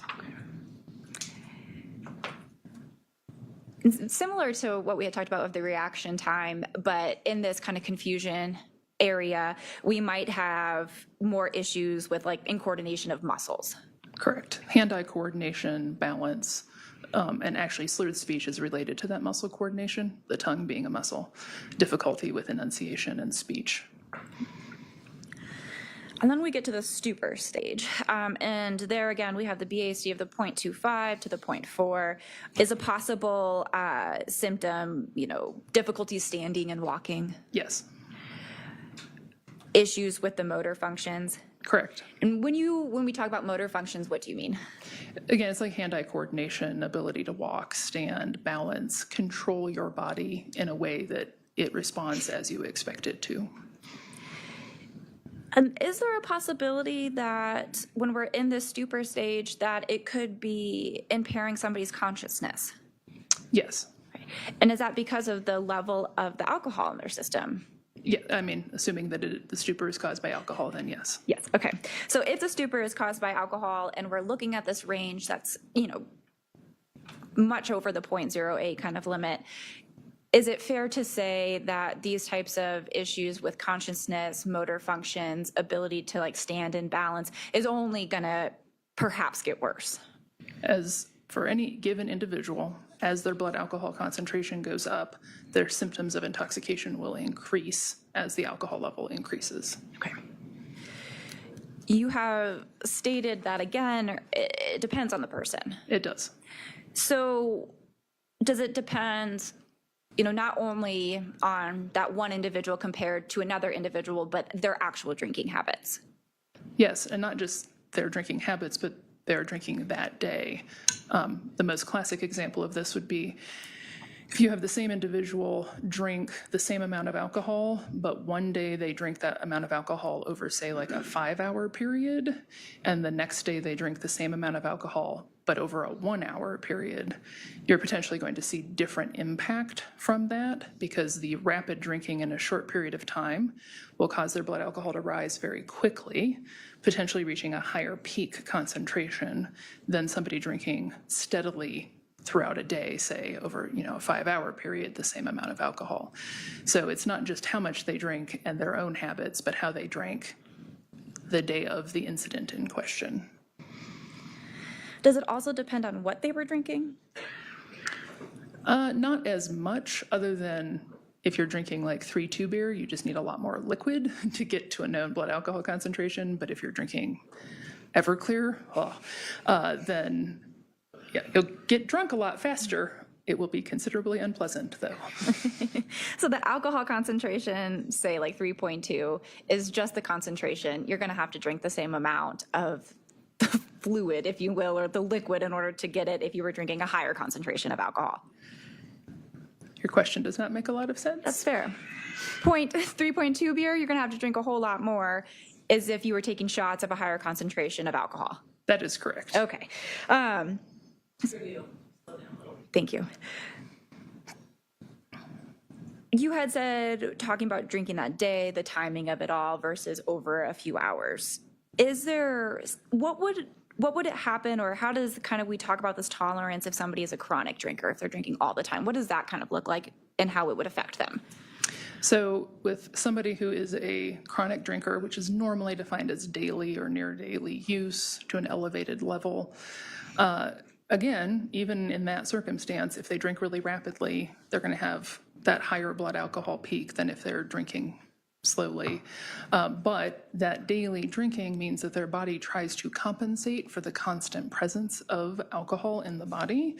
It does that by, I talked about earlier, the liver enzymes producing at a higher rate to try to get the alcohol back out of their system faster. You can also see what we call functional tolerance, where they learn to over-enunciate to compensate for their slurred speech, learn to walk with their feet farther apart so that their balance isn't as bad because they have a wider base. These are all potential things that you'll see in people who drink a lot. And as a result of their body attempting to overcome some of these side effects, they may not lose consciousness as quickly as somebody who drinks less, for example, or some of these effects may not be as severe if they are a very heavy drinker. The overlap in this chart is to account for some of that, but there are always people who are at extremes, like the case I mentioned earlier would be a very extreme situation. You mentioned the behavioral tolerance. This is your body attempting to overcome kind of these reactions to the alcohol. Is that fair? So functional tolerance is you trying to overcome it consciously, and then chemical tolerance is your body trying to overcome the constant presence of the alcohol. That's the liver reactions, things like that. Okay. If somebody is making that conscious decision, walking with a wider stance, attempting to enunciate more, does that ultimately, could that become a learned behavior? It is a learned behavior, okay. Yes. So if somebody was drinking, or whether or not they were a daily drinker, but drinking was a habit for them or something common, is it possible that that person doesn't have to consciously think about taking a wider step each time? It just becomes how they respond? It can become habitual. Okay. Can you explain the difference, or is there a difference, and I guess, with the chronic kind of drinking that we're talking about and binge drinking? They are not mutually exclusive. Binge drinking is a reference to a specific pattern of drinking. That would be the drinking all of the alcohol in 1 hour example. It doesn't have to be 1 hour, but it's drinking multiple drinks generally to get a blood alcohol concentration at least over a 0.08 in a short period of time, an hour or two. Is that different than from a bender? Bender is normally a reference to somebody who is drinking in excess of their own normal for as long as they can manage to get their hands on enough alcohol to continue, which could include binge drinking. They're not exclusive from each other. Okay. Could you binge drink for multiple days in a row, resulting in a bender? People do, yes. Okay. If somebody is drinking, whether this be that kind of constant exposure, or if it is binge drinking, say, 1 day, maybe not even the next day, is it possible that they may develop a tolerance even with that? Like if they were just binge drinking, would you get a tolerance? Yes, people who binge drink, even if it's not necessarily every single day, as long as it's relatively frequent, will develop some alcohol tolerance. The tolerance is going to scale with the frequency of drinking. If somebody does have this kind of elevated tolerance, they drink often, is their liver going to have a response? I'm not a medical doctor, but from a toxicology perspective, yes, there is an impact on the liver anytime anyone drinks alcohol. Higher concentrations can result in liver toxicity. Okay, thank you.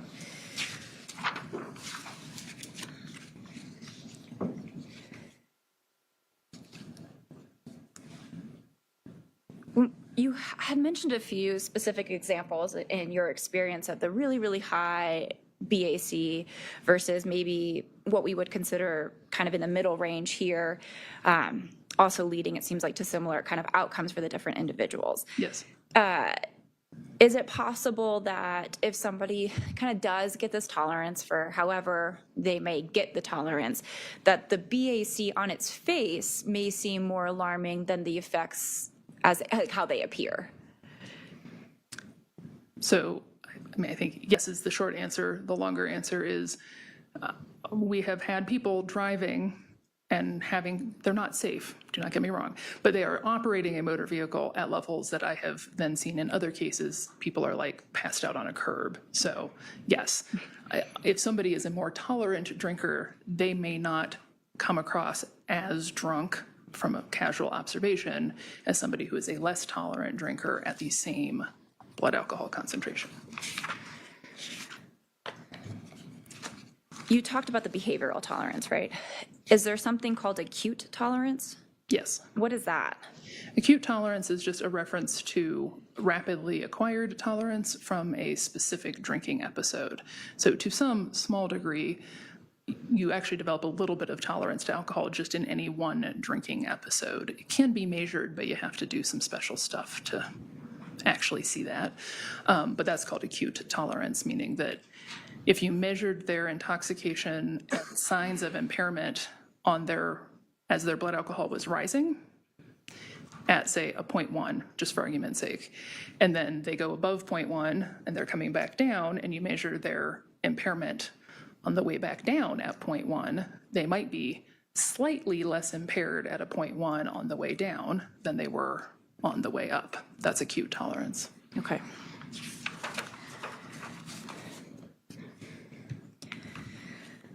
So if we're looking kind of the same line of this being a spectrum, if one person, so if you're looking at an individual, you have their blood alcohol concentration, just looking at that number specifically does not tell you how they were acting. Correct. Okay. Possible that, if somebody's at that point like 2.5 or 0.3 level, one person could be falling over and one person could be walking. Correct.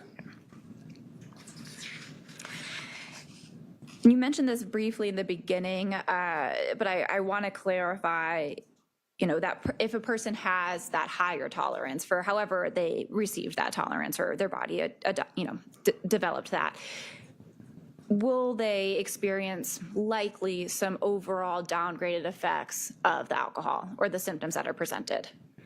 That is what tolerance is. The effects are not as strong at the same concentration as they were prior to tolerance developing. Okay. Would you agree that if somebody is in that 0.3 or higher range, they're intoxicated? Yes. Okay. Doesn't matter who you are, you're drunk if your BAC is at 0.3 or higher? Yes. Okay. I want to talk about a specific type of symptom for alcohol intoxication. Can you kind of explain to the jury how alcohol may affect somebody's emotional state? Yes. So in general, alcohol can cause what we call emotional instability, meaning that whatever their current emotional state is, it may be exaggerated and unstable. Sort of a classic example of this is somebody may say like, oh, they're a crying drunk or an angry drunk or a happy drunk, like their mood is amplified by the alcohol.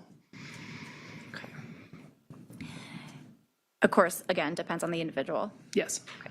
So is it fair to say that if somebody, when we're thinking of the crying drunk, the angry drunk, whatever mood that they had at the moment, perhaps before they started drinking or when they started drinking, that mood is going to get elevated or exaggerated? It could. It could, depending, again, on the person. Yes. Okay.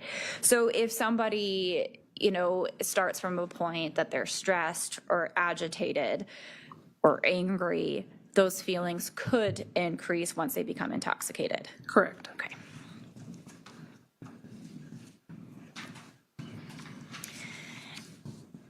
Do you often see, or does the science kind of support the idea that it's more likely that emotional state would be exaggerated versus it not being exaggerated? Just depends on the individual circumstances, and even the same individual could vary from drinking episode to drinking episode. Okay. I want to kind of switch gears and talk about the post-mortem redistribution. Can you please tell the jury what that means? Yes. So in a deceased individual, after the body has ceased to be alive, you can actually have movement of the drugs in the body. This is not because of metabolism, so because the heart's not pumping, the liver's not functioning, but they can still move around, and that movement is called postmortem redistribution, or more fully, postmortem redistribution of drugs in bodily fluids after death.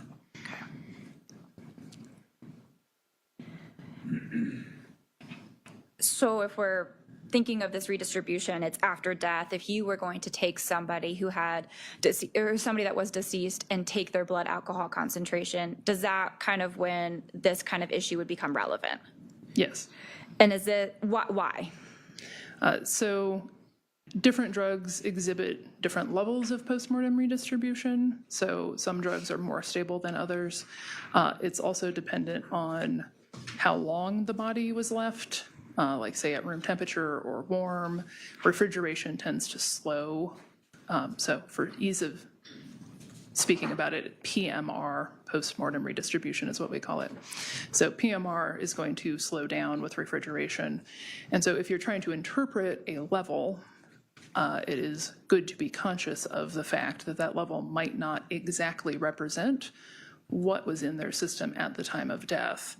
And then in order to kind of assess how likely there is a change there, then you want to look at, like, was the body promptly refrigerated? Was there a long time where they were, say, like warm or something like that? And keep that in mind in interpretation of any given level.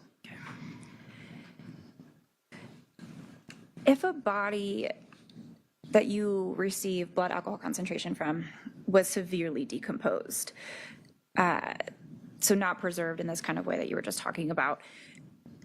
Does that affect maybe like the point, it's a measurement around like 0.05, if we think of it sliding, maybe their BAC scale?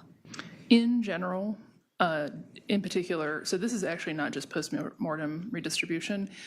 For alcohol specifically, alcohol can actually be formed in the human body through fermentation after death as part of the decomposition process of the human body.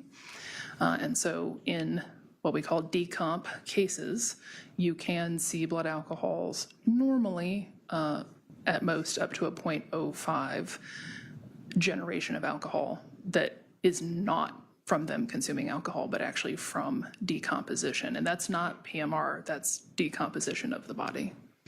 So kind of two different issues, fair to say? Yes. Okay. If we're thinking about the 0.05 and you're looking at somebody's blood alcohol concentration, and we're looking at maybe how they might be reacting, does that 0.05 make a huge difference for you? And it depends on what the level is. Okay. If their level is 0.06, yes, it matters a huge amount. But if they have an extremely elevated blood alcohol concentration, then I can still state with some certainty that they are still likely very intoxicated, but not put, an exact number on it. Okay.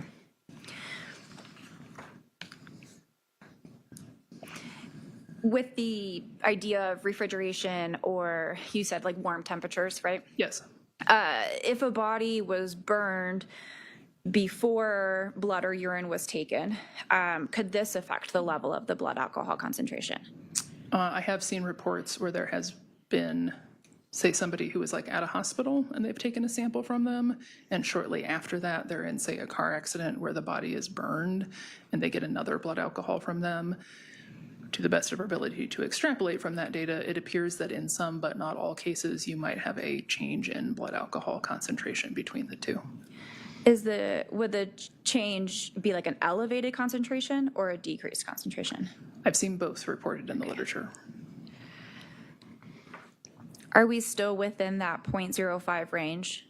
I don't recall what the exact numbers were, but it's not astronomical. I mean, it's, I believe, always less than 0.1 at least, and probably less than 0.05. Okay, thank you. Mr. Ferb, may just have one moment.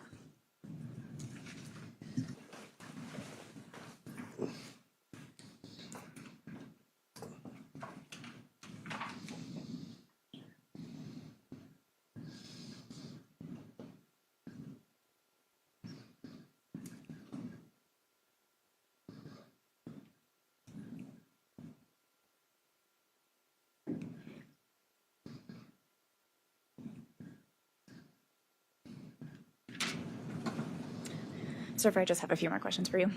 You had said that the ethyl alcohol, so the drinking alcohol, can increase someone's pain tolerance. Yes. How does that happen? Or why? It's affecting the central nervous system, your brain and your spinal cord, and so it can impact your ability to perceive pain. Okay. Is this consistent with the idea of what we've been talking about of you move up, or I guess up or down this chart, your BAC is increasing, those types of, the pain tolerance, all those kinds of symptoms are also going to increase or have more of an effect? Yes, so all of the effects are going to scale in any given individual. With increased levels of intoxication, you have an increased possible effect. Lower levels of intoxication, lower effect. Okay, great. Thank you, Mr. Ferd. Nothing further. All right, thank you. Any cross-examination, please? Go ahead.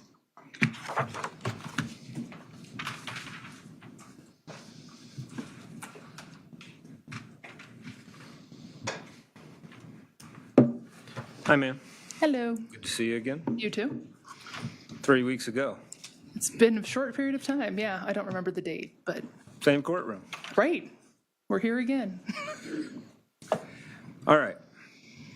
Ma'am, you had referenced this Dabowski chart in general. That's what your letter is completely based on. Is that fair to say? When I am referencing these levels, that is the reference that I use, yes. Okay. And to be clear, within that chart, you have made it pretty clear that They're overlapping ranges, and it depends on the person. Yes. Okay. As it depends on the person, unless you would know them and study them, you're not going to say. Right. Again, you can give ranges, you can give general statements, you can give ideas, you can have things supported by observation, but I can't say, oh, you had this BAC, here is a checklist of exactly how you were behaving. Right. And unless you were doing some clinical observation like that, to be clear, in this case, you weren't provided any of the facts. Right. I am testifying as a blind expert. Okay. And just explain what that means. What you just said. It means I was given none of the facts. I am testifying purely as an informational expert on my area of expertise, not specific to any given fact in this case. Okay. So I just want to go through a few of those ranges that were touched on, a few of those that were written down, and some that were not, okay? Yes. Even in the 0.09 to 0.25, that's the excitement stage. Fair to say that Kurt Dabowski discusses sensory motor incoordination. Yes. And impaired balance. Yes. Okay. If I can get out my chart, if we're going to keep going through this, that would be lovely. Is that okay? Feel free, man. Thank you. Yeah.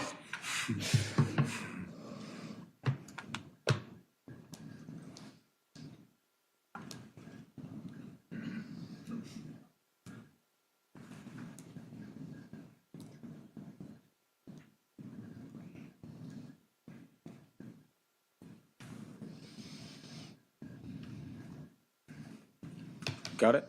One moment. Okay. Computers. Had to log back in.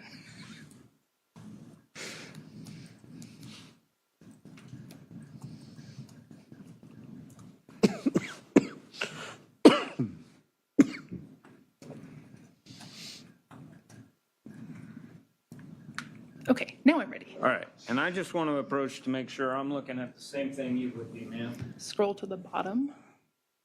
That would be it, Mr. Dabowski, right? Yep. Yes. Dr. Dabowski. Dr. Dabowski.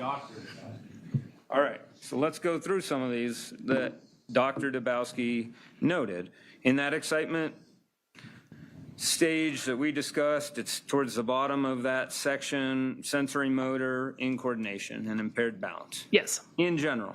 In general. Okay, and then we go down to the confusion stage, and that would be increased muscular incoordination. As one of them, yes. Describe it. So muscular incoordination, so this would be somebody who's, you know, maybe trying to reach this way to, you know, to their left and reaches to their right instead, or, you know, can't grab something or is struggling to coordinate their body. Okay. And then it goes further, staggering gait. Yes. Explain. So that's the stumbling or staggering, so inability to stay upright, potentially falling, having difficulty maintaining their balance. So this person, just in that stage, based on what you're describing, is about to fall down on their own and, or close to. They may be, yes. Maybe. Again, varies each person. We'll Yes. give that disclaimer throughout this. I won't go over that each time. Yes. Then we get into ataxia. Is that a neurological condition, ma'am? Again, I'm not a doctor, but yes, it's heart and neurological issues. Okay. But is it fair to say that ataxia is a neurological condition characterized by a lack of muscle coordination and balance? Right. Okay. It can manifest itself as uncoordinated movements such as clumsy walking or difficulty with fine motor skills. Yes. Okay. Also dealt with slurred speech, as you talked about, would be a motor function. Fair? That's correct. And then going down underneath that threshold, there was the stupor, and that was written up on there without any of the aspects that are contained in it, but that would include general inertia. Yes. Would that be a significant decrease in physical movement and responsiveness? Yes. So can you give an example of what that general inertia might look like?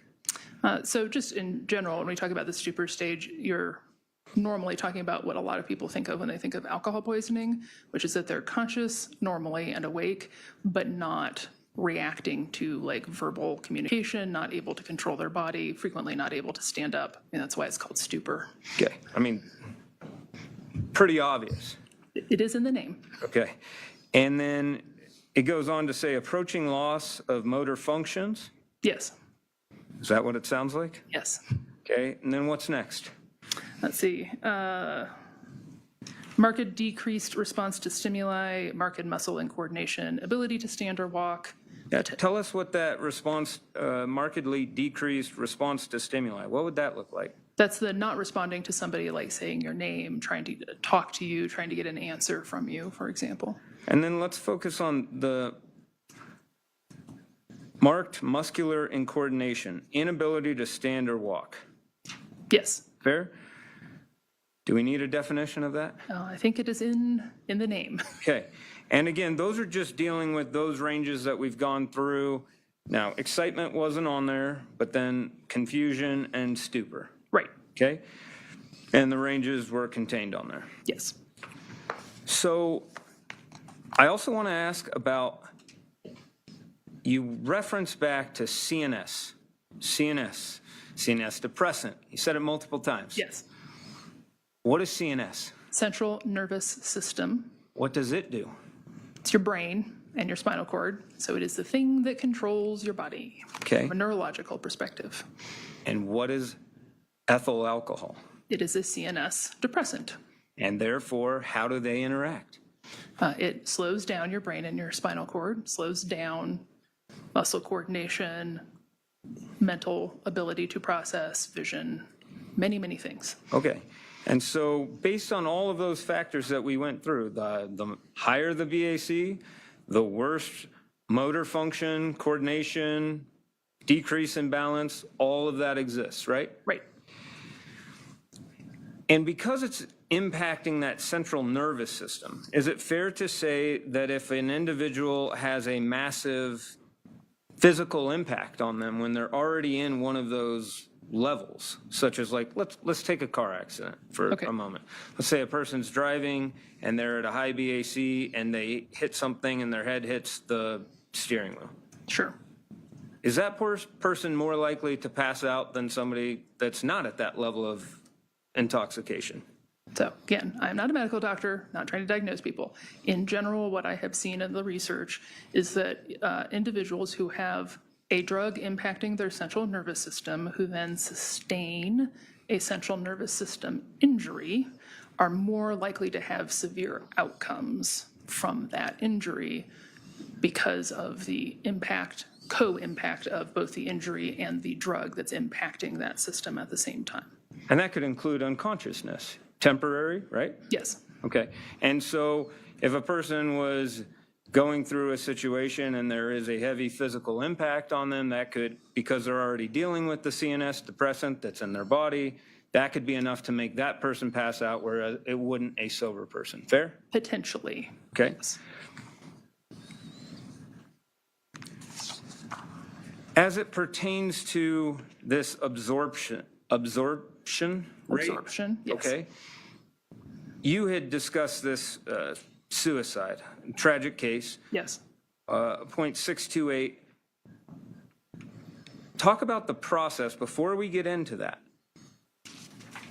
Does there have to be some period of time to actually get into the blood system? Now would be an opportune moment for me to draw another picture, if that's okay. Anybody? Okay. Is that a yes, it's okay? If you really need to, man. It would help. Go ahead.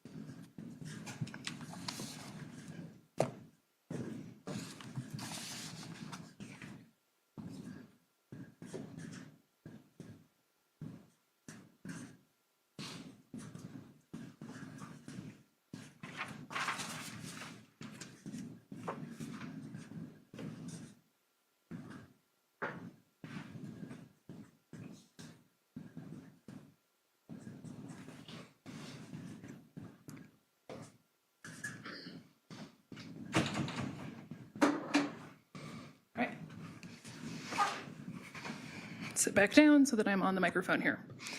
All right, so my rough little chart here. This is blood alcohol concentration over time in somebody who has two different drinking episodes.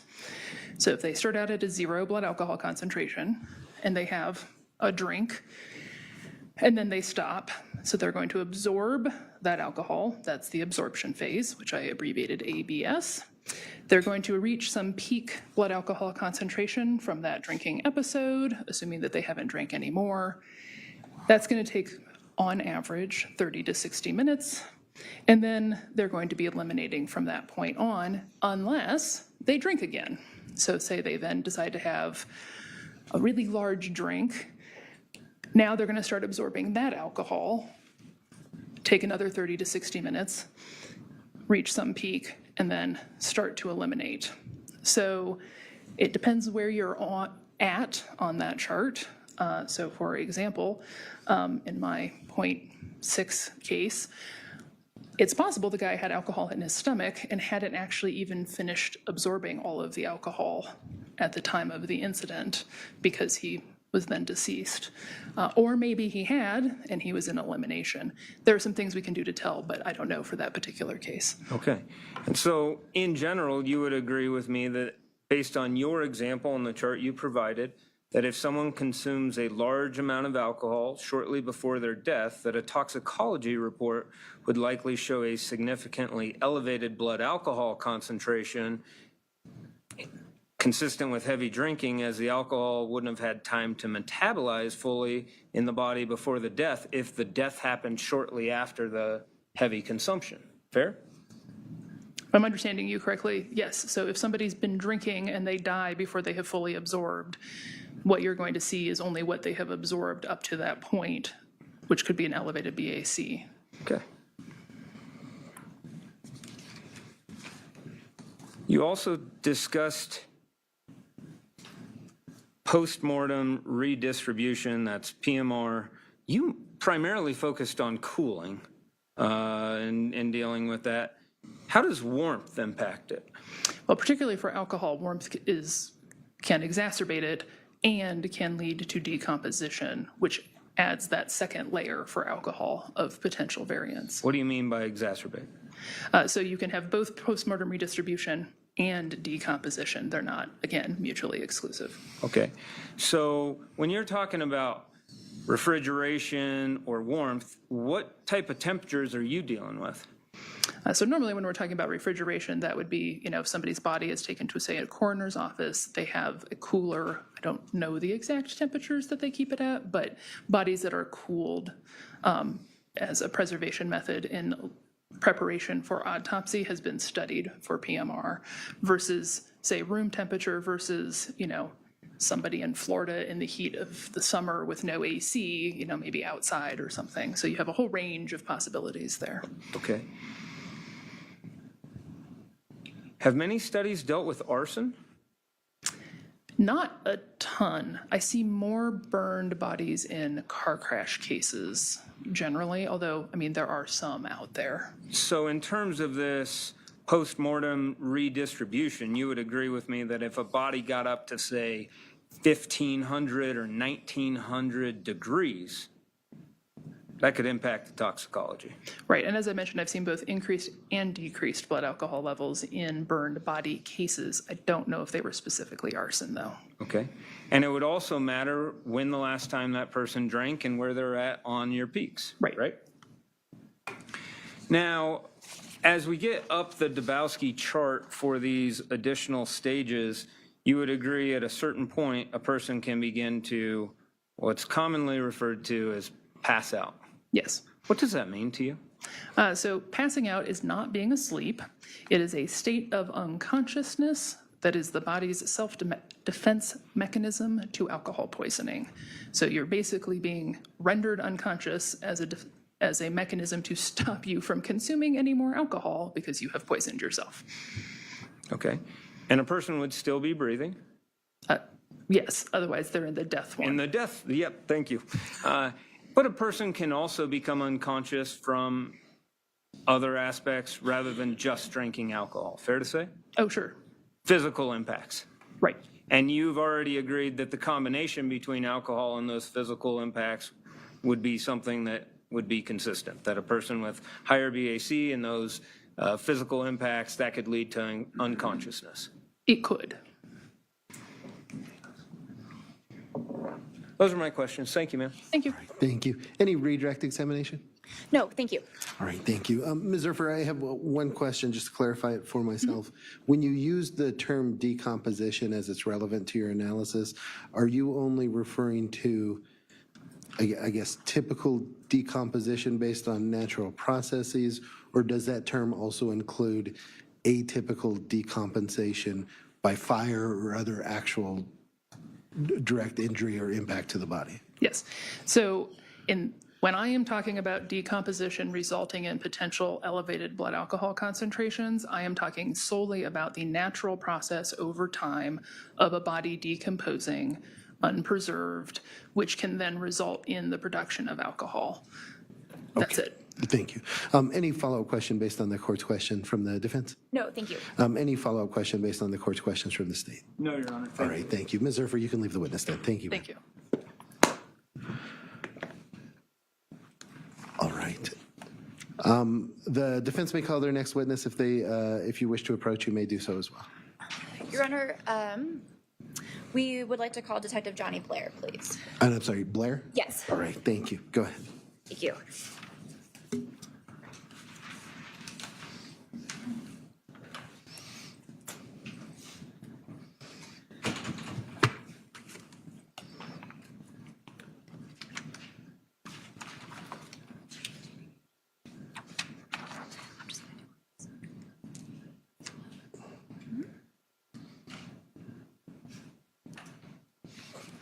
Thank you, sir. If you'll please come forward and just stand in front of the witness stand.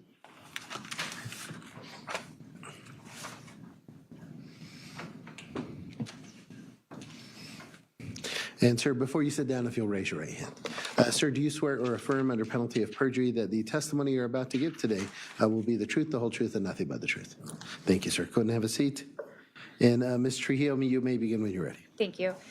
Your Honor, could I borrow a pair of scissors? I think we might be cutting some things. Do we? Maybe. Probably. Okay. Yes, go ahead.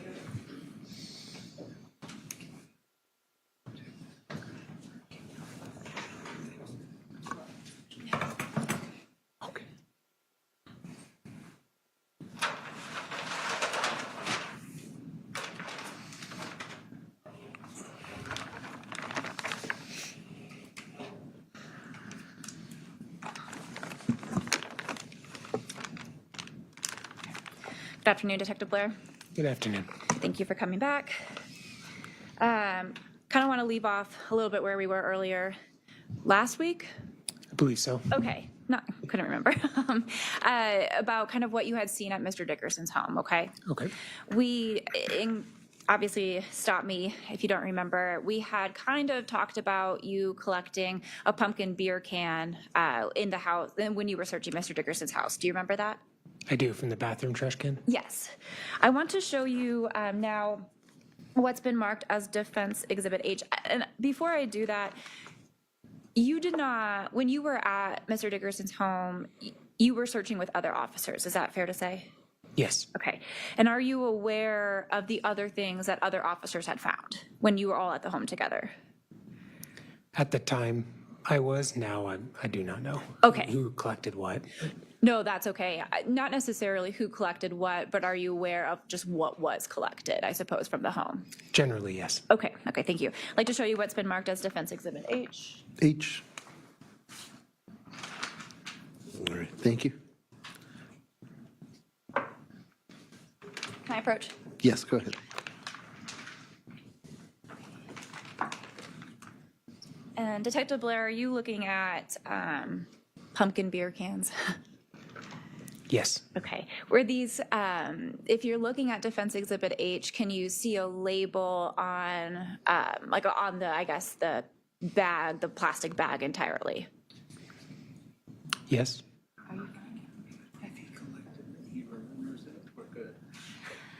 Now, Detective Blair, did somebody else collect those pumpkin beer cans? They did. I was with him. Okay, so do those look familiar to you? Yes. Okay, Your Honor, we'd ask to admit Defense Exhibit H. All right, I will accept into evidence defense H, and you may publish at your discretion. Thank you. I will just approach and move it out of the way if I could.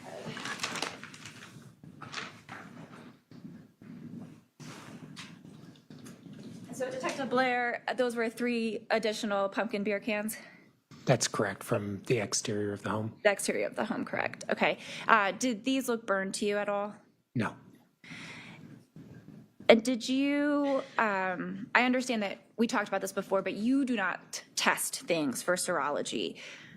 Are you aware if any 3 of those beer cans were sent to the Colorado Bureau of Investigations for serological testing? I don't know. Okay. All right. I want to now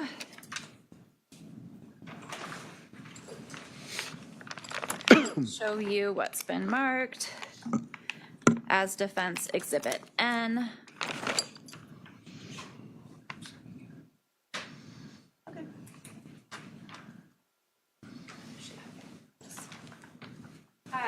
So Defense Exhibit N, does this look like the wallet that was collected from Mr. Dickerson's car that was in the garage? Yes. And you were present for that, right? Yes, I was. Your Honor, we would move to admit Defense Exhibit N.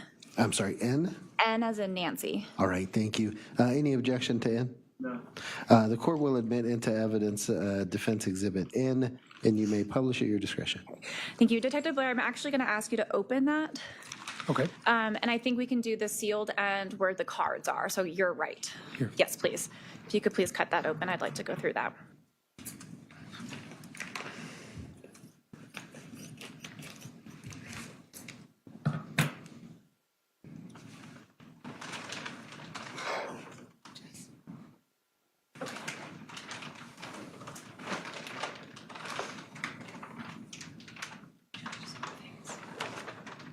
All right, so if you could take out those cards, please.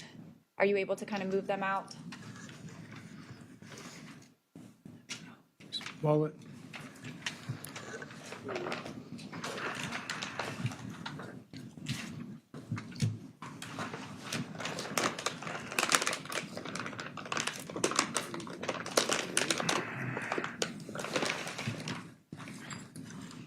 Okay. Okay, great, thank you. If you could kind of, go through those cards, can you find a gold kind of card that's a gift card in there, if you wouldn't mind looking through that?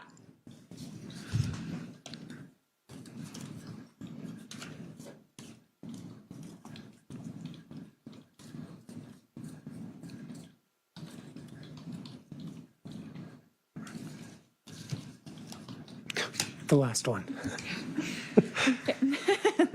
Perfect. That gift card, it's a MasterCard gift. Is it a MasterCard gift card that says like $100 on top? Yes, it is. Okay. Is there also a Walmart gift card in there? Yes, there was. Thank you. Looks like there's a King Soopers card in there. Yes. Okay. Are there other gift cards in there? If you could go through those. There's a Sprouts gift card. Thank you. Fuzzy's Taco Shop. JCPenney.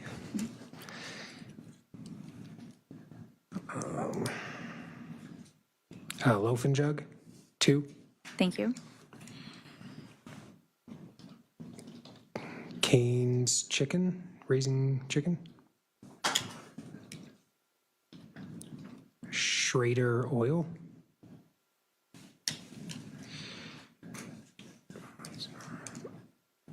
Another Sprouts.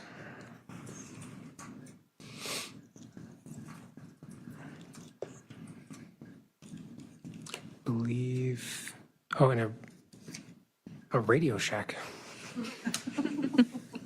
Thank you. And so did you and other officers find this when you were searching through the car that was in the garage, the Elantra? Yes, that's correct. Okay. And so there's other items incorporated in Defense Exhibit N, right? Yes, documents, receipts, and some paperwork. Okay, so other things just generally collected from the car, right? Yes. Okay, thank you. And then finally, I just want to show you what's been marked as Defense Exhibit O.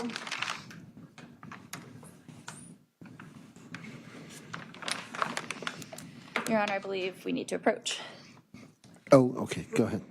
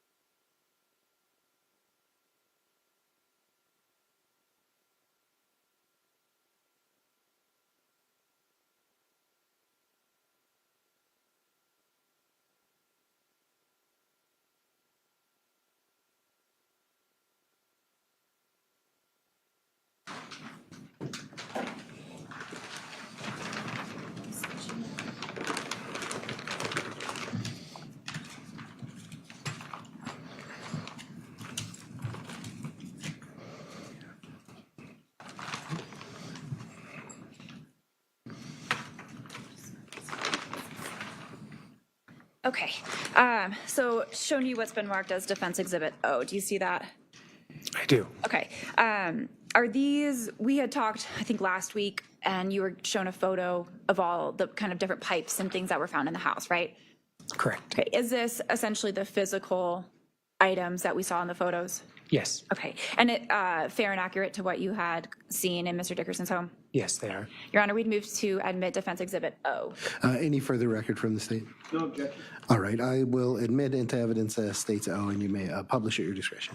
And Detective Blair, just to clarify, those pipes, all the like the silicone and everything, that was all found in Mr. Dickerson's home, correct? Yes, I believe so. Okay, in the living room, in the bedroom? Yes. Okay. Possibly a closet.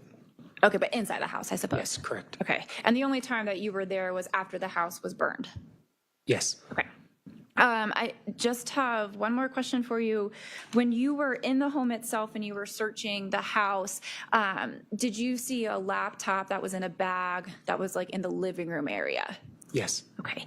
And you had seen that, I suppose, like not move from a car or something like that, correct? Like it appeared as if where you found it, it just was. I believe it was in the living room, so it was burnt and melted. Right. Okay. Sorry. I guess to clarify, versus you, we had talked about the bedroom and some things on the bed, and you were looking at the mattress and lifted those items off, and it was, white underneath, right? Suggesting that those were there before the fire, right? Is that fair? Yes. Okay. But you hadn't seen anything to suggest otherwise, that you just saw that laptop in a bag that was melted in the living room, right? Yes. Okay, thank you. Nothing further. All right, thank you. Any cross-examination for Detective Blair? Sure. Detective Blair, do you know why you were called back today instead of handling this? Objection, relevance. All right, I'll sustain that objection. Detective Blair, you were asked about those pipes, and specifically when you testified previously, do you remember that there were pictures associated with where you found them? Yes. Were those all in his bedroom? The pipes? Yes. No. Where were they? I know there was paraphernalia in a hall closet, some on the bed, and then believe there were some in the living room. I don't know exactly where, but living room area. Okay, describe where. It was like a wire shelving unit that seemed to have pipes. In the Okay, so like around up, elevated. Everything was on the ground when I was there, but it would have been in on a piece of furniture. Okay, so it would have been elevated at the time of the fire. Possibly. Objection calls for speculation. Well, where exactly did you find it? Your Honor, So, and I'll sustain the objection. I'll, if you want to rephrase, Mr. Braley, go ahead. Sir, can you tell us? I don't know where they were before the fire. Okay. Where were they when you actually found them, I guess, is what I want. Objection asked and answered. Detective Blair argued they were on the I'll floor. allow the clarification. Like, can I go approach? Do you remember the defense giving you pictures? Yes. Do you know which pictures? Do you want to look through them? Yes, I can look through them.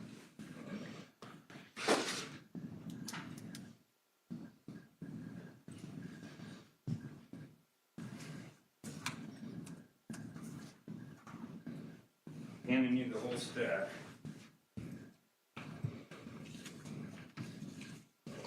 You tell me, you'll just identify which one.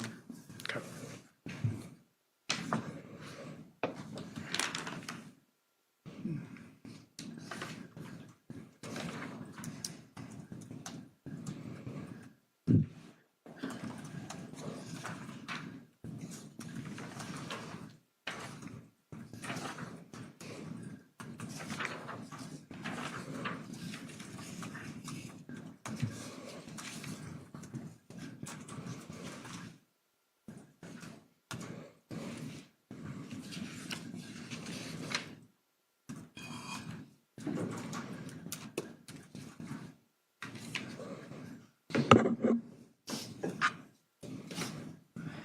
Do you need to look through them again?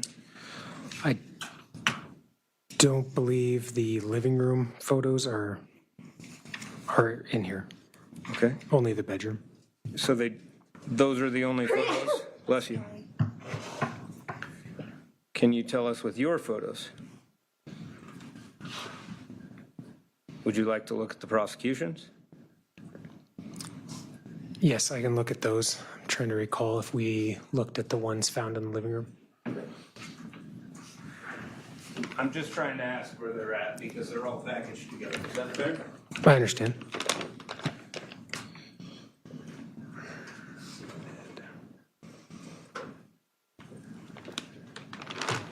Let me give you a stack, sir. I'll take these back. They're not in these, right?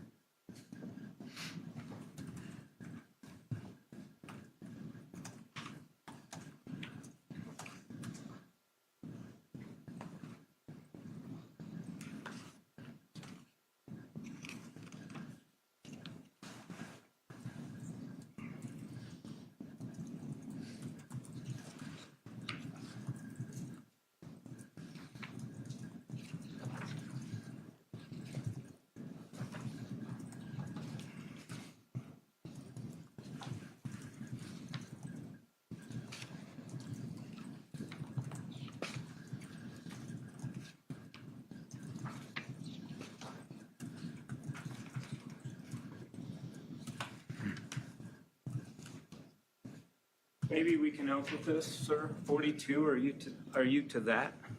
42? Yeah.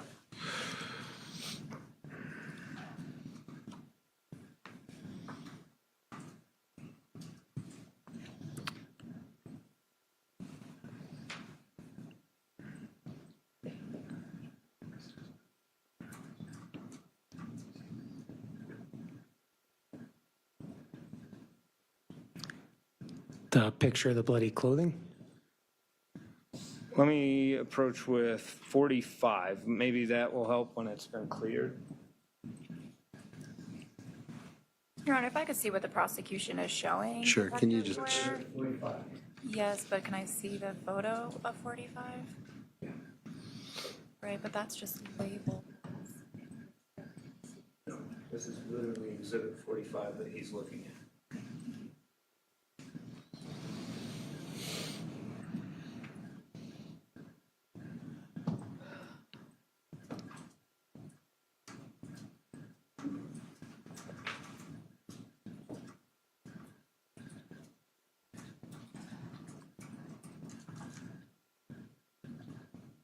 Sir, I'm simply asking if you know where. If you don't know where, you don't know. I just wanted us to orient where this is at and which pipe.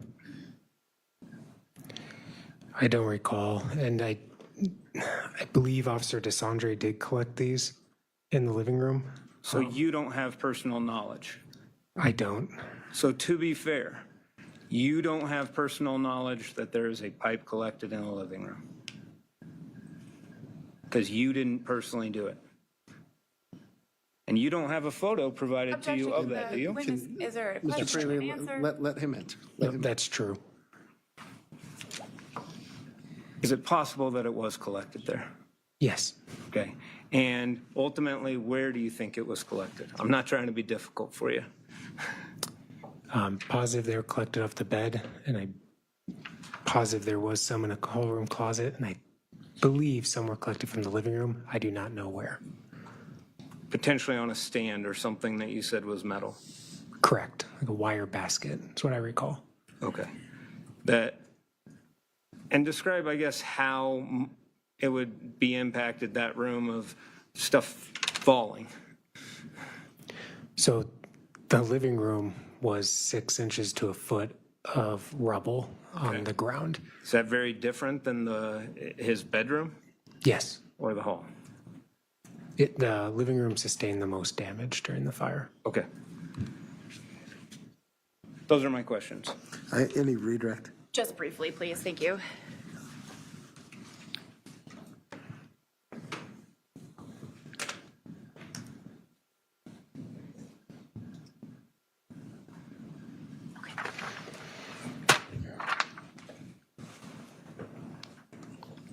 Detective Blair, you just testified that you couldn't remember exactly what you found in the living room. Is that fair? Yes. Okay. Would it refresh your recollection to review your report? Yes. Okay, it's sub 24. All right. I will be looking at page 261, if that's helpful. And I marked that paragraph. If you want to just review that and let me know when you're finished.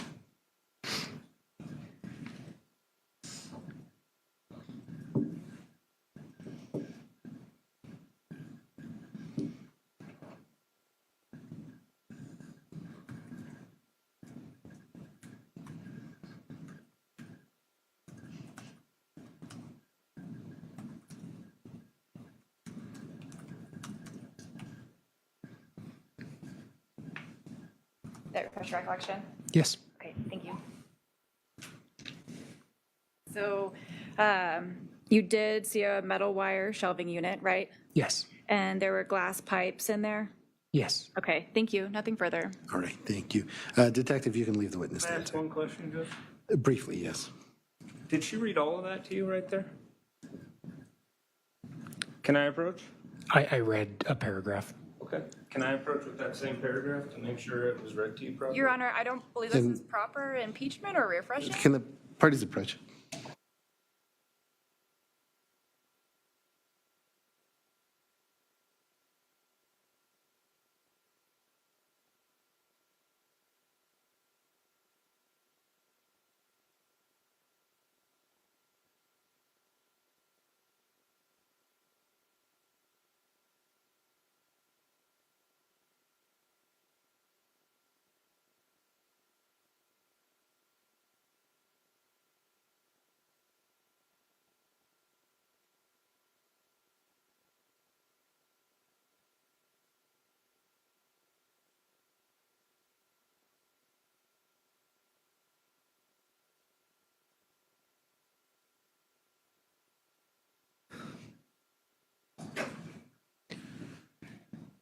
Sir, in that shelving unit, did it say that the pipes were trapped in the wire drawer.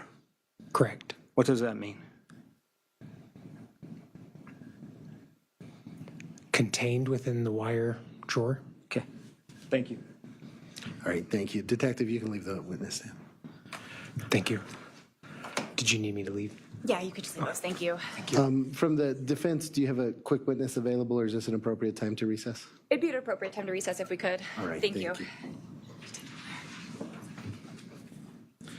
All right, ladies and gentlemen, we'll go ahead and recess for the day. I want to remind you that until the trial is completed, you must not discuss this case with anyone, either in person, using the internet, or by any other means. This includes members of your family, people involved in the trial, other jurors, or anyone else. If someone approaches you and tries to discuss the trial with you, or if you see or hear anything about it, even accidentally, please let me know about it immediately. You must not conduct any research, undertake any investigation, or otherwise obtain information about the case from an outside source. You must not read or listen to any news reports or internet information or other electronic sources about the trial. If there has been or is any news coverage of this case, you must completely disregard it.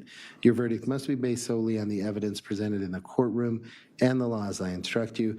And finally, it is especially important that you do not form or express any opinion on the case until your deliberations at the end of trial. With that, we'll be in recess until tomorrow morning at 8:30. Please rise for the jury as they leave.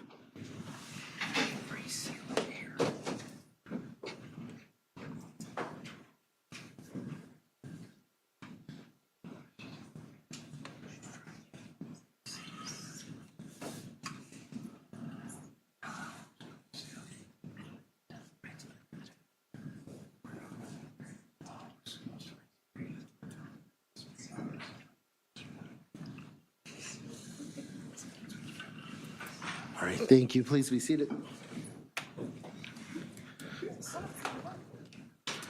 All right. And from the defense, before I go off the record, I just wanted to ensure, do you need me to address Curtis at this time, or is that something that we'll do tomorrow at some point? We can do that tomorrow. Okay. Thank you.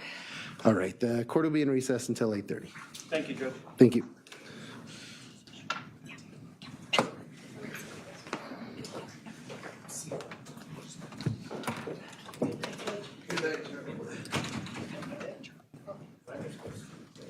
Sorry.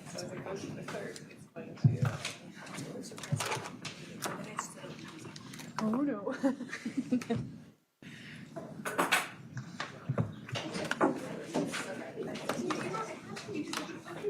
That's okay.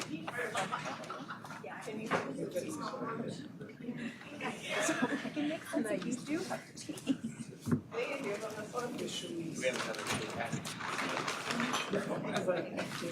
I don't know how to do this. You tell me.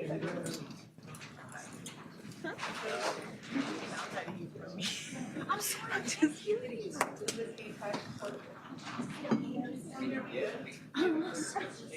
Actually, yeah, they're, so they want to have your. Okay, whatever.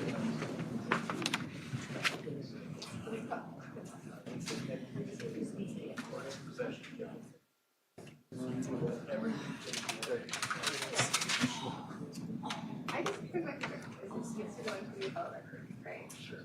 I don't want anything. It's also ultimately not fairly. So I would hope that we would always care about preserving this. I don't. Yeah, no, I do. Yes. I don't know what. No. I mean, I'm fine with that, but like, yes, that's. It was, we were just, the ceiling, we're trying to figure that out. Okay, But yes. that's what I was thinking. We don't want to leave that, have all these cards falling out. Yeah, just like all those gift cards. I don't know about Radio Shack anymore. Okay, see you in a bit. Okay, yeah. Because I mean, it's kind of weird for us too, because this is like after the fact, so we're not used to like once it's over the trial. It was weird to me. Yeah, he didn't like that.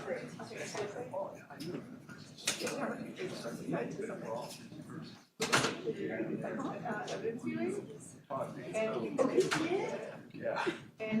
Well, in a few cases. When I say taught. Yeah. Okay, yeah, that's what we want to be talking about. sure if that is our part, it is property.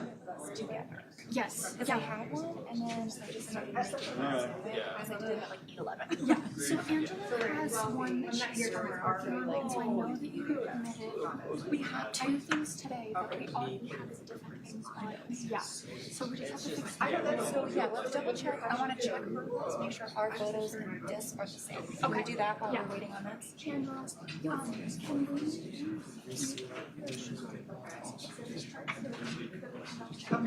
to make sure. What do you think your brother wants? You got this? Are you sure? Yeah. Good, Johnny.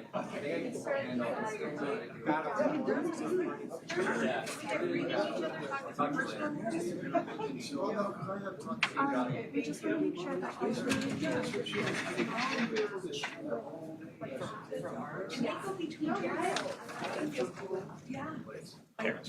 Thank you. You got probably more practice than I do.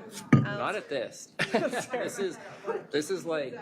It's weird tape. This is like it's gapping tape. Oh. And they think it's no. I was telling my son.